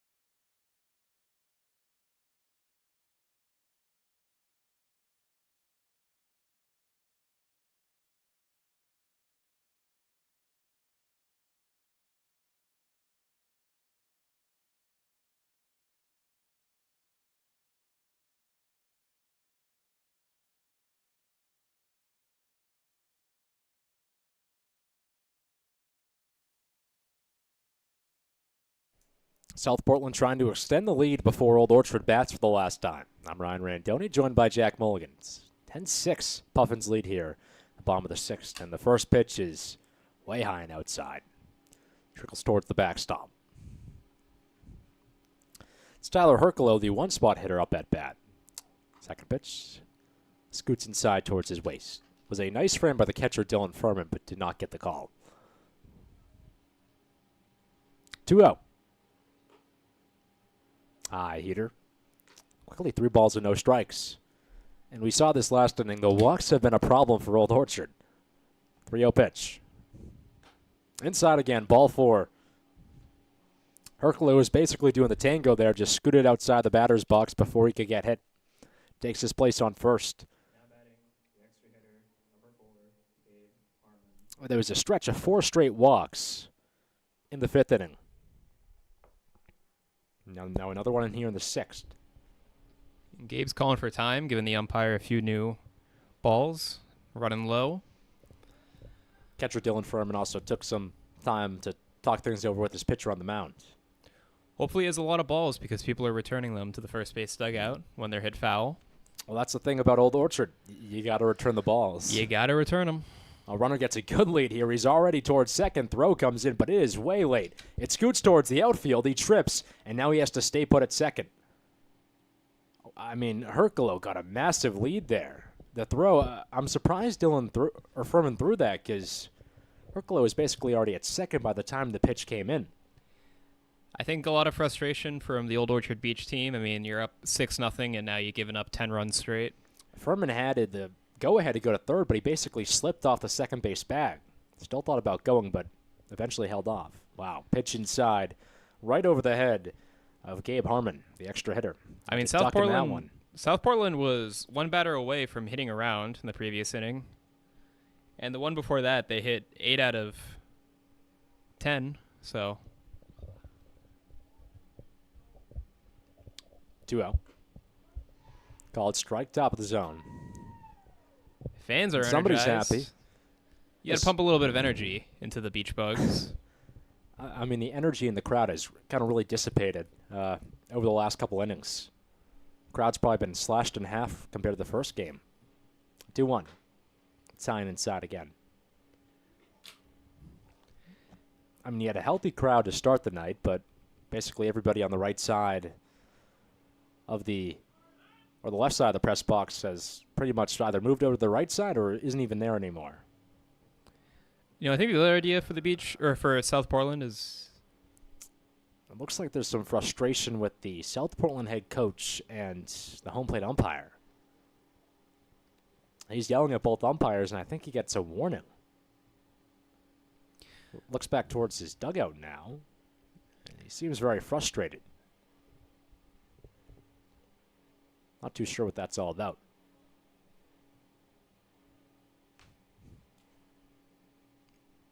Three-one. Oh, it's high again above the head of Harmon. Just another tough pitch, and Herculo does not advance to third. I swore I heard 3 balls called by the umpire, but... I mean, Harmon again had a duck that was right at his head.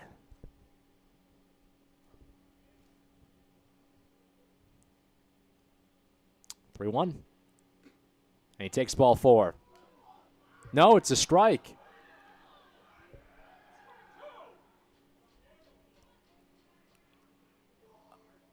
Wow. Confusion everywhere. People thought it was strike 2. There's fans complaining it was strike 2. I think what must have happened is that the disagreement was over the count, because I swear I heard the umpire call 3 balls. Yells from the third base dugout. Harmon was very frustrated. He was down the first base path. It's the first pitch for David Swift is inside. Herculo's still at second. I mean, Harmon thought regardless it was a ball. He was already down the first base path, and he thought he was walking. Instead, it's a called strike 3. 1-0. Swung on and missed on the inside heater. And look, I don't want to say there was any influence between the South Portland coach at third base talking to the umpire, but I feel like that might have had a little bit. Wasn't happy with him, kind of calls batter out as revenge. 1-1. Runner gets a good lead. The pitch high inside. Throw to third. The tag is not there. Well, for Barclay, that was a tough play. I mean, he leapt up in the air to get that ball and kind of landed awkwardly over the batter, or rather the base runner.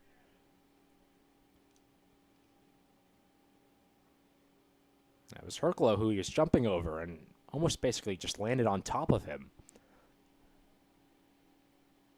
It's now a man on third with 1 out. 10-6 South Portland lead. 1-1 is swung on a miss. And the chirps again continue from the third base dugout. South Portland letting their noises be known right now. 2-2. Low heater towards the plate. And that'll fill the count 3-3 or 3-2. But again, all the energy really has died here at Old Orchard. 3-2. Early cut on, and it's fouled off.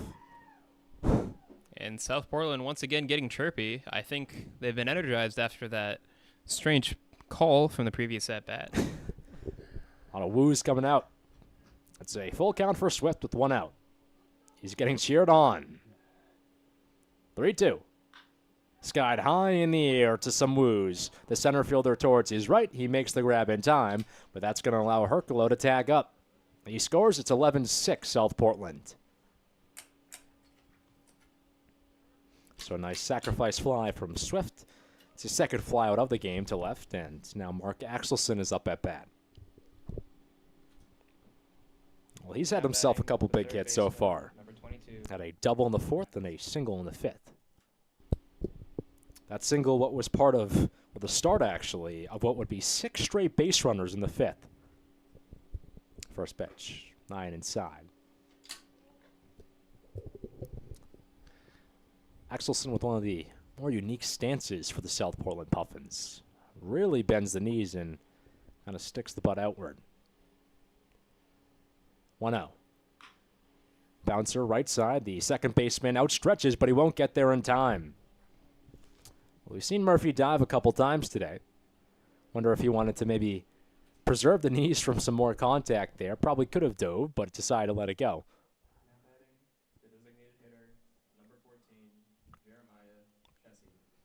So a man on first in Axelson, and up comes Jerry Chessie from the right side. Runner on first, 11-6 lead for South Portland. Bottom of the sixth. 1-0. He's fouled off. Chessie's gone in on base all 3 times today. Had a single last time into the right field gap. 0-1. Fouled off again.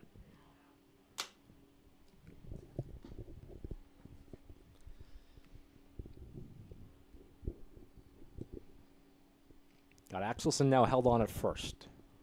A little bit of a shift in the outfield to the left. 0-2.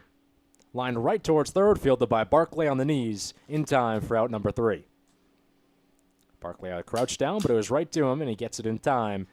And that ends the frame, but not before South Portland does some more damage. It's another run, and the Puffins up 11-6, entering the top of the 7th.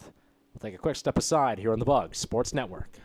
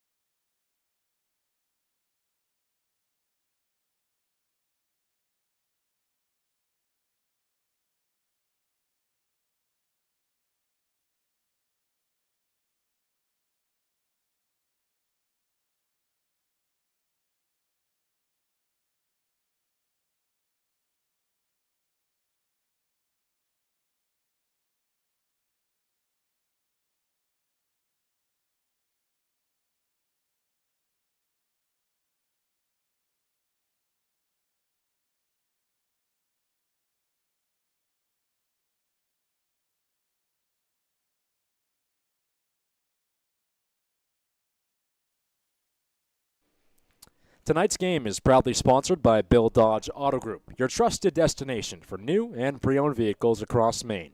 Drive the difference with Bill Dodge. Last chance for Old Orchard. Top of the 7th. It's a South Portland 11-6 lead. Game in which Old Orchard led 6-0 at one point, but the Puffins have stormed back. It's run by Jack Mulligan. I'm Ryan Randoni. First pitch for the lefty, Liam Murphy. Takes an outside fastball. And saw at the break, Max Silveski, the head coach, kind of gathered around his team outside the dugout. Had them all join him and just, talking things over and kind of getting a little bit less stressed. 1-0. Once again, it's a fastball high and away. Been a lot of chirps from the third base dugout. Yeah, bringing it out right now. I was going to say, Killer Vaught coming in, trying to close out the game for South Portland. Vaught had 2 strikeouts last inning. 2-0. It's fouled off. But Silveski was just talking to his team after what you could kind of tell based on the at-bats and some of the fielders' plays that this team kind of lost some of its energy later towards the end of the game. Old Orchard's still though in a good position. They're first in the division, and they will host a playoff game at the very least. The bigger question is whether they'll end up being first in the entire league and host the championship series. 2-1. Liner left field side, but it's a bit foul. Old Orchard will need to put together at least 5 runs to tie this game. Murphy taking time outside the batter's box. Stangling the bat. Taking a deep breath and now steps back in. 2-2. A little bit outside. He gets away from the catcher and scoots towards the backstop. Murphy's got it on base twice today. Been one of the better batters for this team, and it's been a real tone setter. Although recently he kind of had been evicted from his first place spot in the lineup. It was Hunter Brissett, who had actually been doing a good job, was getting on base a lot, but was not in the lineup tonight. 3-2. Poked foul. Got a bit in front of it. And we'll go again. Yeah, Brissett had led off in the first with an on-base appearance in 3 of his last 4 games. This will be the 7th pitch of the at-bat. It's 3-2 count. 11-6 Old Orchard lead, or South Portland lead, excuse me, here in the top of the 7th pitch. Again, poked foul. And we'll go again. Just keeps getting in front of that ball. Yeah, a little bit confusing reading the scoreboard, considering, Old Orchard is the home team, but for this game, they're the away team. Well, it is a makeup game from about 2 weeks ago, which was a rainout for South Portland. And looks like Pitcher's laughing. Murphy's taking time outside the batter's box.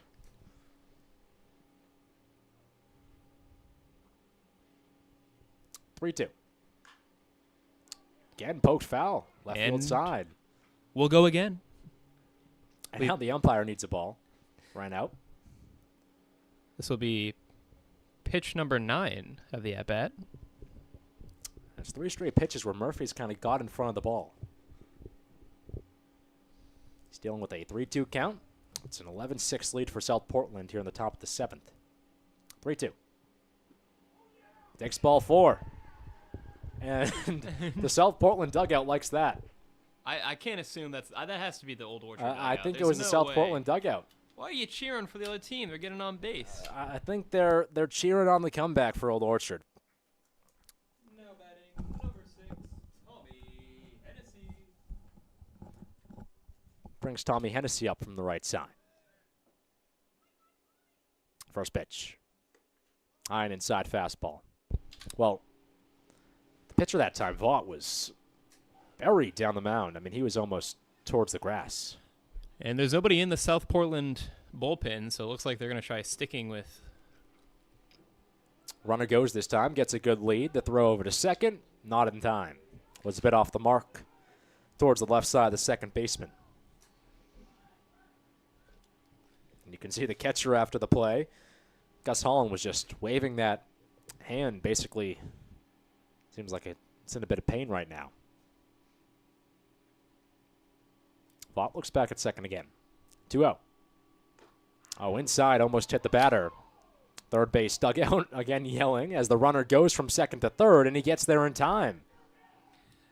I don't understand what South Portland is doing. Why are you egging on your own team? I don't get it.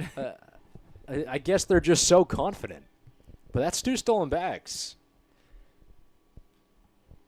Murphy's now at third. I mean, they have scored 11 straight. 3-0. Gets away from the catcher again, but Murphy will hold off at home. It was a favorable bounce, just rolled right back to Holland. It is a walk, though, so Hennessy's at first, and they've got runners on the corners. 11-6, South Portland lead against Old Orchard here in the top of the 7th. Brings up Aiden Barclay. Well, Barclay's certainly a guy you would like up at this point. At a home running game #1 and got on base all 4 times. He's got it on base once this game.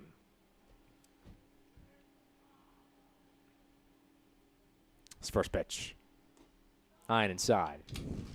Fought against slips on the mound. He's had a hard time sticking the landing after throwing these really hard fastballs. And South Portland's bullpen screaming no. 1-0. Again, high and inside. I just don't get it. Can you explain this to me? Why are you egging on your own pitcher? You want him to be comfortable on the mound. You don't want to be calling out every mistake he does, you know? Would you like that if I pointed out every mistake you do? Well, I do that anyway, but... You can see Max Silveski, the third base coach and also the manager for this team, is laughing with the South Portland dugout. Pitch. Runner goes from first. He gets a good lead throw over to second. It's into the outfield. A run scores, and now Hennessy races to third easily. So 1 run scores, and it's because of Hennessy's race to second. The second baseman was not even close to the bag. Yeah, I don't know what Gus Holland was thinking with that one. He just threw the ball to second base, and there was nobody there, and makes it a 4-run game. Really on Derek Martin, the second baseman, for not being there. That allowed Hennessy to go to third. 2-1 is way high. And Vaught's struggling to locate the zone right now. And now with that scored run, there is no chirping from the South Portland Puffins after that ball. I don't know if they're getting a little bit nervous. They still have a comfortable lead. Man on third for Old Orchard. 3-1. Sign inside again. And that gives another runner for Old Orchard. Barclay's at first. The chirps do continue, though. Maybe some more confidence for the manager, Max Silveski, because he's back towards his third base post.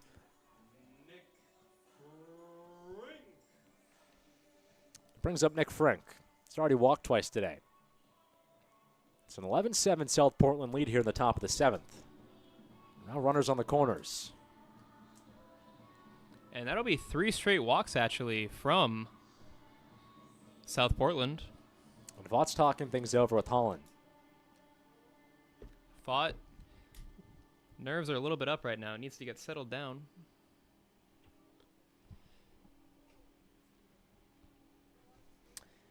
Frank so far today has walked twice, scored 1 run. Also induced a double play in the second. Now it looks like the second base umpire calls time. Looks like he's talking things over with the first base dugout. Pitch scoots outside. And it looks like Frank is now joining along in the chirping. Or not joining along, but he's a little bit frustrated with it. Keeps looking back at the third base dugout.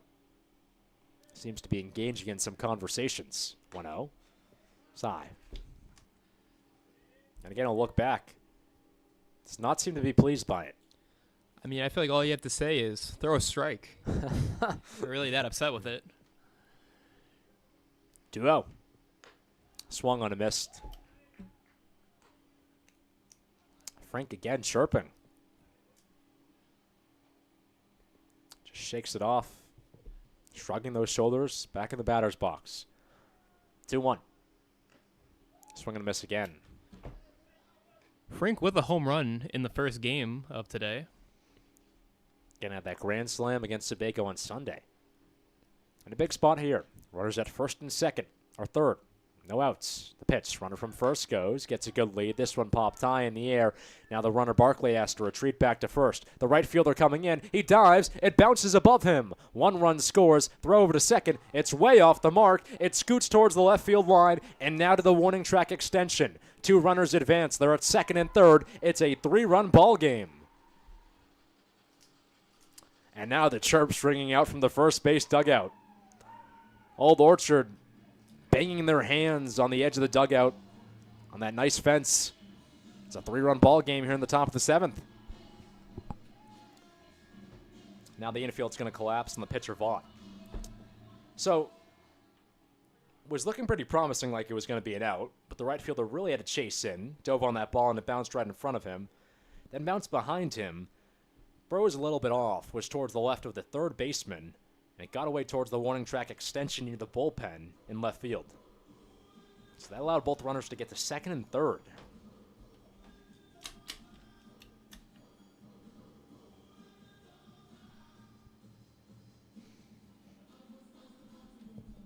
Entire infield still in, as well as the South Portland coach.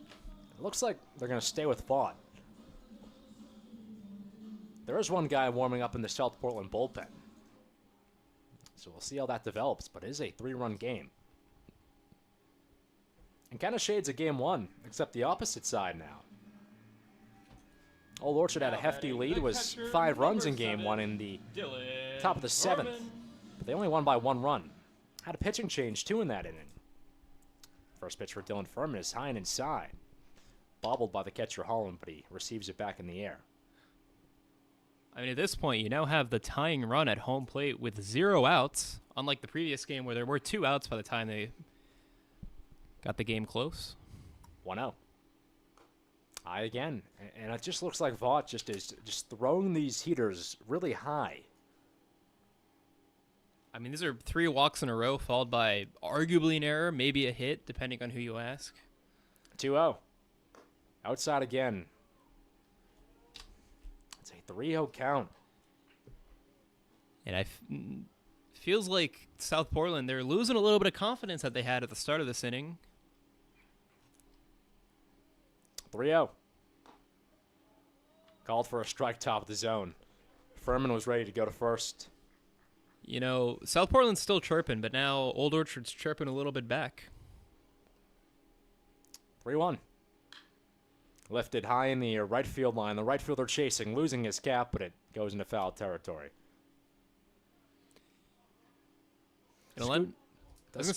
Sorry. Does scoot into that right field bullpen where it does look like Old Orchard has an arm warming up. That's going to be what I was going to say. That's what I was going to say, and we kept interrupting each other. 3-2. Move those arms a bit, but took the ball high. It's a walk, and the right runners or the bases are loaded now. Wow, so the walks just keep piling in for Vaught. Now batting. And now the go-ahead runs batting. Number 8, Quinn Dillon. Brings up Quinn Dillon. Second on this team in average. Also an on-base percentage. Now the corner's playing in on the infield. Pitch. Gets away from the catcher. 1 run coming home. Barkley racing towards the plate. Won't even have to dive. Old Orchard has made this a 2-run ball game. Runners at second and third. It's a 1-0 count. A hit to the outfield would potentially tie this game. There's still no outs. And Old Orchard's on the verge of tying this thing. It really makes you wonder what Old Orchard's manager was talking to the team about in between the innings, you know. Looked like they kind of felt dead in the water. Coach gave him a nice little speech, and now it's a 2-run game. This was a 5-run game. They've scored 3 here in the top of the 7th. Runners at second and third. Infield once again playing in. Now everybody with their feet towards the grass. And a big batter and Quinn Dillon up at bat. He's already got on base twice today. There's 1-0. Fastball whizzes outside. I think what's kind of funny as well is that typically in this situation, if Old Orchard was able to take the lead, you think that'd be a walk-off, but because of the weird doubleheader that was supposed to be made up from South Portland, they'll actually have to go back on defense. Duo. Light chopper, third base side. It's a slow roller. The pitcher can't field. And Dillon's in a first. The pitcher and third baseman Axelson thought it was foul. They were waiting for the call, but it did not hit off any part of Dillon. He's at first and the bases are loaded. Still no outs here in the top of the 7th. Now batting the designated hitter, number 20, Regan Thomas. And it brings up Regan Thomas, who has a single.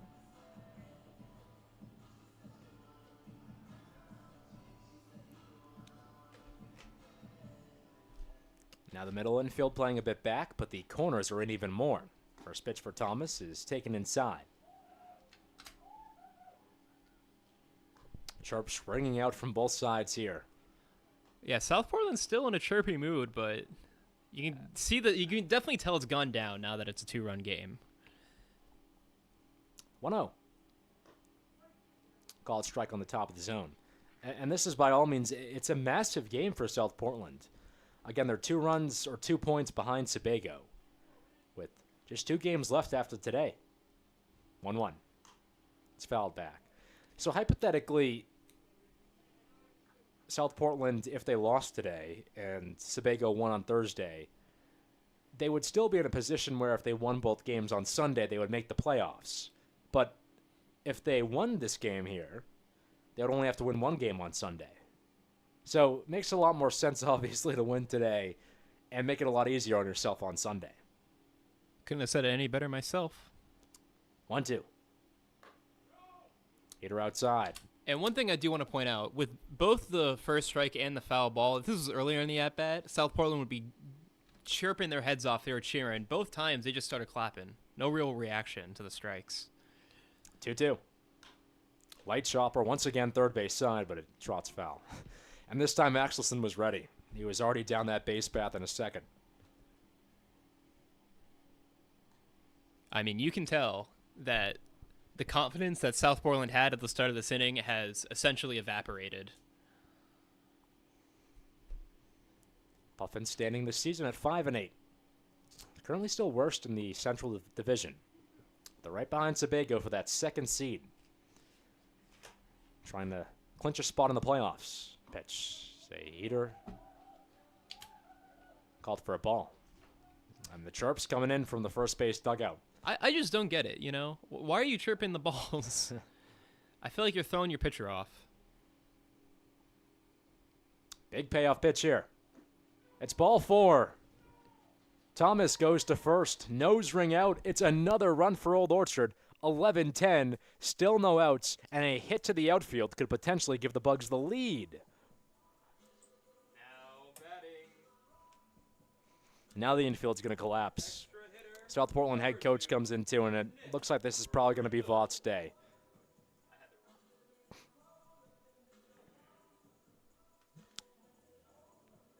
Well, it's by all means a tough break for South Portland. Led by 5 runs to start this inning, but Old Orchard has stormed back. We'll take a quick step aside here on the Bugs Sports Network.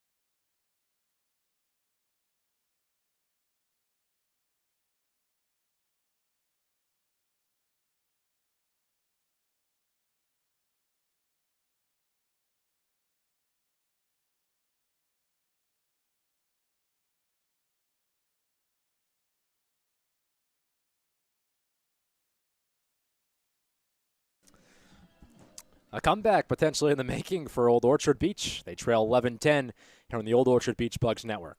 Joined by Jack Mulligan, and I'm Ryan Randoni. New man on the mound, it's Jeremiah Chessie. First pitch, it's a breaking ball in the zone. Was that a strike? Sorry. Wasn't sure what the umpire. Looked like it was in the zone. So ball or strike? Pitch. is bounced right towards short. It's caught in time by Tyler Herculo, and there's the first out. The base runners, smart, stayed right near their bags, so no double play. But that's one. South Portland still up 11-10. Now batting the left fielder, Cole Whitehead. Couldn't have been easier for Herculo. Just had to crouch a bit. So the infield still playing in. Corners with their tippy toes on the grass. First pitch for Cole Whitehead is a fastball that misses outside. Whitehead's been on base twice today. Had a single in the second, also a run, and then a walk in the sixth. 1-0. Line right towards center field. It drops in time for a hit. Gets away from the center fielder and scoots towards the warning track. 2 runs coming home. Another being waved towards home. Old Orchard has the lead and more. Whitehead into third. Throw comes home. It gets away. Whitehead holds off at third, but Old Orchard has scored 3 runs. The Bugs take the lead. It's 13-11, Old Orchard Beach. What a comeback from Old Orchard Beach. They trailed 11-6 to start this inning. 7 unanswered runs. That time, just a liner to center field. The center fielder was going for that ball, but it just dropped in front of him. And now Caleb Constance was threatening to square. Took that one high for a ball. But that ball dropped right in front of the center fielder. That was Zach Severtson, who's the best batter on this South Portland team. You can tell he's frustrated. His glove on his hip. 1-0. It's a ball taken low. And what started off as this inning as South Portland chirping nonstop to the Beach Bugs and getting in their head becomes 7 unanswered runs. 2-0 is swung on and missed. And now the Beach Bugs have a 1-run lead. Already a runner at third as well. Infield once again playing in. But you can tell they are just demoralized right now. 2-1. Swing and a miss. Constance so far today has really struggled. It's been 0 for 3.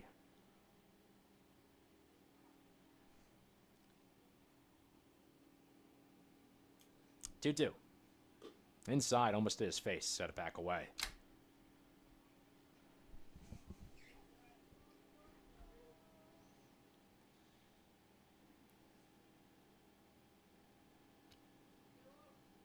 Payoff.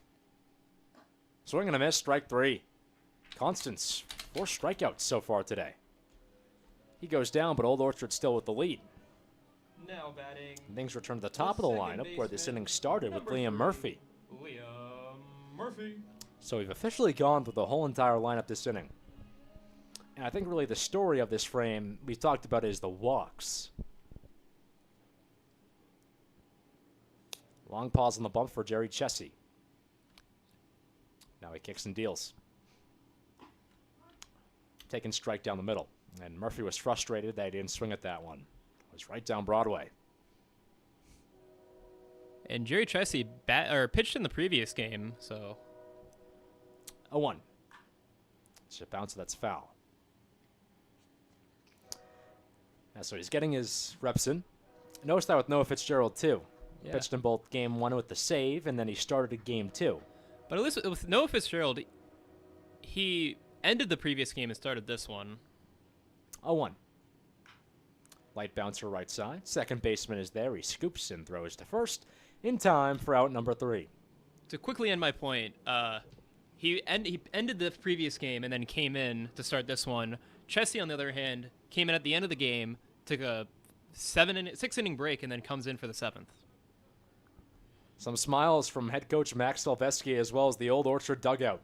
Things have completely changed here, and the Bugs with a massive comeback to take the lead. We'll take a quick step aside here on the Bugs Sports Network.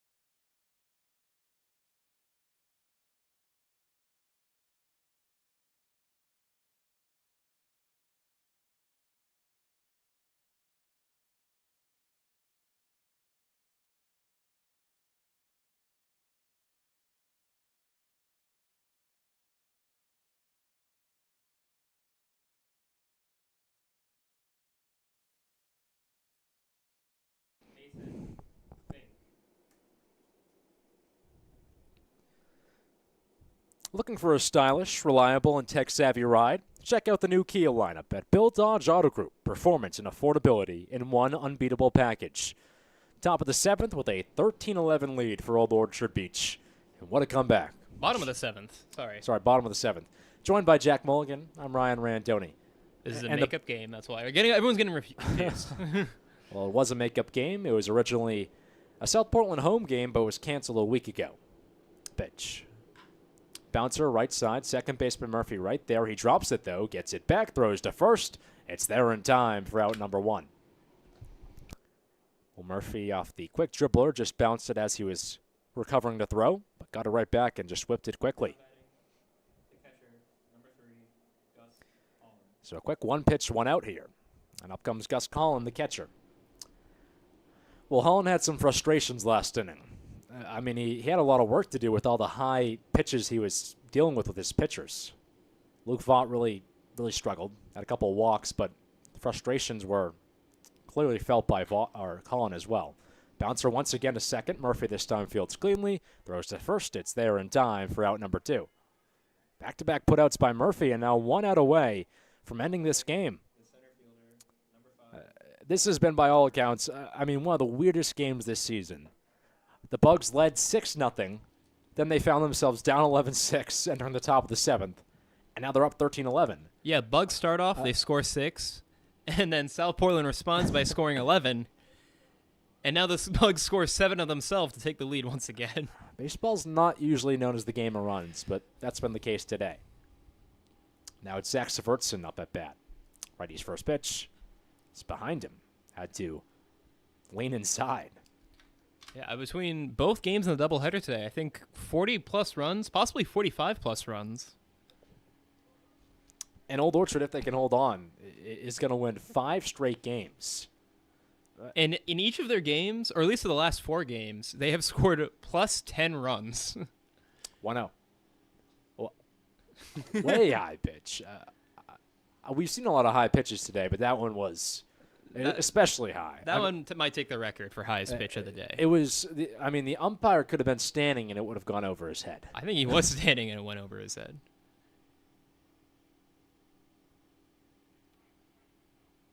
2-0. Breaking ball inside. That pitch was so high, I feel like I could probably stand on the shoulders of the umpire, and I wouldn't have been worried at all. The ball would have gone over my head as well. Yeah, the pitchers have really kind of struggled today. That's been kind of the name of the game today, is that just score as many runs as possible. 3-0. It's fastball inside, and it's taken for ball 4. So Severtson does get on first with a 2-run deficit for his team. Bottom of the 7th, 2 outs. Now batting the second baseman, number 2, Derek Martin. Brings up Derek Martin from the right side. And I believe it is Tommy Hennessy pitching right now for the Beach Bugs. First pitch. Foul it off. Don't know if Hennessy is known for his pitching, but... he's throwing heat. Just cracks a smile, actually, there to his catcher, Dylan Furman. And Furman has really played well today. Full 14 innings against South Portland. Yeah, the Beach Bugs, their arms have been getting used, and now they turn to their typical shortstop to close out the game. 1 is taken on the inner edge for a strike, and Hennessy's 1 pitch away. Yeah, Hennessy cracking the smiles. He's really comfortable, but you also notice, he is throwing absolute heat. A lot of heaters. Now he takes time. He's laughing on the mound. What I really enjoy is that his pants are just covered in dirt from sliding so much today. He's had a couple stolen bases. You typically don't see that from a pitcher. Hennessy's still smiling. The runner goes. Pitch. It's a little bit outside, and the runner advances to second.